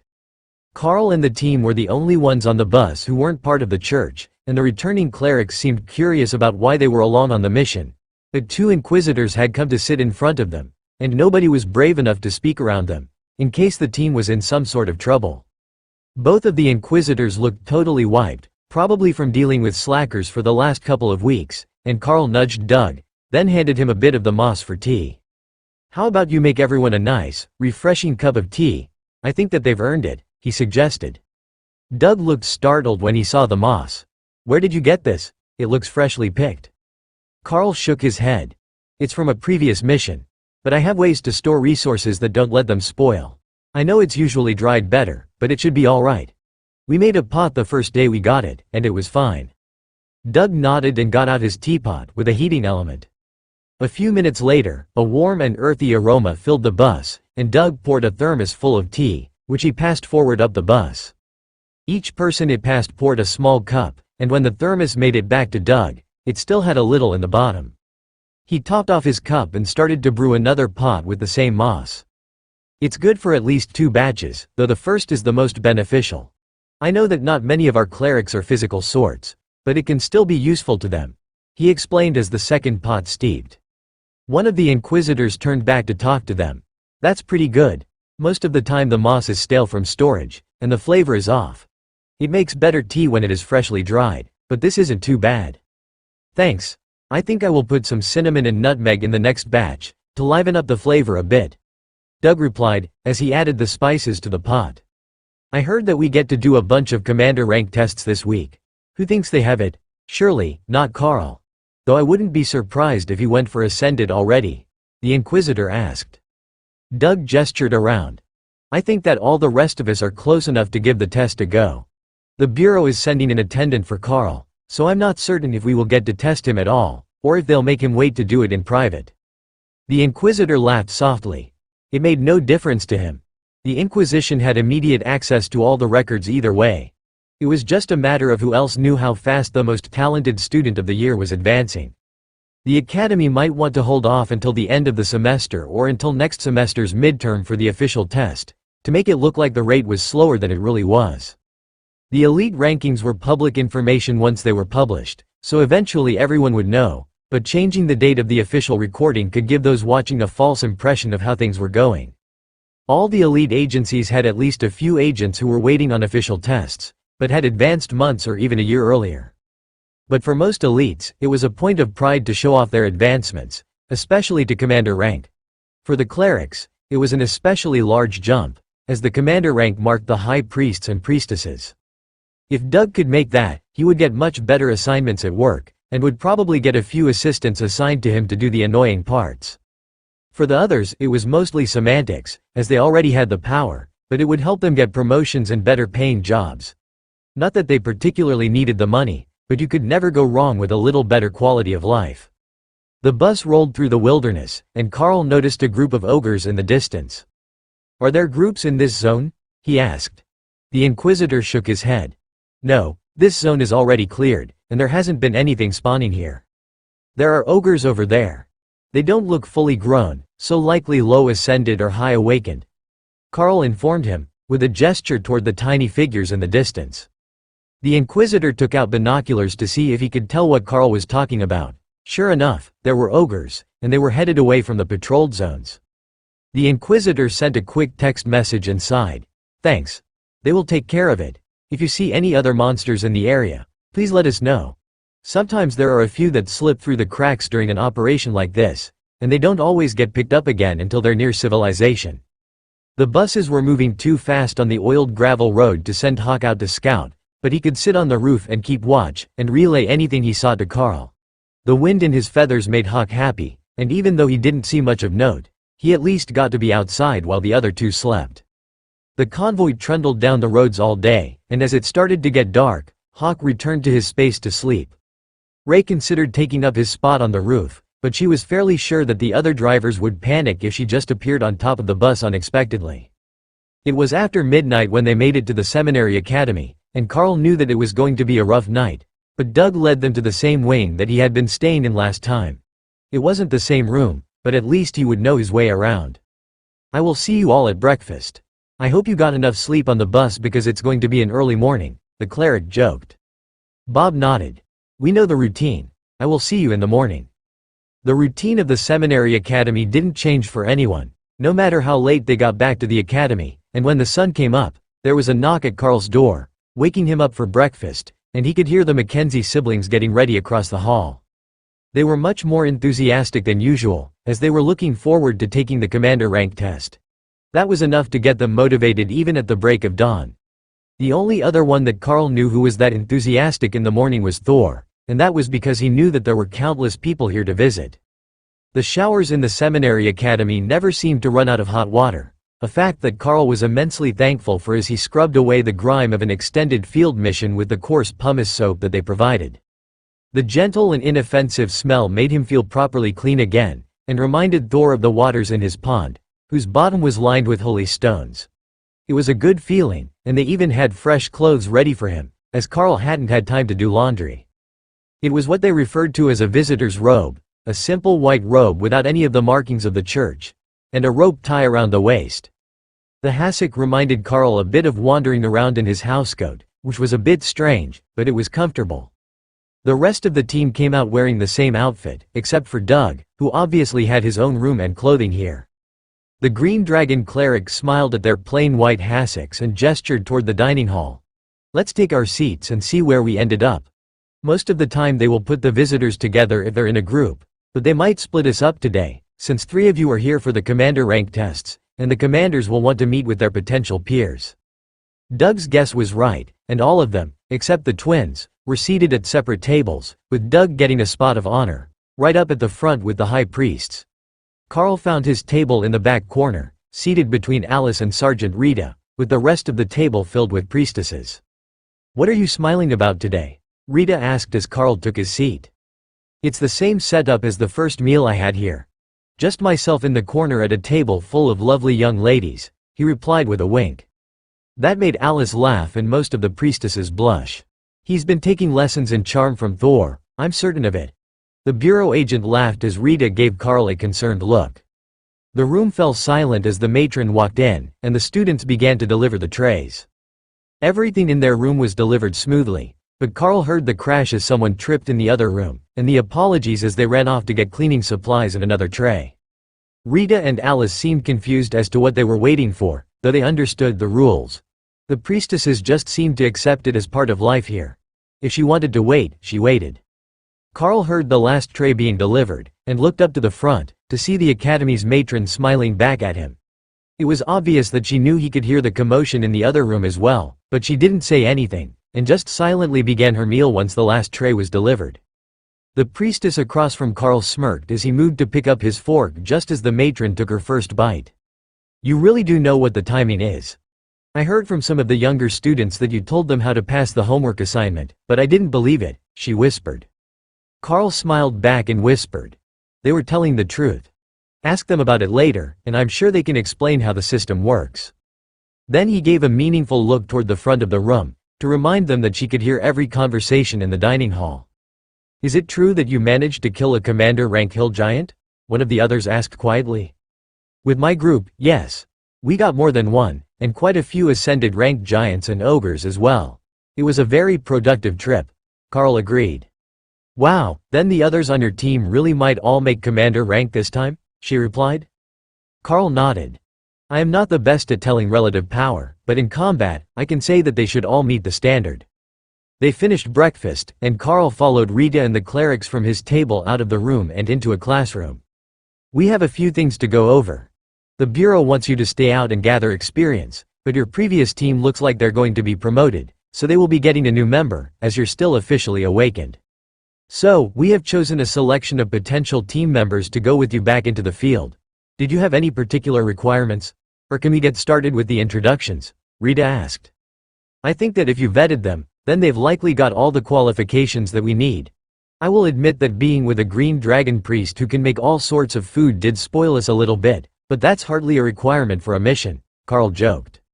The clerics laughed at that. It was definitely a game changer when you had a nature god's priest or priestess with you on an extended mission. "Alright, that is an option. There are trade-offs, as nature priests aren't as good at healing as some of the others, and they don't have the group buff abilities of the war clerics. Some, like the wisdom and education gods, rarely go on missions, so there aren't any in the room with us, but you should be able to find someone you can work with," Rita explained. "What is the rest of the group? What sort of other elites do we have with us? Normally, it's one cleric to a group, so the composition matters a lot. Bob, the warrior from the group I was in, specialized in frontline tanking, holding the enemies back while the mages cast their spells. If we don't have that, we will have to adjust expectations. If it's going to be random, then the most versatile of options would be best," Carl suggested, not wanting to single anyone out or cause any hard feelings within the group. They were all likely great options for a mission team, and he wouldn't want to mess up any future encounters. "Then we will start with introductions from left to right. We have Jenny, a healing specialist from the God of Life. Tessa, a war cleric of the Red Dragon. Kira, a battle cleric from the Church Guard. Andrea, a holy cleric specialized in group enhancement spells. And finally Lotus, a priestess of the God of Nature." The responses of each cleric were different, but somehow in line with their deity. Jenny gave a polite nod. Tessa went with a smirk that said she was looking forward to seeing combat again. Kira nodded in recognition with her hand on the mace at her side, while Andrea gave Rita and Alice curious looks, as if wondering if they were also group members. Lotus was the outlier, and the tiny cleric poked Carl in the side with a pleading look. "Can we see Thor again?" she asked. Rita laughed, but motioned for Carl not to do anything. "Thor has gotten larger, there isn't enough room for him in here. We can let you two visit later." She reprimanded the cleric, who stuck her tongue out at the warrior in return. Carl turned to Rita. "You still didn't answer the question about whom the other group members are." Rita shrugged. "That's because we don't know. What they're asking of us right now is to pair you with a cleric and a mage, and we've got our mage right here. Alice will be your group leader for the rest of this assignment, but who the other two members are hasn't been decided. For all I know, they might send me with you if they decide that you're going to officially test for ascended rank right away." Hawk laughed in Carl's mind. He had said on the very first day at the academy that it wouldn't be long until they surpassed the evil woman who worked him without snacks, and now it was coming true. Alice smirked as Carl realized that she would be his team leader for the mission, as she was a commander-ranked mage, and he was picking from ascended-rank clerics. Alright, I am at least vaguely familiar with Alice's abilities. She is good with barriers, but specializes more in attack. We're already well-rounded in attack and defense, with a versatile mage as the leader. Thor also specializes in defense, while Ray is full offense, and Hawk is our scout. His presence made it possible to clear an entire zone by lunch because we didn't have to hunt for the monsters' hiding spots. Carl explained to the clerics. So, mostly you need someone to keep you alive and fed, while making sure that the monsters die in a prompt and efficient manner. Tessa, the war god's cleric, asked. Alice nodded. That is a pretty good way of putting it. We can obviously feed ourselves, and there are ration packs, but nobody says no to a bit more variety in their diet. The clerics all nodded, and then they looked at each other. Lotus smirked at Carl. There really isn't a bad option here, so if you're hoping that someone will eliminate themselves, you're out of luck. That was precisely what he had been hoping, but it seemed obvious now that it wasn't going to happen. Well then, I guess we just need to work on a solid core for the group, no matter who we get for the last pair. Since that's the case, who here is good with both healing and group buffs? We have barriers taken care of thanks to Alice, but combat enhancements are important, Carl asked. All 5 of them raised their hands, and Carl gave Rita a questioning look. They all have specialties, but I picked 5 that had the best qualifications, she replied. So, this will not be easy. Alright, I am going to have to find some other criteria, or I will have Alice draw names to see who goes. Carl sighed. Lotus cheered. Drawing names is the best way, she agreed. Jenny rolled her eyes. That's only because you have insanely good luck when it comes to trivial things. I'm not sure that it will extend to getting a party member, but if we were drawing straws for first shower, Lotus would win every single time. Luck might not be a quantifiable factor, but it was an incredibly valuable one. While they were considering their next move, one of the high priests came in and silently handed a note to Rita. Carl didn't think much of it, as they were at the seminary academy, but the look on her face said that it was something important. The extra group members have been decided. I will be accompanying you, and they request that we pick 2 clerics to make up the 5-person group. Rita informed them, reading from the note she had been given. Alice looked a bit startled to hear that, and moved the selection forward. Either they're short on elites, or we're going to be doing something unexpectedly annoying. I guess that means we're definitely going to need someone good with combat buffs, and ones who don't mind fighting. Are there any of you who don't get along well? They all shook their heads. There were no deep-seated rivalries between them. In that case, I will pick the ones who like to fight the most, she finished. That would be Tessa and Lotus. Jenny laughed. Not Kira? Alice questioned, as Kira was a cleric of the churchguard. Tessa shook her head. She might not look like it, but the tiny one is scrappy. My theory is that she's part honey badger, and as she got more attuned to her goddess, it made her want to pick fights with everyone. Lotus definitely didn't look the part of a fighter. She was even shorter than Dana, despite being graduated from the academy. On the other hand, Tessa looked more like a warrior dressed in a nun's habit than an actual priestess. Even from here, Carl could see the muscles on her arms, and the scattering of red scales. Plus, she nearly stood eye to eye with his 180 centimeters height, making her exceptionally tall for a priestess. Now, the real question. Can one of you use advanced food creation? Carl joked, giving the clerics a wink so they would know he wasn't serious. Tessa laughed. Funny story that. We both can. Alice extended her hand to Jenny, who was closest. Thank you all for giving us your time, and know that you are still on the short list for any future missions that we take. We have to head out again as soon as the testing is completed, so we won't keep you from your daily tasks any longer. Tessa and Lotus, if you would like to go pack your mission bags, we will meet you at the testing cathedral in an hour. The rejected candidates waved as they left, while Tessa and Lotus gave each other a high five as they went to pack their bags. Well, this could be an interesting mission. Who would have thought that we would be assigned 2 clerics? Carl muttered as they left the room. Alice nodded. It's unexpected for certain, but the colonel believes that you're up to the task. That said a lot about how they ended up with such a strange group, and in such a hurry. Carl assumed the normal state of things would be for him and his chosen cleric to go back to one of the base camps and get assigned someone from the reinforcements to go with. "So, are we really going to do the test for Ascended before we go?" Carl asked, instead of voicing his thoughts about what was happening with the colonel's favoritism. "We are. I am a commander-ranked mage, so normally my group would be all Ascended or higher. If we're going to keep the military and the government dispatchers happy, you have to make it to Ascended as soon as possible. We can write off a few weeks or a month as training, but after that, they will start wondering what is so special that you are out fighting when others are stuck in class," she replied. "So, I will be out for some time?" Carl asked carefully. "Look at Thor and Ray.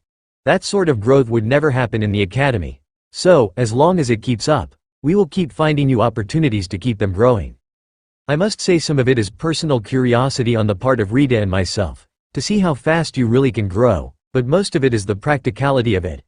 The colonel thinks you might be the next powerhouse, and that means doing all we can to make it come true," Alice agreed.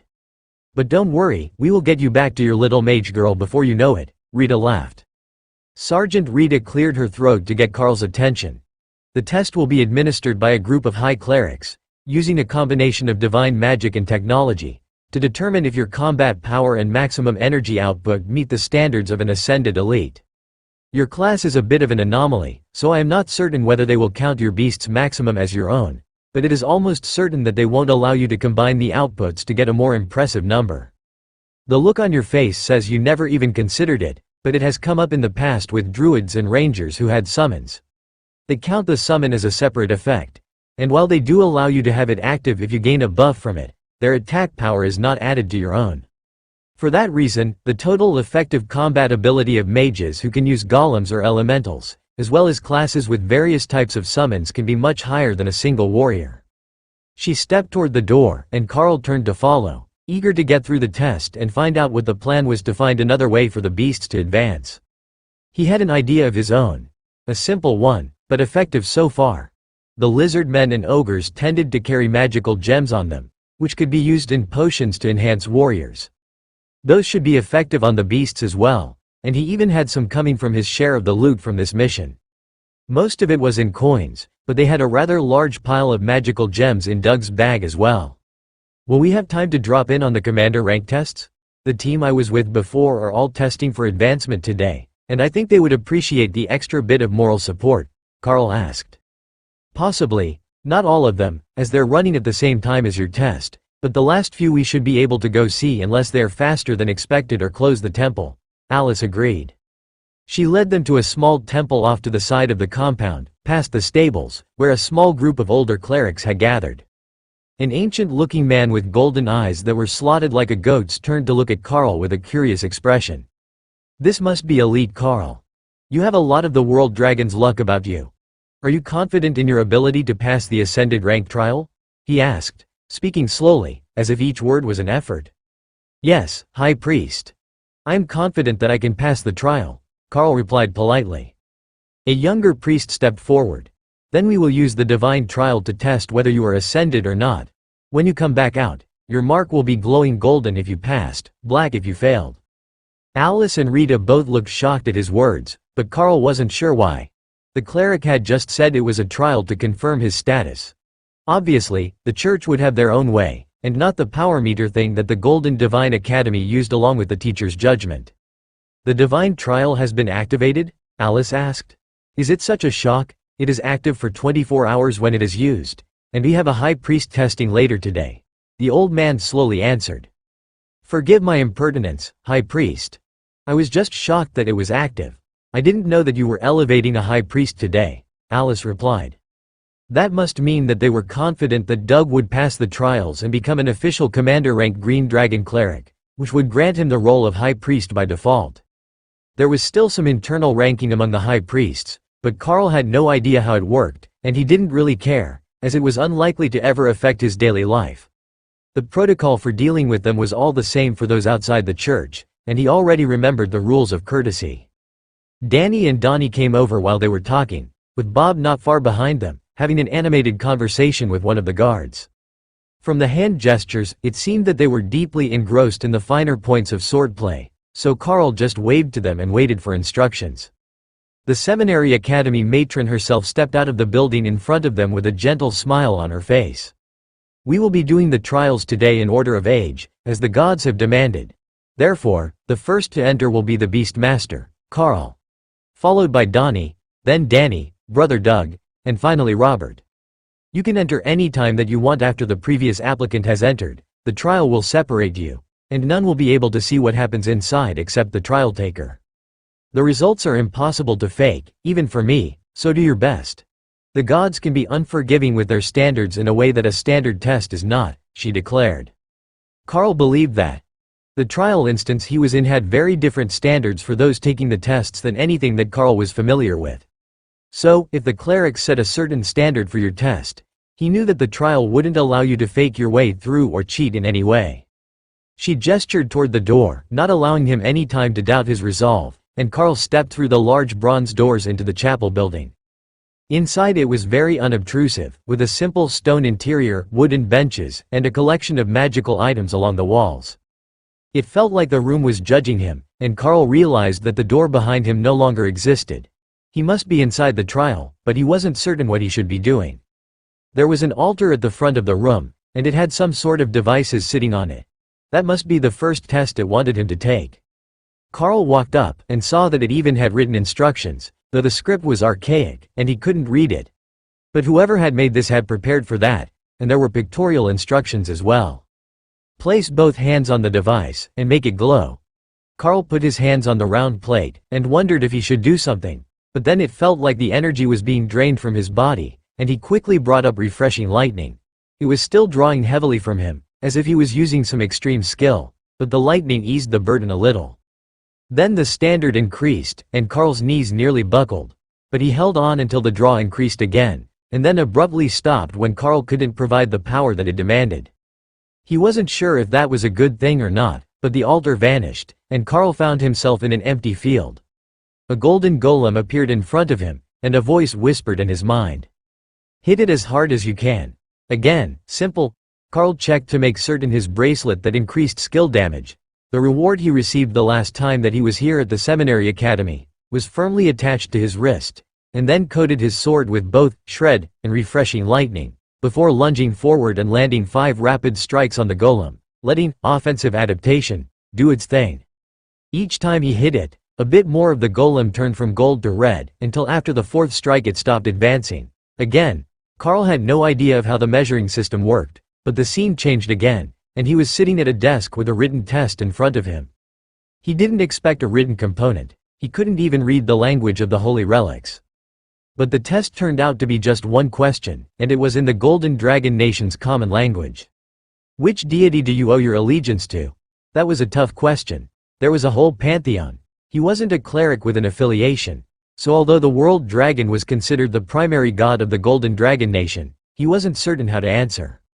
Wouldn't a layman like him picking just one be an uninformed answer and an insult to all the other gods that he didn't pick? The page went blank for a moment, and then new words appeared. Answer accepted. Carl stared at the words on the sheet. He didn't recall coming up with an actual answer, but he supposed that was an answer on its own. This test was the most confusing trial he had been through so far, and he had no idea how he was even doing. He didn't even know what the standard was that he was aiming for. Then the desk vanished, and he found himself at another temple with steps up the side, identical to the one in the last trial instance. Except this time, every side but one was shrouded in dark mist. Carl walked over to the stairs, and found himself looking at the sign in annoyance. It was again in a language that he couldn't read. But the picture had a person stepping up the stairs and an arrow. That would be clear enough for anyone to understand what it wanted. So, he stepped onto the stairs, and a soft sound like a tambourine's cymbals jingled. He stepped again, and it was a bit louder and longer. There was no appreciable resistance as he walked, so he just kept going, listening to the song that the cymbals were playing until they were joined by a drum beat. At first, it only beat with every stair, but it was slowly gaining a beat as he moved up the stairs. Then a flute joined the music, and a heavy weight seemed to descend on his shoulders, making every step a challenge. The refreshing lightning barrier seemed to help, and the mana flowing through his body helped keep him focused as he realized that he knew this song. It wasn't some divine hymn or some ancient ballad, it was a rhythmic working song that the miners sang, that Carl knew by the name, "Give the Working Man a Chance." It was about hard work getting you nowhere, and that the only way to true power was to take it by force. The song was officially banned in the mines, but not because it was a revolutionary theme song. The lyrics he knew advocated murdering the boss and taking over his job when you knew you could do a better job. Carl sang along as he trudged up the steps, and that strange sense of amusement that he had felt on the steps after the trial appeared again. One of the gods must know this song. Or his version of the lyrics were so very wrong that they were laughing at him missing the point. 6 steps later, a familiar ache, like the end of a full shift swinging a pickaxe, had settled into his bones and muscles, but still Carl pushed forward, until he found that he couldn't take another step. As it had been on the Fate steps, it was simply impossible to move forward. No matter where you put your foot, you somehow ended up on the same step. This was a trial, so there should be some way forward, he assumed. Carl poured extra energy into the refreshing lightning barrier, and slid his foot up the step. That got it onto the next stair, but when he put weight on it, he found it back on the same step as his other foot. So, he added more power with Shred and Rend both activated. Now he was on the step, and the other foot came up behind it. After a half-second that felt like hours, both feet were on the next step, and a flow of power was entering his body, refreshing his aching muscles. Then he was flying through the air, away from the temple. It was ironically familiar after his attempt to jump straight up on the stairs in the last trial instance, but he landed on his feet with a solid impact that left a 10-meter-long furrow and made the refreshing lightning barrier flicker. The scene faded, and he found himself in the first room again, but this time he was facing the open bronze door, where he could see the academy matron and Alice waiting for him. The others were out of his line of sight, but the matron was smiling at him. There is no need to discuss the trials you faced. They are different for everyone, and it won't help them to know what you faced. Congratulations, Ascended Elite Carl. You have passed the test, she announced. The claw marks on his arm were glowing bright gold, and Carl let out a sigh of relief. That was a short test. Most of them take over an hour, but you're out again in under 30 minutes. Rita noted as Carl stepped out of the temple. Half an hour? It didn't feel quite that short. Though that last trial messes with your sense of time, so I suppose that could be right, Carl replied. Rita waved off his efforts to explain. You can keep the content of your trial a secret. They often contain some sort of spiritual or personal revelation that will help you in the future, she explained. A revelation that would help him in the future? Unless there were less violent lyrics for that song which had been playing, the trial probably hadn't given him any sort of deep moral lesson. Carl found himself whistling the song that had been playing in the trial, and one of the high priests gave him a strange look. Do you know that hymn? Carl gave him an equally confused look. Hymn? As far as I know, it's a worker's song, with a rhythm to swing a pickaxe to. It was playing in the trial, and it got stuck in my head. The old man nodded. I heard it once about 50 years ago, in my own trial for high priest. I couldn't find anything about it, though. Even when I spent half a year looking through hymn books, old musical sheets and composition records. Carl laughed. This one won't be in any written record. If you have some time, go ask the miners to sing it for you. But don't ask in front of the foreman or the boss because the song is banned. The old man smirked. Why should I wait? You know it, and we've got a few minutes before the others finish. I assume that you're intending to wait to see how Brother Doug and your friends do. Carl nodded. Sure, just give me a moment. I need some sort of instrument to keep rhythm if I'm going to sing. Rita smiled and took out a pair of spoons. I know the song as well. I will keep time, you sing. I bet that the miners' version of the lyrics are more fun than the ones I know.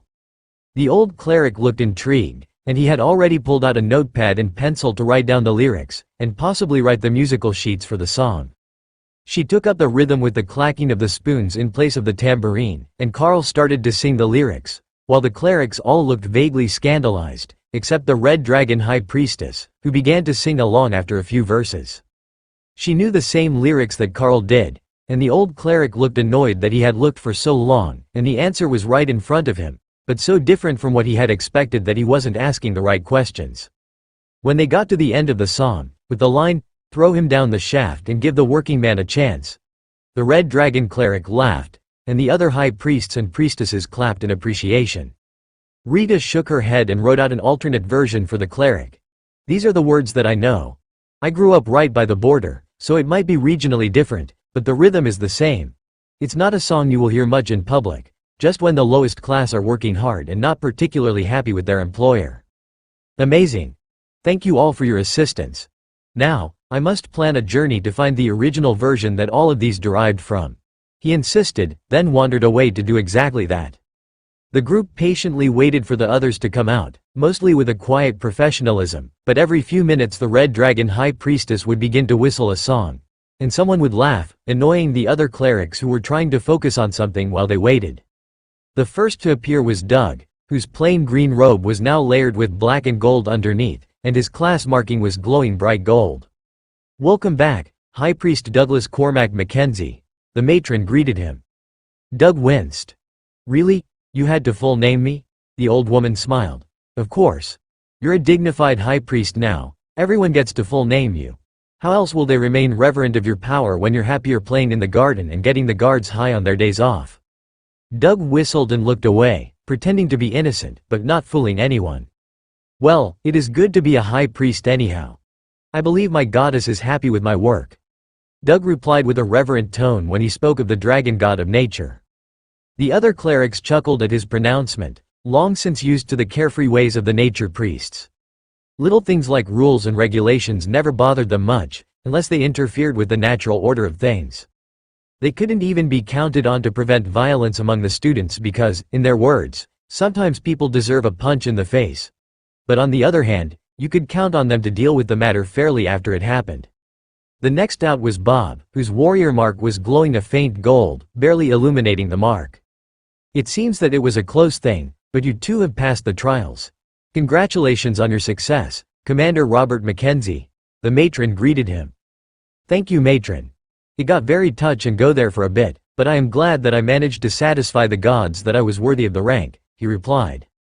Then he turned to Carl and gestured to where he had left his backpack. "I have the loot split. If you don't mind." The mages were quite interested in the crystals for crafting, but they have offered a ring of giant strength and a magic sword in exchange. "The values are equal, according to the church auditor," Bob informed him. Carl nodded. "That works well enough for me. If they know someone who can make good use of them, then they are welcome to the gems. Has the cash been deposited into the account? I don't know how to check my card balance away from the academy." Bob nodded.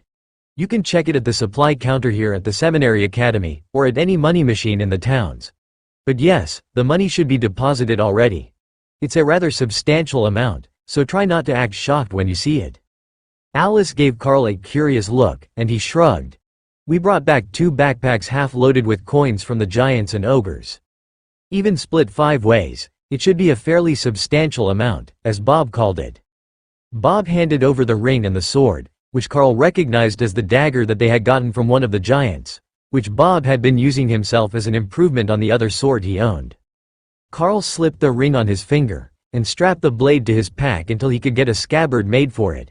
It wouldn't fit into the one for the sword he already owned, and he didn't have another way to carry it, like the metal loop that Bob used as a sword hanger. The supply room should have something for him, though. They had all sorts of gear made by the church, and it was usually reasonably priced, from what he had heard. Even many of the items at the Golden Divine Academy were made here. The influx of power from the Ring of Giant Strength was impressive, and Carl wondered if he could do like Thor and flip an armored car from a standstill. His own strength was improving, but with the odd tests of the trial instance, he couldn't say how well it compared to warriors at the same entry to ascended rank level.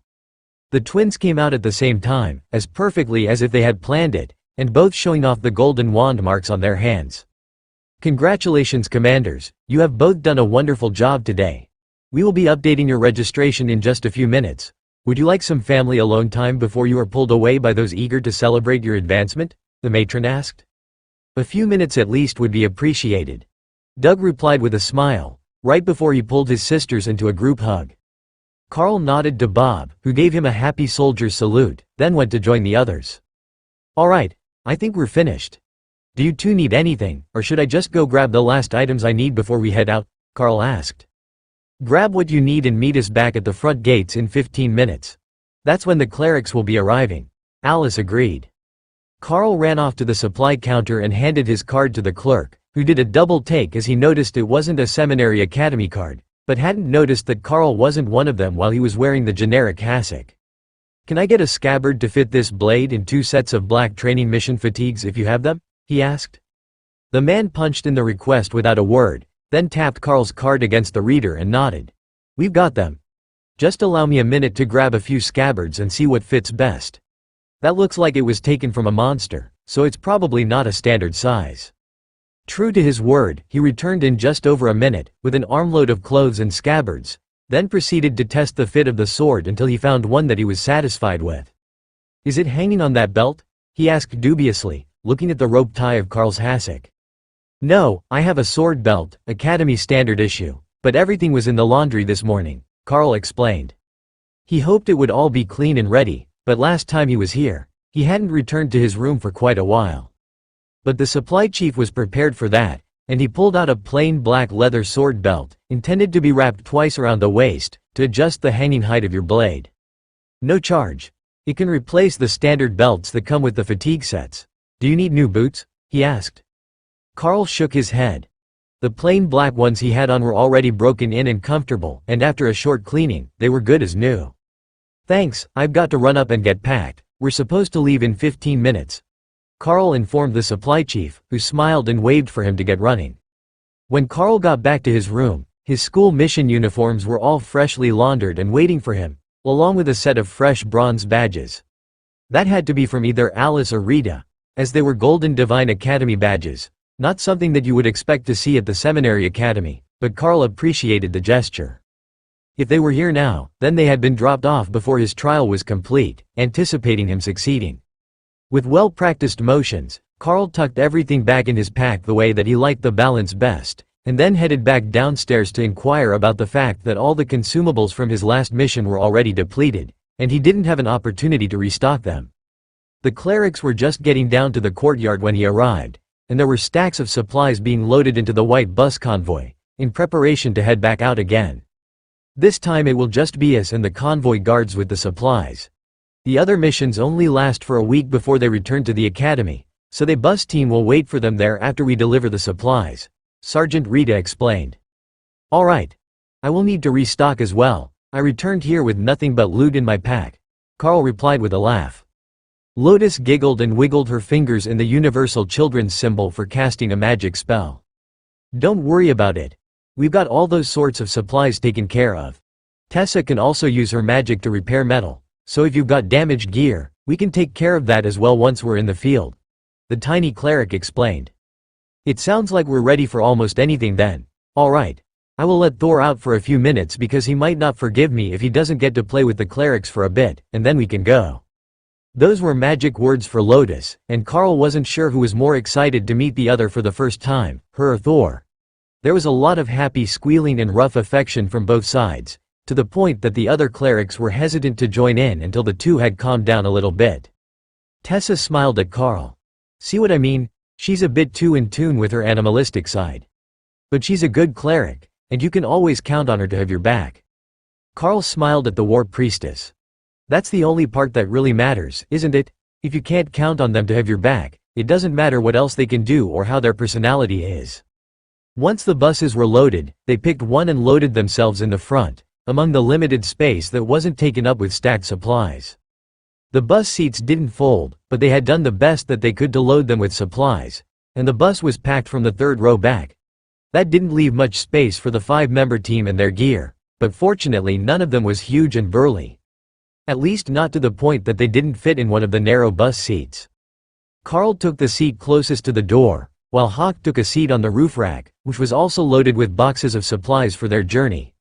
There were no off-road or particularly bad stretches between them and the base camp, so they had loaded as much as humanly possible into the vehicles for the trip.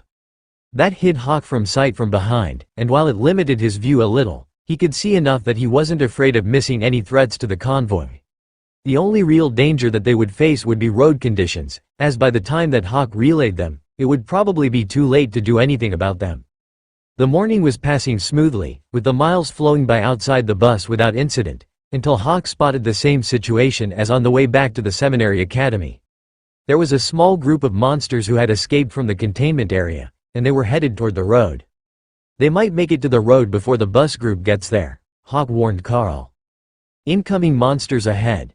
They've left the containment area, and they're headed for the road ahead of us," Carl warned the driver. The driver relayed the message, and the convoy began to slow as the lead driver spotted the same monsters that Hawk had seen 30 seconds earlier. They were right on the road now, according to Hawk, but they were no real threat, as they were all awakened rank. Take care of them quickly, and then someone will drag them out of the road so we can keep going, Carl instructed. That was a pleasure for Hawk. He flew up off his perch and forward to the front of the convoy to get in range, then hit them with a barrage of fireballs. The flames seemed to melt into their bodies, remaining coherent like chunks of magma, and the ogres dropped dead, falling all along the road and in the ditches. Your fireballs are becoming quite impressive, Carl congratulated him. Fire is wonderful. I should have had fire from the start, Hawk agreed. That was a new attitude from Hawk. Carl was actually surprised that he didn't use Rend, but with Fireball being as good as it was now, clearly an ascended rank advanced attack ability, it made sense for him to switch. That Hawk has some serious attack power. The driver commented as he listened to the lead guard group going out to clean up the dead ogres and scavenge any loot that they could get. Hawk didn't sense anything worth keeping, but they might have some money on them, which the church would use to pay for the supplies and bus fuel. They had the road cleared in under a minute, and the convoy was back in motion, with Hawk now sitting on the top of the lead bus, so he could get that extra few hundred meters worth of warning if there was anything headed toward the road. Burning holes in ogres was surprisingly satisfying, and with Carl meditating all the time lately, his space was starting to gain enough power that he could feel a bit of leeway to keep growing his skills. Keeping up with the demands of the three growing beasts was more than Carl could easily manage, but now that Hawk had found some advancement room, he was making the best of it to improve his fire abilities. Carl could tell that Ray was working on something as well, but he couldn't tell quite what it was that she was trying to comprehend. He still had Skill Master active to help their learning, but without anyone to watch, their growth would be limited. She was dedicated to it though, and she seemed to have a good grasp on what she was doing. There was just one last step left that she wasn't understanding in order to make the spell work. Once they were in combat again, she might grasp it, as long as it was something that the group here was using as well. With the combat enhancement of a war goddess cleric, the pets might even manage to learn some new combat enhancement spells and abilities. Sure, it was divine dragon magic, but there was still a chance. The class marking were divine magic from the world dragon, after all. There were a few more monsters near the road just before they got to the base camp, and Hawk was getting excited about getting to burn them again, but the team on patrol in the field got to them first, and had the road cleared before they arrived. It was their job, but Hawk was still disappointed that he didn't get to show off his new skill. The convoy rolled into the camp, stopping at the edge of the parking lot so that the work teams had more room to unload, since the interiors, roof racks and belly boxes were all loaded with cargo. The guards exited the cabs to give the work teams room to do their jobs, and Alice led the group toward the base camp office. I hear you made the public safety officer cry last time that you were here, so try to be nice to him this time. We will inform his office that we have arrived, and then we will be sent out with a weaker group as their escort.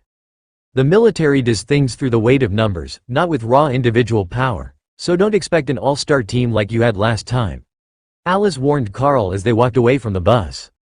I've already got an all-star team with me. I don't know what you mean, but I understand that we will be tasked to a regular military unit to help with the sorts of things they struggle with, Carl agreed. That did somewhat explain why they had two healers. If they were accompanying a larger group, they would need more healing, and if the soldiers were fighting above their level, they would face not only more frequent, but more serious injuries than usual. The staff member was the same one that had escorted Carl and his team in the last time he was here. But today she was all business, taking Alice's notes and pulling the assignment for their team from the printed stack of missions. You will be assigned to the 4 p.m. group. Their commander will have more details for you, she informed Alice as they finished the process. Understood. Have a good afternoon, and we will see you in a week or two. They left the office and headed for the staging area, where the soldiers were gathered. The military insignia on Sergeant Rita's uniform got them through without any unnecessary questions. And in only a few minutes, Carl found himself looking at the largest armored vehicle that he had ever seen.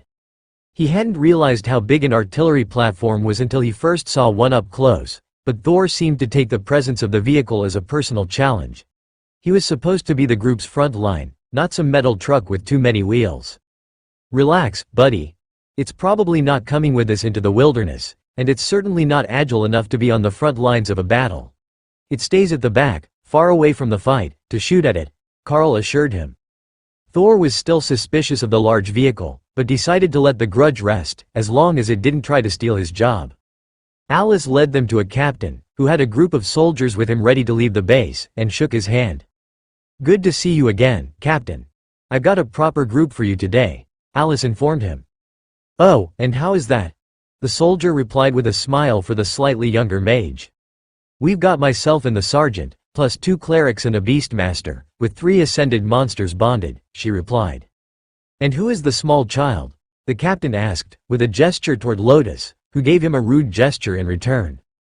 "That would be the nature priestess Lotus. She's not a child, just very short." At 3:30 in the afternoon, the group started to load up into the helicopter to head into the woods. It was the only good way in, and there was already one team waiting in there for them. Carl smiled as he saw the terrified faces of the group that was waiting for them. They were all students, both from his own academy and the seminary academy, and they all looked like they were new to the awakened rank. Alice leaned over to whisper in Carl's ear. The military group has been telling them horror stories, so when they found out that they were being tasked to set up a forward observation base in the woods, where they would treat the wounded and keep the supply lines, they feared the worst. Ogre invasions, constant battles where they would have to fight 10-on-1 against a single monster to stand a chance, you get the idea. But we will be based out of the camp that they're supplying, which is why we didn't need to pack as heavily this time. There is another group there now, holding the position so that it isn't overrun, and there should be base building supplies already on site. That's not our concern though, our team will be going outside to clear the more powerful monsters from the area, the same as always. But we can go back to camp at night if once the worst of the infestation is under control." Carl smiled. "Well, that will be a change. I got very used to sleeping in the comfort of Ray's webs at night. They're kind of springy, and hold the body without any of the pressure points of a cot or a cheap mattress." Sergeant Rita smirked. "You weren't exactly roughing it last time, were you? Everyone else came back exhausted from fitful sleep leaning against tree roots. And your lot were complaining that the smell of gourmet cooking attracted even more ogres than usual." Carl smirked back. "Who said that was a complaint? We made out like bandits off those ogres. There was one day when we got 4 commander rank kills before lunch." The students paled a little at that mention. They would rather not see any commander rank monsters, much less 4 in one day. What sort of mission had Carl been on that had been so dangerous? Sergeant Rita hadn't noticed that they had an audience though. "You know, we're going to be flying directly over your last deployment location, and it's not that far from our new location, so you might be in luck if the surge picks up again. But this time you have a whole military group with you, so you'll have to share the glory." The captain of the group they were accompanying laughed. "And the loot. Please keep that part in mind as well. You will have to share the loot. I don't think I've ever seen a student decked out in that much magical gear before, and from what I can see, it's all monster dropped. Did your team spoil you, or was there that much?" Carl shrugged. "We split evenly. The gloves I got as my share, the bracelet was a gift from the church, while the ring and sword were traded for my share of the magical gems we got. The mages wanted them for crafting." The captain shook his head. "Well, at least we've got a well-geared frontline fighter out of the deal." Carl resisted the urge to tell him that he was not on the front lines voluntarily, but because their group didn't have another warrior capable of tanking damage from the monsters. Avoidance tanking had to be a thing because Carl had no intentions of just getting hit, but if he was going to be at the front and drawing the monster's attention, it was difficult to argue that he wasn't the tank of the group. The last of the team took their seats, and the doors were closed, leaving Carl in uncomfortable silence while the other students sized him up and tried to figure out who he was. None of them remembered having a classmate like him, but he was wearing a Bronze Academy badge, so he had to be an ascended elite. It was the students from the seminary academy that finally explained to them who he was, as they had seen him during his first visit. "So, that's the first-year wonder kid? How did he even make it to ascended already? We're not even done the fall term yet, and he's already ahead of half the school," one of the students complained. "Half the school? How many students are even going to graduate at Commander? Like 6 out of 500? I would say he's already ahead of most of the school. And he's probably going to get some fancy title by the time that he reaches second year," another one scoffed. "Nah, it's most likely just a unique class that gets an early bump. Like the druids that summon a powerful supporter and jump up a rank in a few weeks, then flatline." One of the others replied in a snarky tone, unwilling to accept that Carl really might be the next monster among the elites. Carl pretended that he couldn't hear them, as they were making an effort to whisper, and didn't know that he could hear everyone in the helicopter, including the air traffic controller speaking through the pilot's headset, guiding them to their destination. Carl looked out the window, and his eyes picked out the fort that Ray had made in the lower branches of the redwood tree at their second stop. "You were right, we're over the last zone I was assigned to. See, there's the redwood where I set up camp, and the clearing by the river where we killed the commander-rank giant. Oh, it looks like someone else is there now, fighting," Carl informed Rita, raising his voice a little to be heard over the noise. Rita looked down and shook her head. "From this height, I can barely make out that there are people moving down there, much less what they're doing." The helicopter passed over the area, and then another 10 minutes passed before Carl saw a military group in the distance. That had to be where they were going, unless there were multiple new base camps being set up. There were piles of supplies, surrounded by a group of people in military uniforms, and a few elites in plain clothes. The helicopter waited for a few minutes, circling the base as they prepared for the arrival of the rest of their troops, and then it landed in a clearing just outside the perimeter. "Everyone out.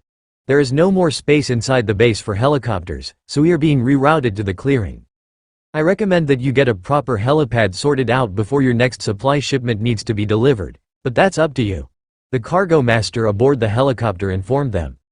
The military teams filed out first, leaving Carl and his group as the last ones aboard. They shook hands with the crew as they departed, and quietly followed the teams into the base, with a gesture from Sergeant Rita for them to remain inconspicuous. Why, Carl didn't know, but it seemed to be important to her that the people here not realize who they were right away. She led the group in behind the soldiers, then turned to inspect their equipment and storage. "We're the ranking elites here, and I want to get a look at their practices before they realize there's someone looking and shuffle us away. If they're not taking care of it, a good chunk of the supplies will get wasted," Rita whispered. But as they walked through, Rita's mood was improving.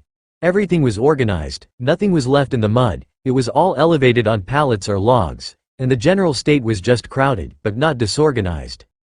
"All right, I've seen what I need to. Let's go make our introductions and catch up with our mission team," she announced. That caught the attention of the group's captain, who was chatting with the base commander, while the other man discreetly ordered his people to start working on expanding the base. "Ah, Commander Alice, Sergeant Rita. I thought we lost you for a moment there. We will be headed out immediately, using the directions that the base has given us on the larger threats in the area," the captain announced. "Understood, Captain. Our gear is stowed, and we're ready to move when you are," Alice agreed. With a single whistle, the captain had his unit focused and ready to move. Carl wasn't a premier expert on the strength of other elites, but if he had to guess, the only one close to Hawk would be the captain, and the rest were all at the awakened level. So, his team would be the heavy hitters for the squad while they were out on patrol, while they took care of the large numbers, like the goblin tribe that his last group had used golems to eliminate. Carl fell in at the front of the convoy, and the captain gave him a curious look. "I'm the frontline warrior, so I'm with you. Once we're away from the camp, I will send my Dragonhawk out to scout, and it helps if I'm next to you to relay any findings he makes. From up there, he can see an entire patrol zone clearly and relay the best route to clear it," Carl explained. "So, you're both a scout and a melee warrior?" the captain asked.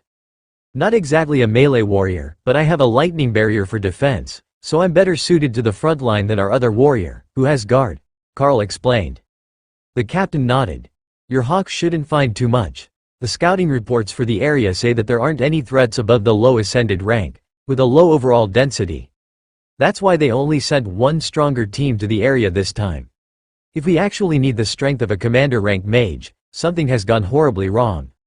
That was a giant red flag if Carl had ever seen one, and he gave the beasts an advance warning that they were likely to see real combat sooner than expected. As they walked, Carl let Hawk out, which caught the attention of the soldiers, who were quickly reminded that he was a friendly unit by the rest of Carl's team. Their skittishness was making Carl nervous about sending out the others, especially Ray, who wasn't as friendly looking as Thor. "Have they been briefed on the beasts that I have with me? Because Ray is a bloodbath spider, and I really don't want her getting injured by friendly fire," Carl asked the captain quietly. The captain nodded. "I have, but I can't guarantee how well they listened. It will be best if you bring Ray out before the fight starts, so they can get used to the spider before things get hectic." "Hawk, how's it looking up there?" Carl asked. "1 more kilometer, then you can choose a hobgoblin patrol, or some ogres," Hawk replied. "We've got a patrol of hobgoblins and a few ogres a kilometer ahead. I think it's best if I get Ray ready now, so they're used to seeing her," Carl replied to the captain's comment. The captain raised his voice. "Team, listen up, Elite Carl will be calling out his bloodbath spider. It is a valuable asset on our side. Treat it as one of your team members." Carl called her out on the far side of himself, so he was between her and the team, and Ray hissed as a half-dozen of the soldiers turned weapons on her. Fortunately, nobody attacked, because an awakened rank soldier with no magical barriers on them would not take a hit from Ray and survive. They calmed down after a few seconds and a stern look from the captain, who had just finished warning them not to do anything dumb. "Alright, Ray will be traveling with us, possibly in the trees away from the group, but nearby.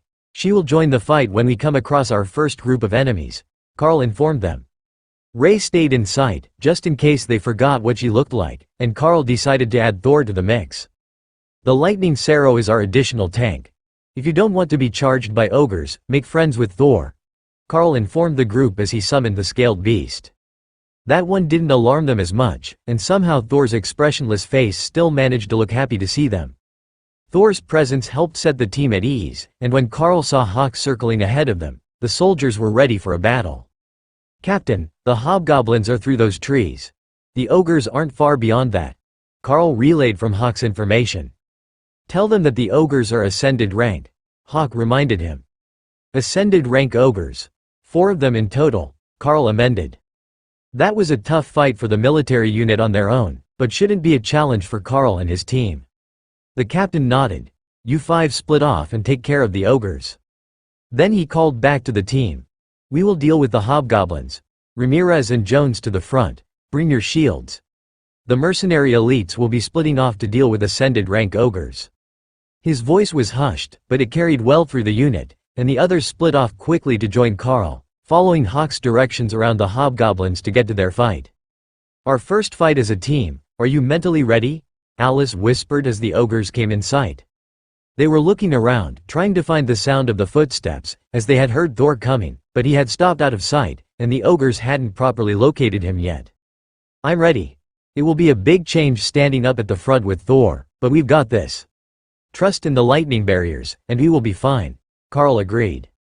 Of course, Alice cast a barrier over them as well, but her specialty was wind magic, so it wasn't quite up to the standard that Donnie's had been, despite the barrier mage having just made it to commander rank. The barrier was still enough to give Thor all the confidence he needed, and the Sarrow waited eagerly for Carl to start the charge into combat. With a nod to his partner, Carl silently raced through the trees while Thor crashed through the bushes the last dozen meters to the ogres, distracting them while Carl sliced the throat of the closest ogre with Shred before it could respond. Its hand went to its throat to block the bleeding while it healed, leaving it only one hand to fight, but there were 3 other ogres, and only 2 fighters in the front. Thor had practice with this, and easily rounded up 2 of them, holding them in place while the mages attacked and Rita moved to the side to attack. Alice summoned a golem to help Carl at the front, making it 3-on-4 with one already wounded, and Carl dodged an incoming strike, then moved to prevent the ogres from getting past him to the mage and clerics. A flood of warm magic surged through Carl's body as Tessa cast a buff on him, and his steps became smoother, both faster and less encumbered by the gear he was carrying. He was about to go for the knees of the wounded golem when the strangest sight met Carl's eyes. 2 odd-looking spiders charged the field, looking like tree golems, but shaped like Ray. The spider in question was right behind them, and all 3 piled on the wounded ogre, tearing it apart as it screamed in terror. "When did you learn that?" Carl asked. "It's pretty awesome, right? I figured it out when the Alice mage summoned hers. The other golem mage casts it all funny." The spider golems might not have all of Ray's skills, but what they lacked in power, they made up for in pure enthusiasm. Even when the ogre crushed 2 legs off one of them, it didn't slow down, and Lotus had the lost limbs repaired before the golem could even find the time to care that it was damaged. That left Thor and Carl with 1 ogre each, and Alice's golem with another. Being commander rank, her golem was much stronger than its opponent, but the ogre seemed more concerned with keeping the trio of spiders away from its back, and it was taking constant hits as it moved. The extra speed let Carl meet every attack of the ogre with a skill of his own, matching attack speed instead of brute strength. Rend was enough to stop the majority of attacks, or deflect them wide enough that they weren't a threat, and Carl was getting the hang of fighting in close quarters. When the ogre's club was deflected over his head, Carl went for the stomach, cutting the ogre open with Rend, and then blocked the next strike with his blade. Surprisingly, with the effects of the bestial strength gauntlets and the ring of giant strength, he didn't feel like he was at a disadvantage in the physical confrontation, and the ogre wasn't going to last long with the rate that it was bleeding out. The first one wounded was the first to fall, followed closely by the one that Alice had focused with her golem, and then Carl's, which was outmaneuvered and outmatched by the cleric-enhanced Beastmaster. The battle came to an abrupt end, and Hawk landed among the bodies after making a quick spin by the army group to make sure they didn't get lost on the way to the hobgoblins. Sergeant Rita turned to Carl. "You know, a little heads up when your pets gain new abilities would be nice." Carl nodded. "I told them the same thing. But that's the first time that Ray has managed to make that spell activate. She's been working on it for days, but couldn't get it right until she saw Alice cast her golem spell. I've had Skill Master active for ages now, trying to help her learn a new skill. I didn't expect that it would be golems, but skittering tree golem spiders are pretty handy. Lotus had no problems healing them, and their damage isn't bad." Lotus smiled up at Carl. "And they're only a little terrifying, so they're a nice way to acclimatize your allies to her presence. They're built like spiders, but they aren't really spiders, so I think that the soldiers shouldn't be as afraid of them." Rita chuckled. "You believe that the tree monster version of spiders will be any less terrifying to the soldiers? While they might not have the reputation of the bloodbath spider, anything arachnid-shaped terrifies a significant portion of the population. They should be used to it by now, though. They've already met Ray, so accepting spider-shaped golems won't be a stretch for them. If anything, they will think that it is a personal idiosyncrasy of Carl's, since golems always take the same shape after they are summoned for the first time." They quickly checked the bodies for anything useful and caught their breath, checking the straps on their bags and preparing to walk back to the main group. Tessa gestured back toward the soldiers. "We should likely regroup with them right away. I can feel them still fighting, so something probably went wrong." The rest of the group turned and started moving, not wasting any time when the others might be in danger, and the Red Dragon Cleric moved up to run beside Carl. "I will stay with Thor during the next fight. Some of my buffs are very short-ranged, and with his massive strength, he will get the most of it," she explained. "Just don't get squished. I kind of like your style," Carl replied with a wink. Carl reached the clearing where the hobgoblins were fighting first, and found that the danger of the fight had been greatly underestimated, while the actual fight was exactly as Thor had described it. The soldiers were fighting a group of awakened rank hobgoblins, but among them was an ascended rank goblin shaman, who looked like a normal goblin leader until it started casting healing magic. The hobgoblins had encircled it, and while their numbers had been cut in half, the healing was keeping them in the fight much longer than expected. "Thor, you know the way," Tessa encouraged, and the lightning Sero put its head down, charging past Carl and into the melee. Tessa was right behind him, so Carl followed her through the fight, batting away blades that tried to intercept them, and letting the spider golems take his back, which let Ray push through with him. "Where are you going?" Carl heard Alice yell, but it was too late. They were already at the center of the fight, and the goblin shaman was flying. Literally flying, as Hawk had caught him after Thor threw him in the air, and was pulling the shaman up in the sky with him.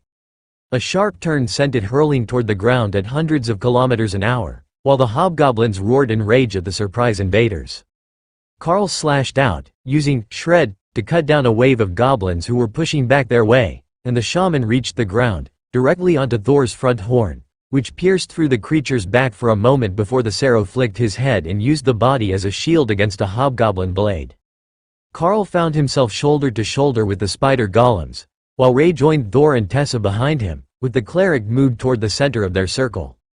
She had a chain flail, which had a surprising reach, and she was using it to keep the hobgoblins from getting at Thor's back. Not that his back was any weaker than his armored head, but it was harder for him to defend.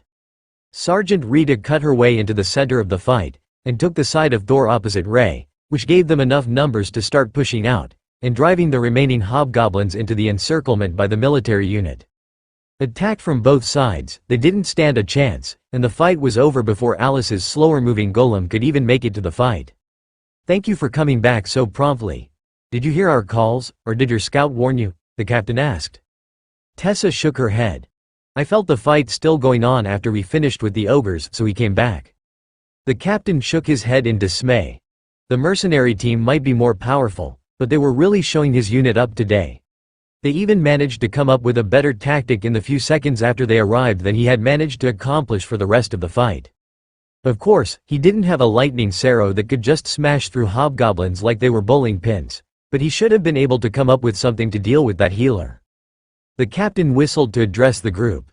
"Check the bodies, we're moving out.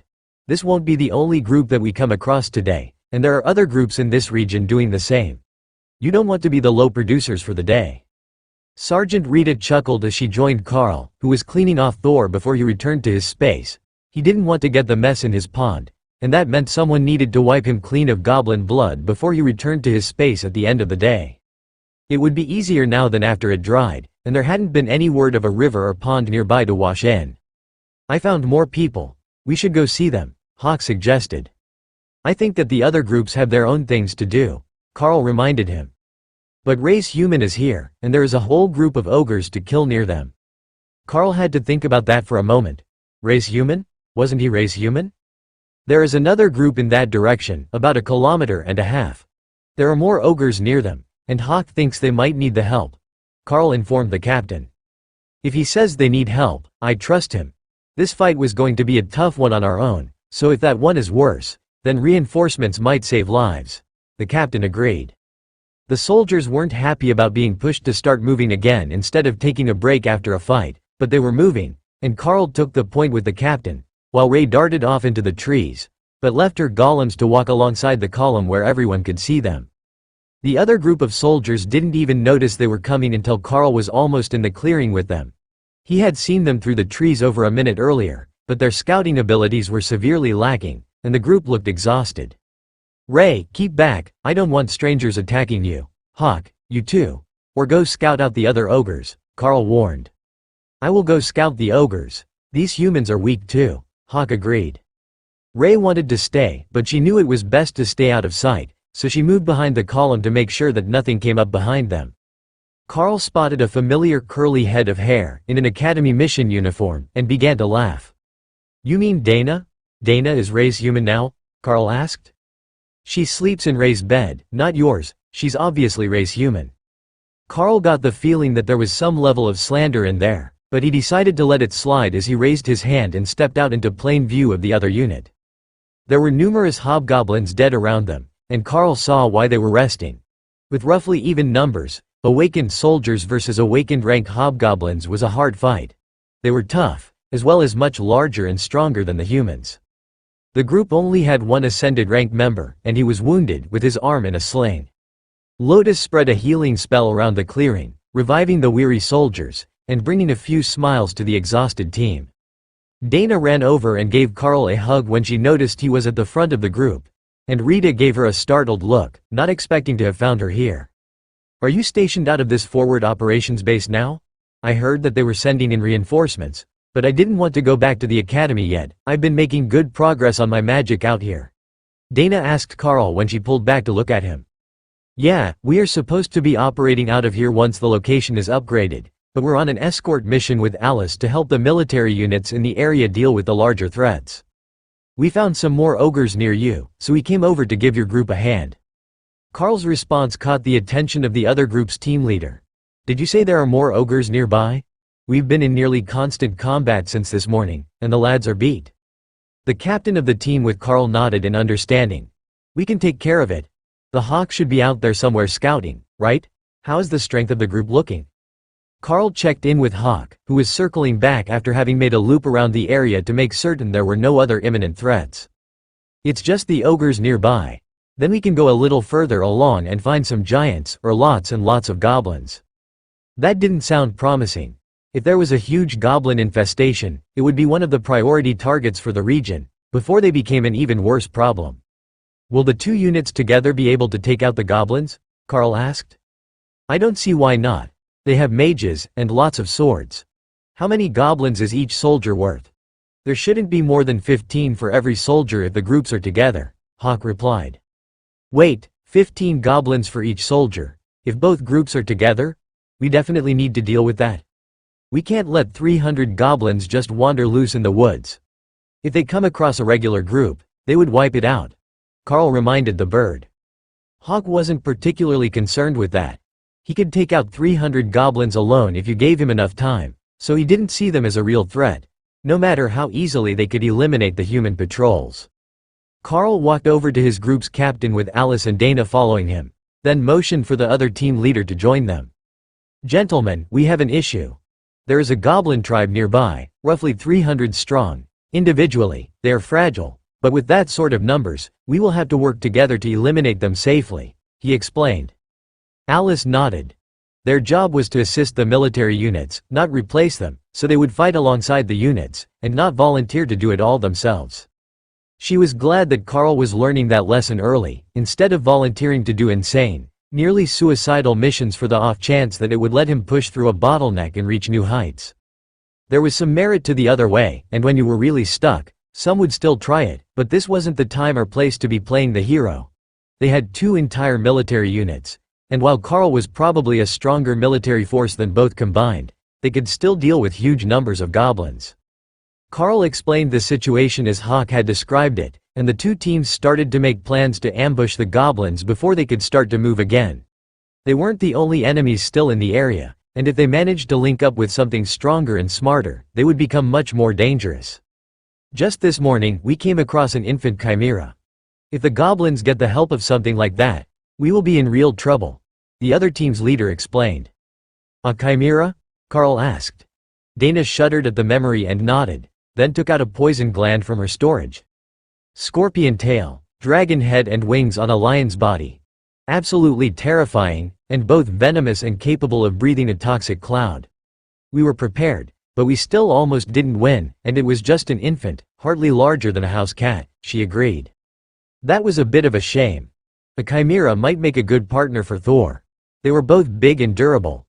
Plus, if they were something like lions, they might be playful enough to keep the lightning Sparrow entertained. Alright, we will split into 3 teams. The 2 military units separate, and then the mercenaries. Dana, you're with them. The mercenary group will lead the strike, while the military units take the flanks and encircle the goblin camp to prevent them from fleeing. We will signal the attack when we're in position, so hold back for a moment when you get close," Carl's team captain announced. Alice nodded and called the rest of the team over. "We've gained an awakened mage. We will attack the close side when the signal is given. Thor, Carl and the spider golems are on the front line. Because of the numbers, ranged will not be holding back. I will keep my golem back to protect against encirclement," Alice announced. "I can summon a pair of golems as well. Stone golems. Do you want them at the front or the back?" Dana asked. Alice considered that for a second. "Send them to the front. Most of the fighting will be there, and we've got Tessa with us if something gets past my golem. She might be a cleric, but most warriors wouldn't be able to take her in a fight." Tessa looked a bit crestfallen that she couldn't be up with Thor, but as Alice started to describe the plan, she realized they would only be a few steps back. That was close enough to activate her close-range skills, and she would be able to step forward and touch him for the direct contact ones. Lotus was preparing spells, layering them on her staff in preparation for the battle. Carl wasn't sure what she was planning, but it almost felt like they were precast, and waiting for a target. That might be her way of spreading out the stamina draw of extended mana use, but her techniques were her own. "Alright, everyone move out," the captain called. The military units went first, and then the mercenary group started to move forward. Everyone was using Hawk as a reference point, as he was circling the area over the goblin tribe. They would only see him every minute or 2, but it was enough to let them know where they should be headed. The only thing the soldiers regretted was not giving Carl a sub-vocal microphone so that he could relay Hawk's observations in real time. 50 meters from the goblin tribe, they paused to wait for the military unit's orders. "There are more monsters coming, you guys are really slow," Hawk chastised them. "What's coming?" Carl asked, wondering if it needed to be relayed. "Orcs maybe? Really big green things that aren't lizards. About 20 of them. They are coming from the far side of the camp from you, so you can fight them last."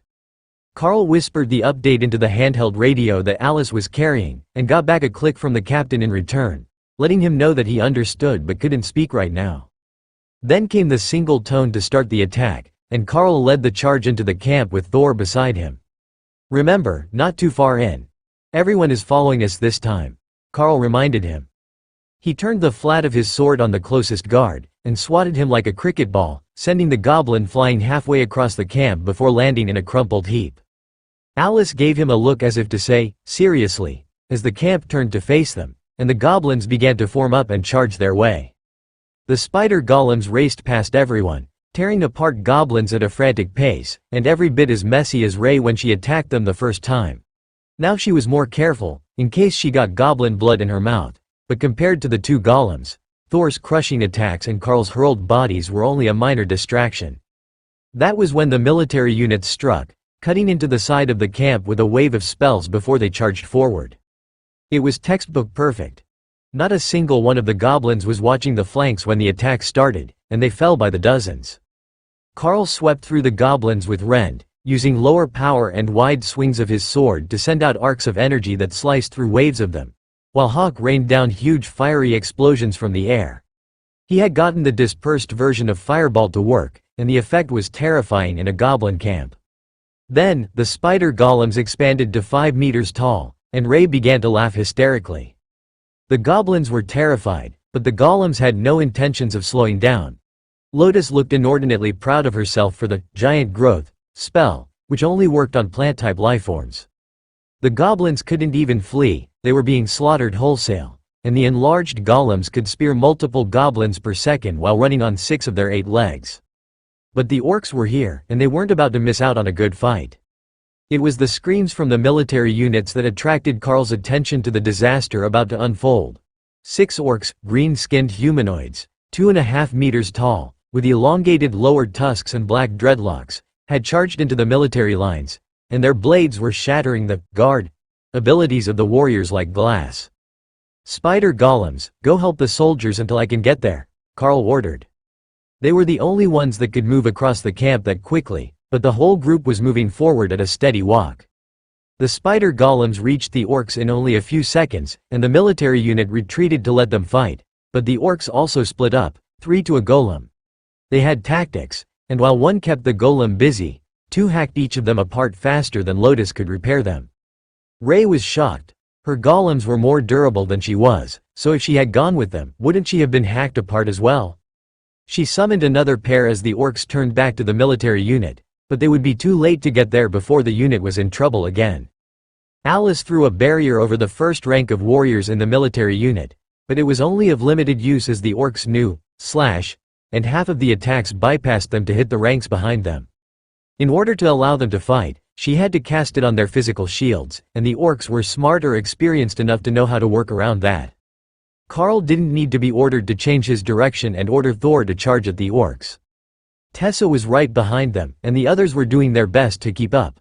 With his increased strength, Karl could cover an easy 5 meters per running step, leaping over the goblin defenders who were knocked to the ground by the force of his stride if they got too close.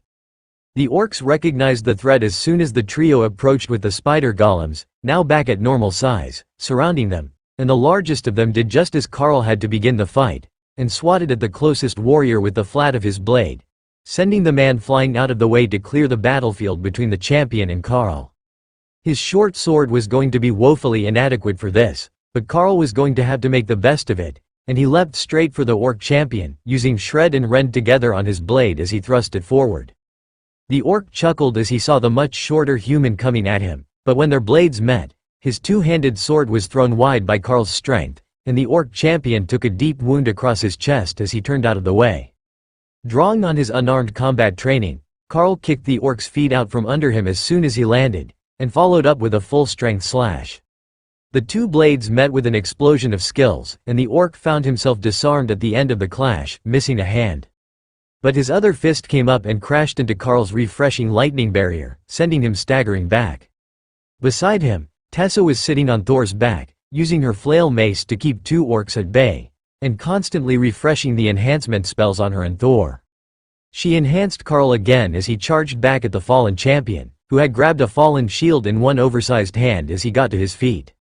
Karl drove his blade forward again, straight through the shield, and into the champion's chest, knocking him back to the ground with the force of their collision. He narrowly avoided having his head taken by the blade of another orc as he rolled over, but it was too late for the orc champion. Karl's blade had driven straight through its heart, with a shield impaled on the blade. Carl reached around for another weapon and found the oversized two-handed blade from the orc champion. It was heavy, but at the moment, that didn't matter at all. Carl surrounded it with the lightning barrier and parried the next attack that came his way. The orc in front of him was moving much slower than expected, restricted by Alice's wind magic, and Shred took its head without difficulty, leaving Carl briefly disengaged from the group. The golems were dealing with two, and Thor had another occupied with Tessa, but the others had already fallen. A volley of condensed fireballs from above hit the orc facing Thor, adding more burns to his already damaged body, and the Sarrow's horns speared its chest right before Tessa's chain mace crushed the creature's head. That weapon, glowing with golden holy light, couldn't be underestimated. Carl gave the orc champion's blade a twirl, getting used to the size and weight, and moved up to engage the other orcs. He didn't need to be at the front, the golems had that, but he did need a good angle to attack from, and Alice's golem was as tall as the orcs were, impossible to attack around. The mages were having the same problem. In a crowded fight, it was challenging to get a direct line to anything that you wanted to attack, especially when you were trying to maintain a safe distance. As much as he didn't want to, Carl found himself only a few meters from the orcs when he threw his next rend attack at them with a downward swing of his newly acquired blade. The attack hit, and the formerly dull blade began to glow with a faint red light. It felt more natural in Carl's hand, as if he had used this weapon for years. The other orc was surrounded, with no easy space for Carl to get an attack in, so he turned to the goblin tribe and sent a wave of rend across the camp, a meter above the ground. The blade glowed brighter as the goblins fell in a wave of destruction, and then Carl shivered as a wave of power flowed through him. He couldn't say for certain, but the blade felt like it was stealing the life force of the goblins and transferring a bit of it to him, which then flowed to his beasts. The battle was over, with the goblin tribe and the invading orcs all dead, but not without a grave cost. Even the healing magic of the 4 clerics present couldn't save 5 of the members of the other group, which had been attacked by the orcs. They had been killed in a single strike, with no time to heal them or save their lives. Head count. The captain of Carl's group asked wearily. 1 down, seriously injured and recuperating, their cleric replied. 5 dead, including the major, 2 injured, the other cleric replied. The captain sighed and shook his head. That orc attack had been too much. From the moment that they had killed 2 ascended golems in a matter of seconds, he knew that there would be casualties, but losing a major, the other ascended warrior here, had been unexpected. The second group couldn't continue alone without him. It was simply too dangerous out here to allow them to go on without an ascended rank leader, especially with their diminished numbers. While the soldiers mourned the loss of their own, and the clerics did last rites, while finishing the healing of the wounded, Carl searched the bodies. The two-handed blade had bonded with him, and when he thought of dismissing it, it vanished, but remained available as a presence in his mind, similar to the beasts, but just present, and not in a space. There were magical blades on all the orc warriors, which made him wonder where they had come from. Even for an elite group, that was too well armed. They had faced commander-rank ogres before, and they hadn't been anywhere near this level of equipped. But the blades were almost all they had. There were no coins on the bodies, and their decorations were all made of bones and teeth. Even their armor was hardened monster leather, though it was tattered now, and unsalvageable. Alice came over to inspect the bodies, while the clerics came to inspect the weapons Carl had gathered, after stopping to pat and congratulate Thor, who was celebrating the fact that he had been a Sarrow knight for the battle. These blades are all magical. Most of them are just common grade enhanced blades, but this one is a blade of skill. It will reduce skill cost use, Tessa explained. Carl smiled. It was the second time that he had observed that effect, and the other blade was in the hands of Bob Mackenzie. Did you need it, Elite? The captain asked Carl when he noticed the smile. Carl shook his head. I bonded with the two-handed blade I took off the champion. Tessa made a grabby gesture, and Carl took it out to hand to her. She turned it over in her hands, reading the inscriptions, and becoming increasingly confused. I have no idea what that is supposed to do. It says the effect is called the Champion's Reaping, but there isn't a description, and the other runes don't make much sense. They're in Orcish, not the common magical language, but I am at least a little familiar with them, she explained. That's all right, I know what it does. It's a form of life drain, Carl explained. Tessa nodded, then handed the blade back. Life drain is good. Is it the healing or the strengthening sort? Strengthening, I think. "I wasn't injured to start with, but it didn't feel like healing," Carl replied. "That might be even better for you, at least for now. You have a whole team with you, and the refreshing lightning, which slowly heals you on its own. So, having a stacking combat damage effect will make you more effective in a battle. We will have to examine these bodies more closely, as I have reason to think that they might be close to peak ascended orcs, but if command decides that they were low commander rank, there will be extra awards for everyone, including the families of the fallen," Tessa announced. "I can store them as well, so we can drop them at the base camp for someone else to decide," Carl suggested. Alice shook her head. "Unless one of the beasts wants them, there is no need.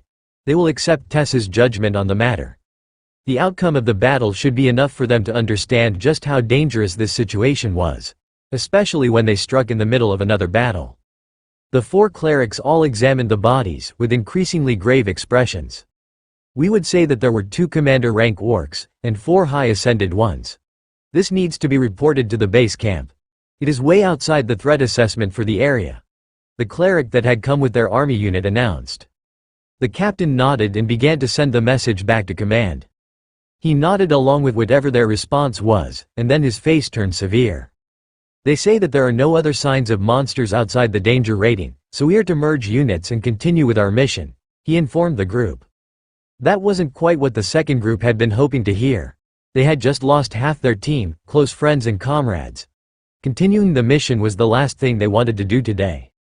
The first thing that needed to be done was to dig proper graves for the soldiers, and redistribute their supplies.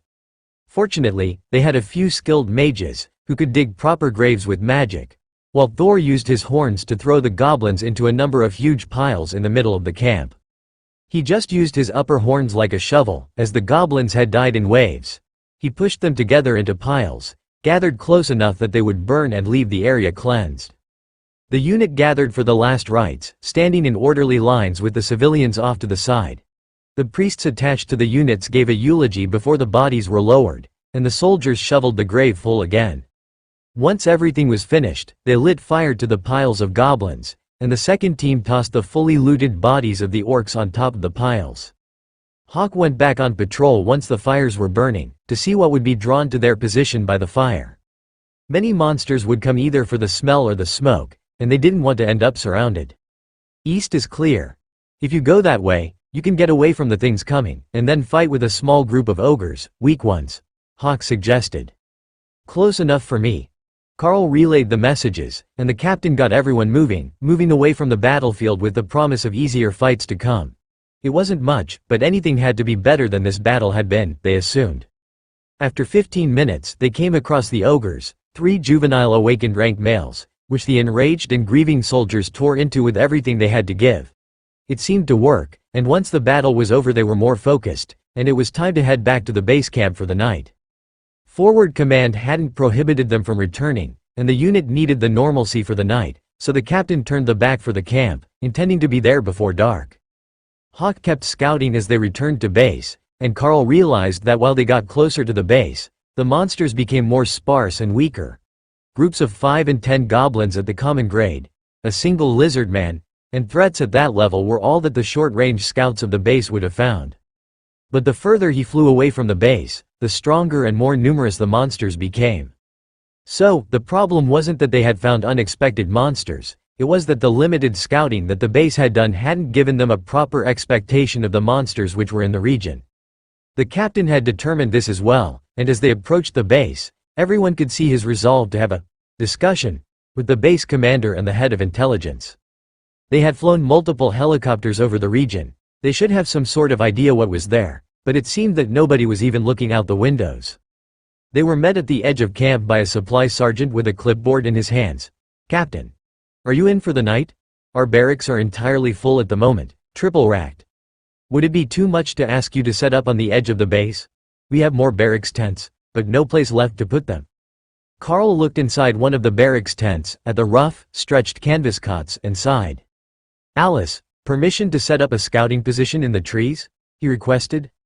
The supply sergeant thought that was a wonderful idea because he knew they were short on decent scouts, while Alice wasn't quite as sold on the idea of sleeping in a spiderweb in a tree. But after a look at the surplus, bargain brand cots, she had a change of mind.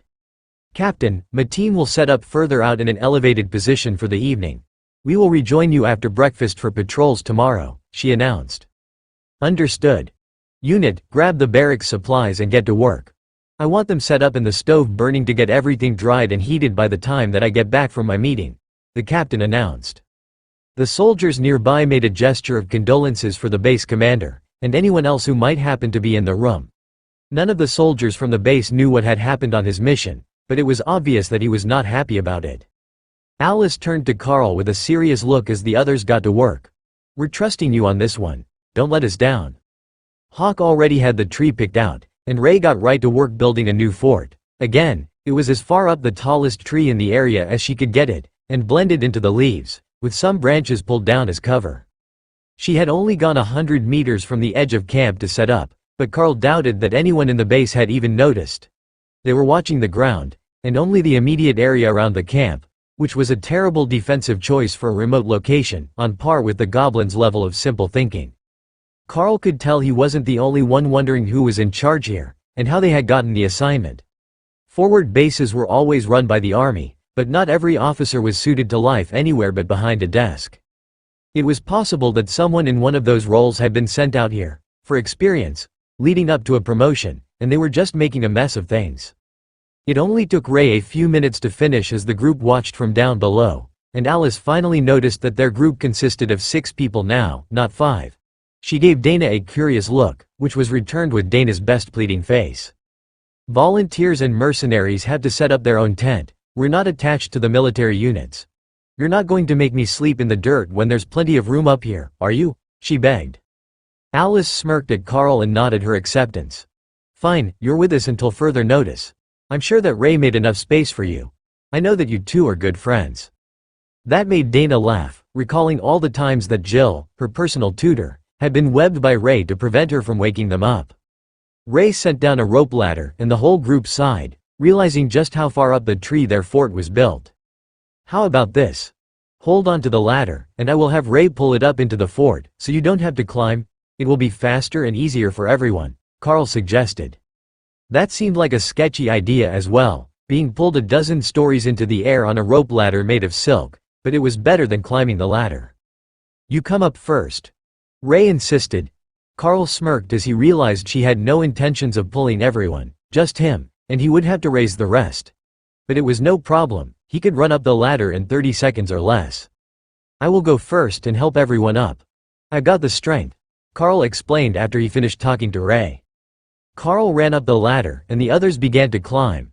They started with the smallest, so the first on the ladder was Lotus, then Dana, then Sergeant Rita, at which point Carl hauled the ladder up into the fort, just in case it didn't hold up to 5 people's weight.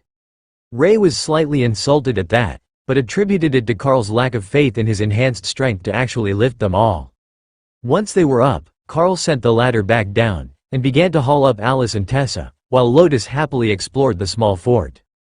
"This place is incredible, but why build it with that branch extending through the room?" she asked. "Oh, that would likely be because Doug, the green dragon cleric that we had with us during our last deployment, liked to turn a branch into a table to work and cook on. So, Ray left you a branch to work with," Carl explained. "That is brilliant. I wish I had thought of that ages ago. Shaping branches is so easy." Lotus laughed, and then ran over to give Ray a hug. The spider was somewhat mystified by the sudden affection, but she wasn't going to complain. If Thor's presence had taught them anything, it was that there were benefits to everyone liking you. Carl finished bringing the last 2 up, and Alice looked around the fort.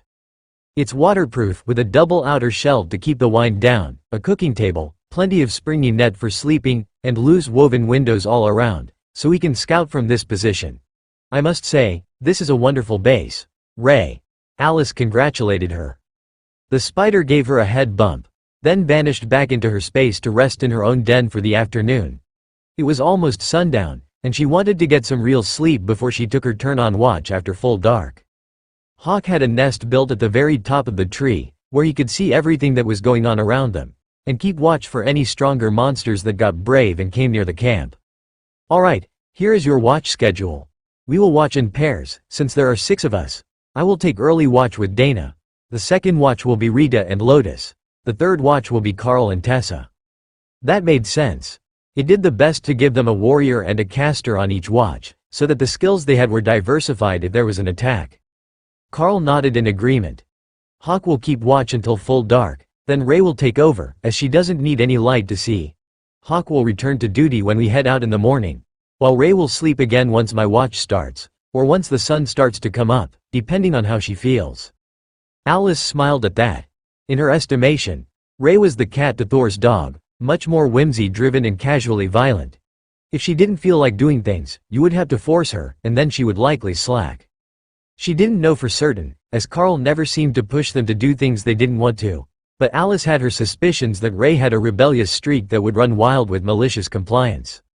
That evening, they were treated to the combined efforts of Tessa and Lotus in the kitchen. As they could both use advanced food creation spells, they both worked together to make dinner on the table Lotus had formed, and the results were spectacular. Doug was a good cook, but these two were artists. Then, everyone settled in for the night, exhausted from the day. Carl woke up to the feeling of Rita poking him on the forehead to get him up for his shift, and he realized that he wasn't alone under the blanket. Dana was curled up against him, sound asleep, with her own sleeping bag abandoned half on top of his. She must have rolled over at night, and Carl could see from the smirk on the sergeant's face that Rita was going to hold this one against him in the future. Once he was awake, she made a motion to silence him, and then quickly slid under his blanket as Carl got out, replacing him in Dana's arms, while the mage mumbled happily and held on to the sergeant. Carl joined Tessa on watch, and saw that the cleric's eyes were golden, just like Hawk's. Not glowing with holy magic, but obviously enhanced with some sort of spell so that she could see better in the dark. "How's your night sight?" she whispered as Lotus crawled into bed beside Rita and Dana. "I can see in low light like Hawk, and I can see in zero light using echolocation and thermal imaging like Ray. In the forest like this, with so much ambient noise and movement, I can see pretty well, especially if the target is warm-blooded," Carl explained. Tessa nodded. "I knew I was in luck with you on watch." Lotus can also see in the dark in her own way. She uses the trees to sense movement around them. It's not as precise, but it gives a good idea of how big the creature is. I think that Alice and Dana relied mostly on sound, since Alice is a wind mage. That made Carl wonder if Hawk might pick up some new sensory magic in the future. Skill Master was still constantly active, so he was being enhanced to pick up new skills, but unlike Ray, who had learned to make golems, he hadn't shown them anything new. That didn't always mean he didn't know it, just that he hadn't shown or mentioned it if he was using it.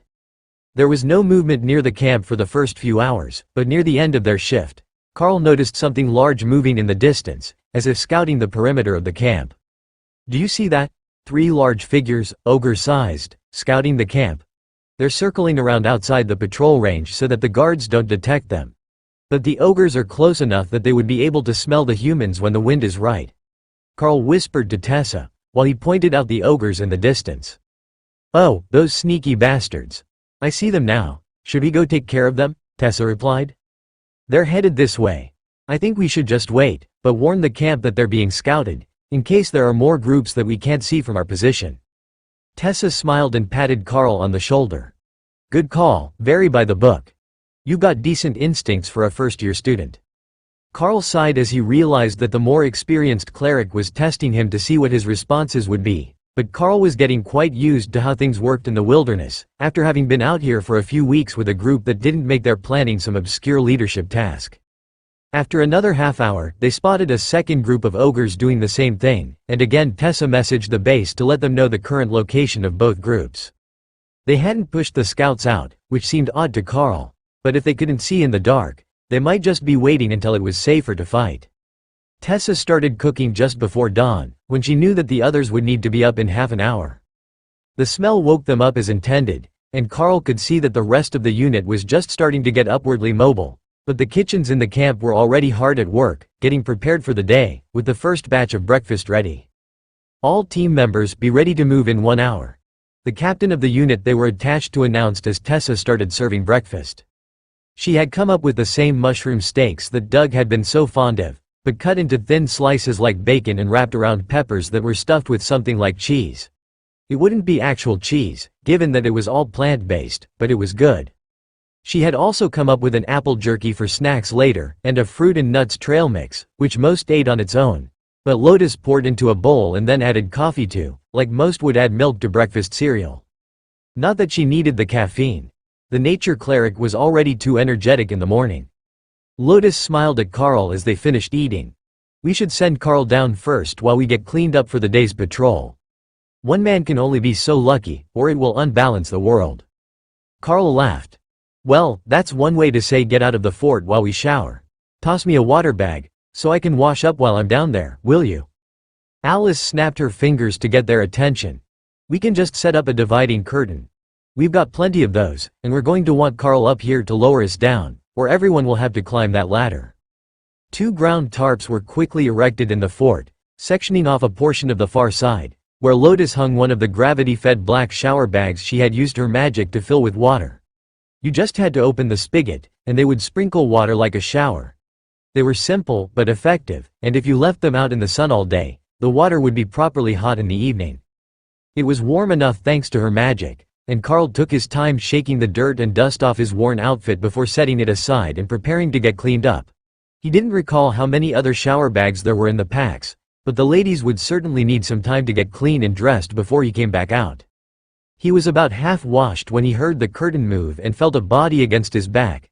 A small finger pressed to his lips to keep him silent, and then 2 gentle hands began to scrub his back. Once he was clean and rinsed, he was turned around to face the curtain instead of looking out of the window, and he could hear Dana quickly putting her clothes back on before exiting the other side of the section. It had to be her. Nobody else in the group was that size, and she was the only one that used that particular Academy shampoo. When he came out, everyone was ready and waiting, and it seemed that there was an agreement not to say anything about the shower. So, Carl pulled the ladder up into the fort until they were only a few meters from the end and looked at the group. Who is going down first? Hawk is already on patrol, and the area is clear. Once everyone was down, Carl slid down the ladder like a rope, and checked his pack to make certain that it was properly secured. We have 20 minutes to get back to the camp, no rush. They will be gathering for formation in 30 minutes. Alice informed them, and started heading back. Carl took his position at the front, using his enhanced eyesight to watch for any threats, but this close to camp, there was nothing to see. Not even the local wildlife dared to venture too close, in case they became a supplementary food product. The team seemed to be in much better spirits today, but Carl noticed that the captain now had red badges on his uniform instead of gold. There were still 2 silver bars for his rank insignia, so he didn't get busted down from captain, but it looked like he was on official punishment for however the meeting went the night before. There is a meeting with the base commander before we head out. The whole base, except scouts, are to be in attendance. The captain greeted them as Carl's group reached the barracks that the others had built last night. Alice nodded. Understood. We have Hawk scouting, so we will know what to expect before we head out today. Give him an hour, and he will cover everywhere that we can reach on foot. The captain nodded and led their team to the meeting point, where the other units on station seemed to smirk a little as they cleared the way for him to take the place of honor at the front right of the formation. It had been deliberately left open for them, a not-so-subtle nod to the fact that the other units agreed that he had been right, but the real shock was when the base commander and his adjutant came out. The base commander was wearing captain's bars, the same as their unit leader, but his collar was loose, and his jacket unbuttoned. His face was bruised and swollen, and from the looks of his shirt, his ribs were wrapped, which would explain the open coat. The adjutant wasn't in any better shape, and Carl could see that his hands were bandaged, and he was limping. They had healers on base. Lots of them. So if he was still in that bad of shape, the captain either beat him near to death, or the healers refused to work on him, which would be a massive case of insubordination. Attention! The sergeant at the front of the formation called, bringing everyone to order as the commander took the stage. The wounded man cleared his throat and put on a stern face, as if everyone couldn't see that he still had one eye mostly swollen shut. It has been brought to my attention that our limited patrol radius has led to some inadequacies in the way that the threat level of the region has been assessed, he began. That was the understatement of the day. As such, we will be reordering our patrols, beginning today. The new routes and zones are up on the board. I will expect a full report on every zone on my desk by 0400 tomorrow morning. That is all. He stepped down off the crude stage, flinching at the pressure on his ribs, and the sergeant dismissed everyone, sending them off to find their new patrol routes.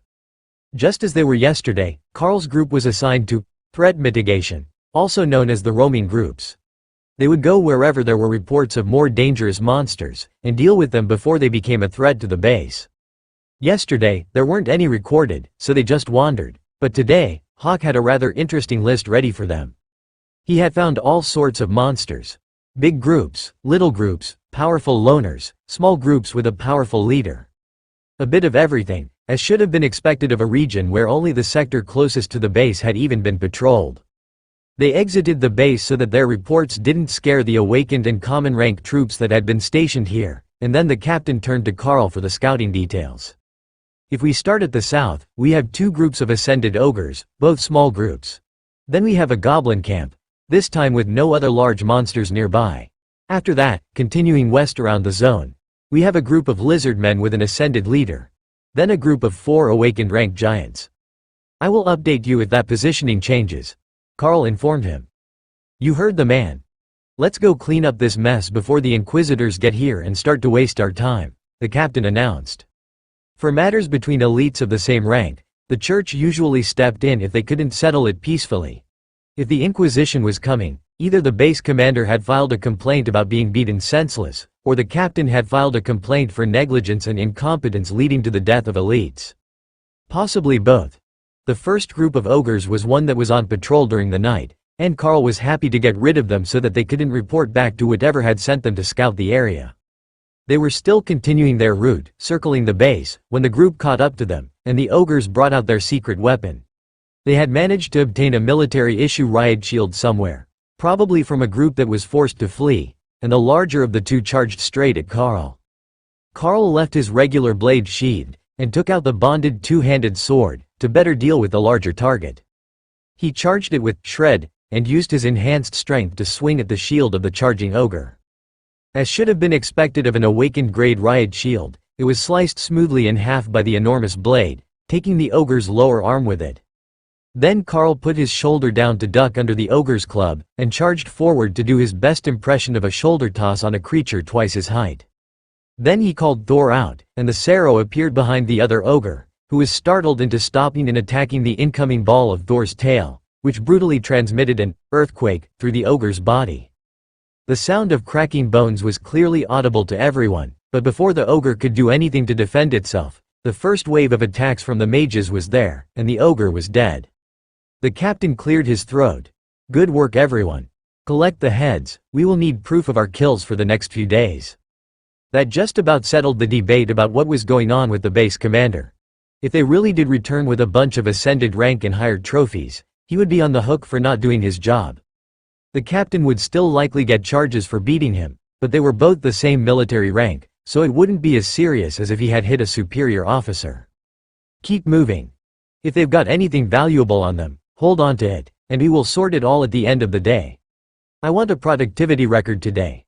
We will show them who doesn't know what a commander rank monster looks like, the captain insisted.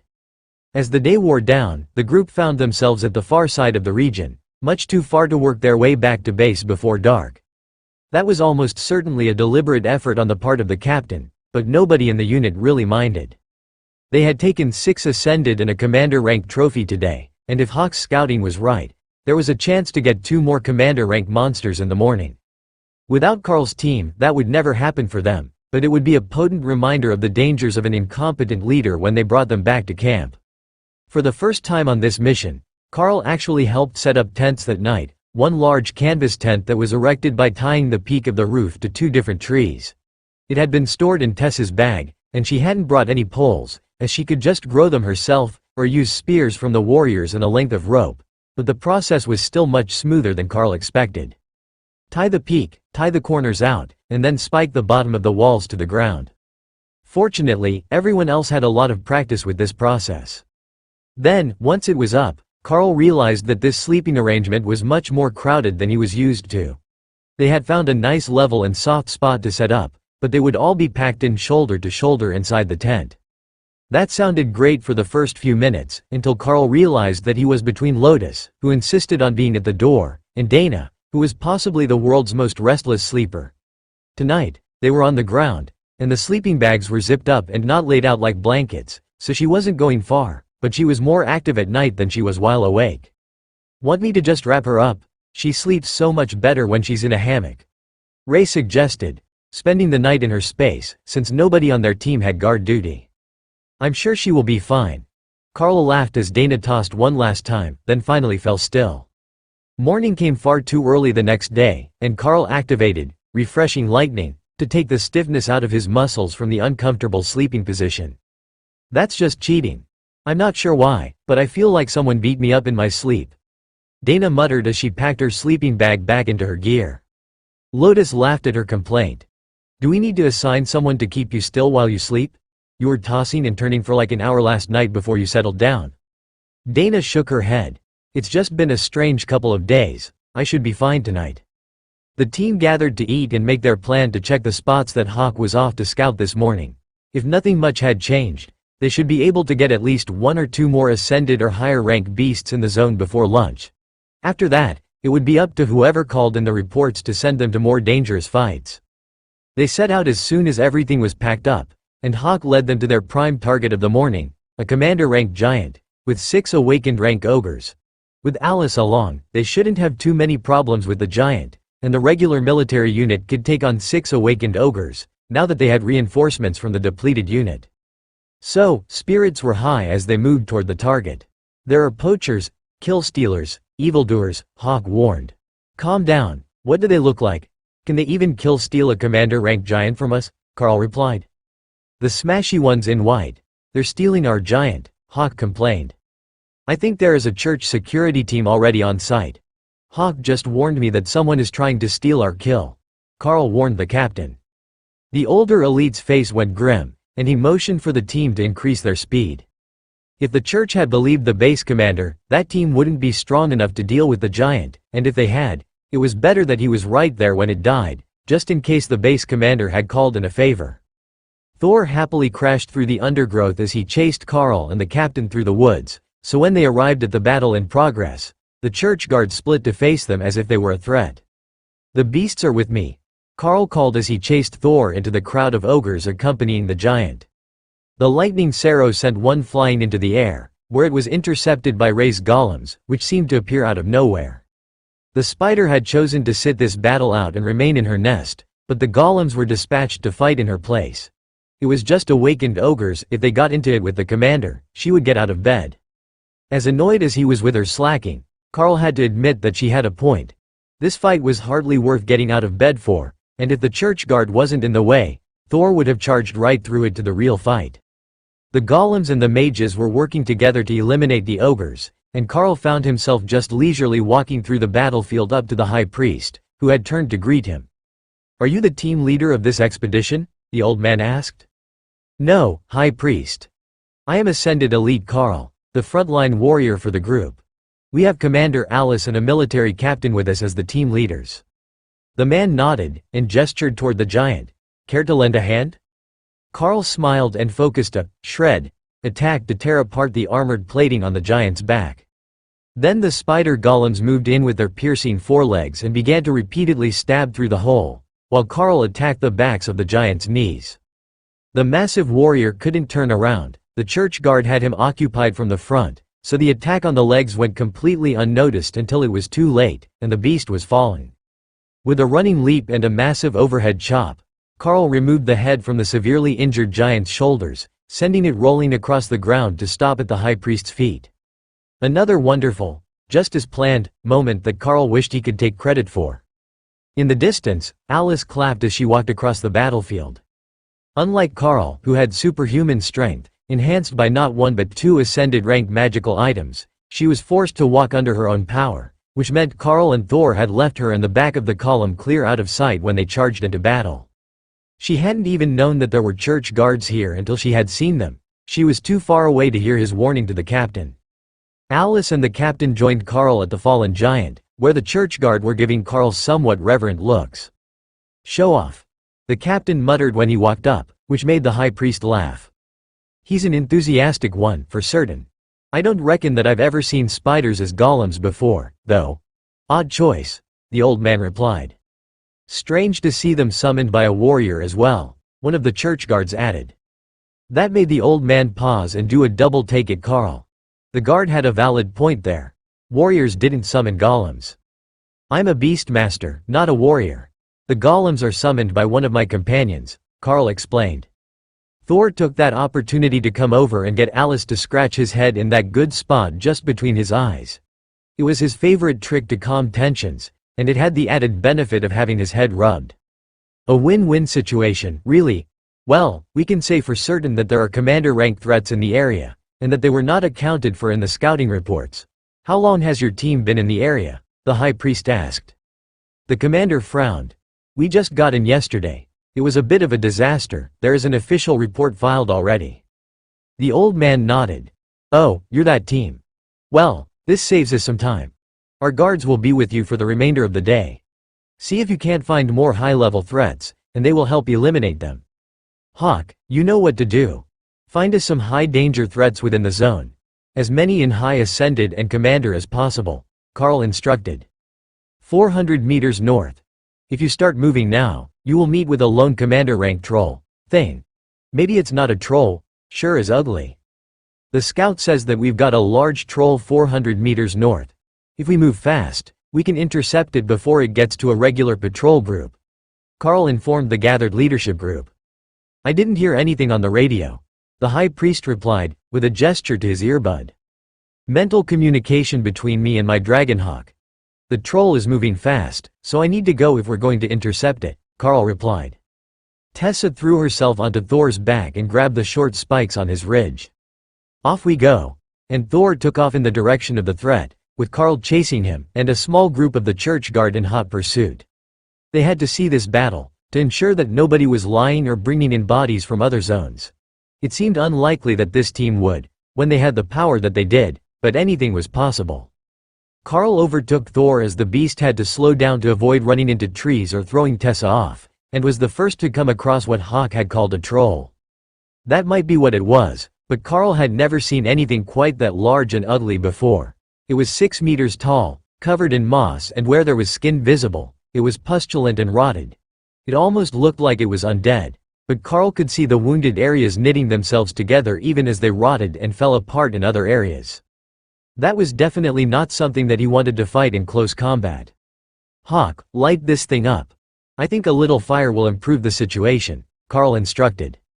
The barrage of fireballs seemed to sink into the creature and vanish, but they left smoking craters in the skin, which was slowly closing the gaps as Carl watched. We need more attack power, Carl informed the others. Ray was as reluctant to touch that thing as Carl was, but to her credit, she did come out to fight, and brought the golems with her. They shredded the corpulent flesh from the troll, leaving rancid piles on the ground, and the creature began to gurgle some sort of war cry. Keep at it, the more flesh we rend off, the slower it is regenerating. Carl cheered the others on as he used shred to hack a large portion of arm fat off, trying to determine where the actual muscles were. Hawk lit the ground on fire, burning the disgusting piles of flesh, just as the church guard arrived on the scene. Dragons, what in the world is that smell? One of them asked, as he activated a glowing golden circle, which did as much to burn away the severed flesh as Hawk's fire. It also caused the outer layer of the troll to begin smoking and the plant life to burn away, showing the disgusting body underneath. Like Carl, everyone was throwing ranged attacks at the beast, while Ray and her golems did their best to tear away bits of flesh with their forelimbs. Call back your spider and have her stand in the purifying light. That troll is infected with the swamp blight, and it kills almost anything in minutes. Trolls just regenerate too fast for it to kill them, so it's been wandering around blind, the leader of the reinforcements insisted. Ray didn't need to be told twice. Before he even stopped speaking, she was next to the guard in his cleansing light, but not close enough that she might bump into him and transfer the filth. The golems had no need to slow down. They weren't living things, and the beast was incapable of hitting them as they tore its back apart. Is it just me, or is this thing actually happy to die? Carl asked as the church guard focused their attacks to take out the creature's chest. The guard shook his head. It's trying to get us to cut enough of the corruption away that it can cure itself. Trolls of that sort don't die so easily. If you don't burn the bodies, they'll come back from just a hand eventually. So, the disease was more susceptible to destruction than the troll itself was, and once they had burned all the infected body parts away, it might theoretically be back to full strength. Hawk, keep using fire. The troll can't regenerate fire damage as well, Carl instructed. As they fought, more of the fast-moving warriors were joining the battle, encircling the troll and hacking away at it, while making sure the ground stayed burning, so that the severed flesh didn't try to regenerate into more blighted trolls. Slowly, painfully slowly, the creature was brought down, hacked into tiny bits, and then the bits were burned to ash to ensure that it didn't regenerate. Well, that was unexpectedly disgusting. Even after burning and purifying it, the area still smells horrific, Carl noted. It will take a bit more cleansing before any of us can leave the area. Especially for the Sarrow and the spider, who actually came into contact with it, Tessa explained. She was still riding Thor, and hadn't gotten down when he had charged into battle. She had decided that it was better to give him combat instructions instead, to avoid having him dig his horns into the beast and end up infected himself. He had fought the whole battle with his tail, and with Tessa enhancing him while she rode on his back, but mostly they remained at the edge of the battlefield, where Earthquake could reach the target, but they wouldn't suffer any splash damage. The battle was long finished before the rest of the team made it to them, and the guard commander gave his report to the high priest, who cast an additional cleansing on the area, as the creature was commander rank, and might have survived the flames of lower-ranked elites somehow. This is worse than I feared. The blight is a terrible thing, but more importantly, we don't know where it started, or how many other creatures it might have spread the disease to, the high priest sighed. The captain of Carl's team nodded gravely. That sounds like a real conundrum for the church. This is the first signs I've seen of the blight here as well, but it's only our third day. Would you like to split a team off to search for the source while we deal with the other ranking monsters that the Dragonhawk has reported? There are still more threats that the awakened rank teams here are not prepared to deal with, and plenty more that the common grade teams with awakened leadership won't be able to deal with at all. The high priest shook his head. I will call in a scout team to these coordinates, and they will track the blighted troll back to its source. They have the skills to do it. But we are assigned to you and your team until the other matter is settled. For the remainder of the day, Hawk led them on a merry chase around the mission area, chasing groups of ascended monsters, and the occasional commander rank monster. As fast as the teams could kill them, Hawk would lead them off to another location. It was getting so out of hand that they had to reassign Thor to pull the litter full of heads from the defeated high-ranked beasts, their solid evidence of the base commander's incompetence. Carl had offered to put them in Thor's space, but the high priest wouldn't hear of it. The trophies going into a separate space introduced the possibility of tampering, and that was not up to church evidence standards. I think that's all of them. But the humans look tired, we should go to the camp now, Hawk suggested. Carl sensed that the desire was not so much because of any empathy for the ones in the group without superhuman strength, but because he could see his nest above the fort from where he was patrolling, and he wanted to go to bed. As the day had progressed, Thor had moved from Sarrow Knight to Beast of Burden to Noble Pack Steed, and now had not only the litter full of heads pulled behind him, but Lotus on his back, as well as both her and Tessa's packs slung over his back. The extra weight was no burden to the mighty Sarrow, but it was funny seeing him all loaded up like a pack mule in the mines, when in reality he could rampage through 3/4 of this military unit without any real resistance. Lotus doesn't count as cargo, she knows all the best spots to scratch my scales. Thor countered Carl's line of thought. The small nature cleric was essentially giving him a free massage as they walked, and earning herself envious looks from the average soldiers, who had been at a jog for most of the day trying to keep up with the number of attackers Hawk was finding. The sight of the camp was a welcome relief to the unit, and as the outer patrols came into sight, Carl could hear the mages and rogues giving sighs of relief. The warriors had better stamina, but they had still been worked hard today, even if they were late to half of the fights because Hawk had been speed running them through the battles so they could eliminate all the major threats in one day while the church guard was with them. Unit, prepare to stand down and set camp for the evening. There will be formal questioning tomorrow, along with possible formal punishment announcements. You will be notified of the schedule as you are required. The high priest announced as they reached the patrols around the camp itself. Alice looked toward the fort, and the guard commander followed her glance. Does your team have a camp built nearby? The sandy-haired guard asked. Up in the tallest tree over there. It's some distance from the ground, but perfect for long-distance scouting. We will be available by radio if you require our presence. As I understand it, this is a military matter being adjudicated by the church for impartiality, so we might not be involved, as we are dispatched elites, and not a military unit, Alice replied. The guard commander gave her a soft smile. I doubt that you will get that lucky. As your team is the reason that most of the soldiers in the group are still alive, they are going to want you as material witnesses, and then they will want your team members to corroborate some of the information, because when military brass hears a report that says a war cleric was riding a lightning arrow into combat, there will be questions. The hearings will be live cast back to the Department of Defense. Tessa laughed. I am going to enjoy repeating that part of the day. The other Red Dragon priests are going to be so jealous. Would you like to follow us to the fort so that you can find it again in the morning when they call for us? Or is it fine if we just find our own way back once we are summoned? The guard gestured for her to lead the way, but he fell in beside Alice, subtly flirting with the mage as they walked. He looked up into the tree as Carl quickly scaled the ladder, only now realizing that there was a whole fort built up there, hidden in plain sight. That is quite the scout base. How did you even assemble that all the way out here? That looks like some sort of fishing net? Did you pack all that out here? He asked, confused. It's all spider silk, spun by Ray, the bloodbath spider you met today. The outer layer is sticky, but the insides are not, and they make a proper fort for us to rest in at night, with a waterproof roof and full visibility all the way around for evening scouting, since we have members with night vision, Alice explained. The guard looked impressed. Well, we can't accuse you of slacking on your scouting duties. You're not even technically on duty at night, but you're still keeping tabs on the situation. We have your radio logs, and they will go in the report. He gave Alice a smart salute, and then turned to return to his unit while everyone climbed onto the ladder. We know that you can haul us all up at once. You knocked an ogre off his feet with a sword strike, and the ladder isn't going to break.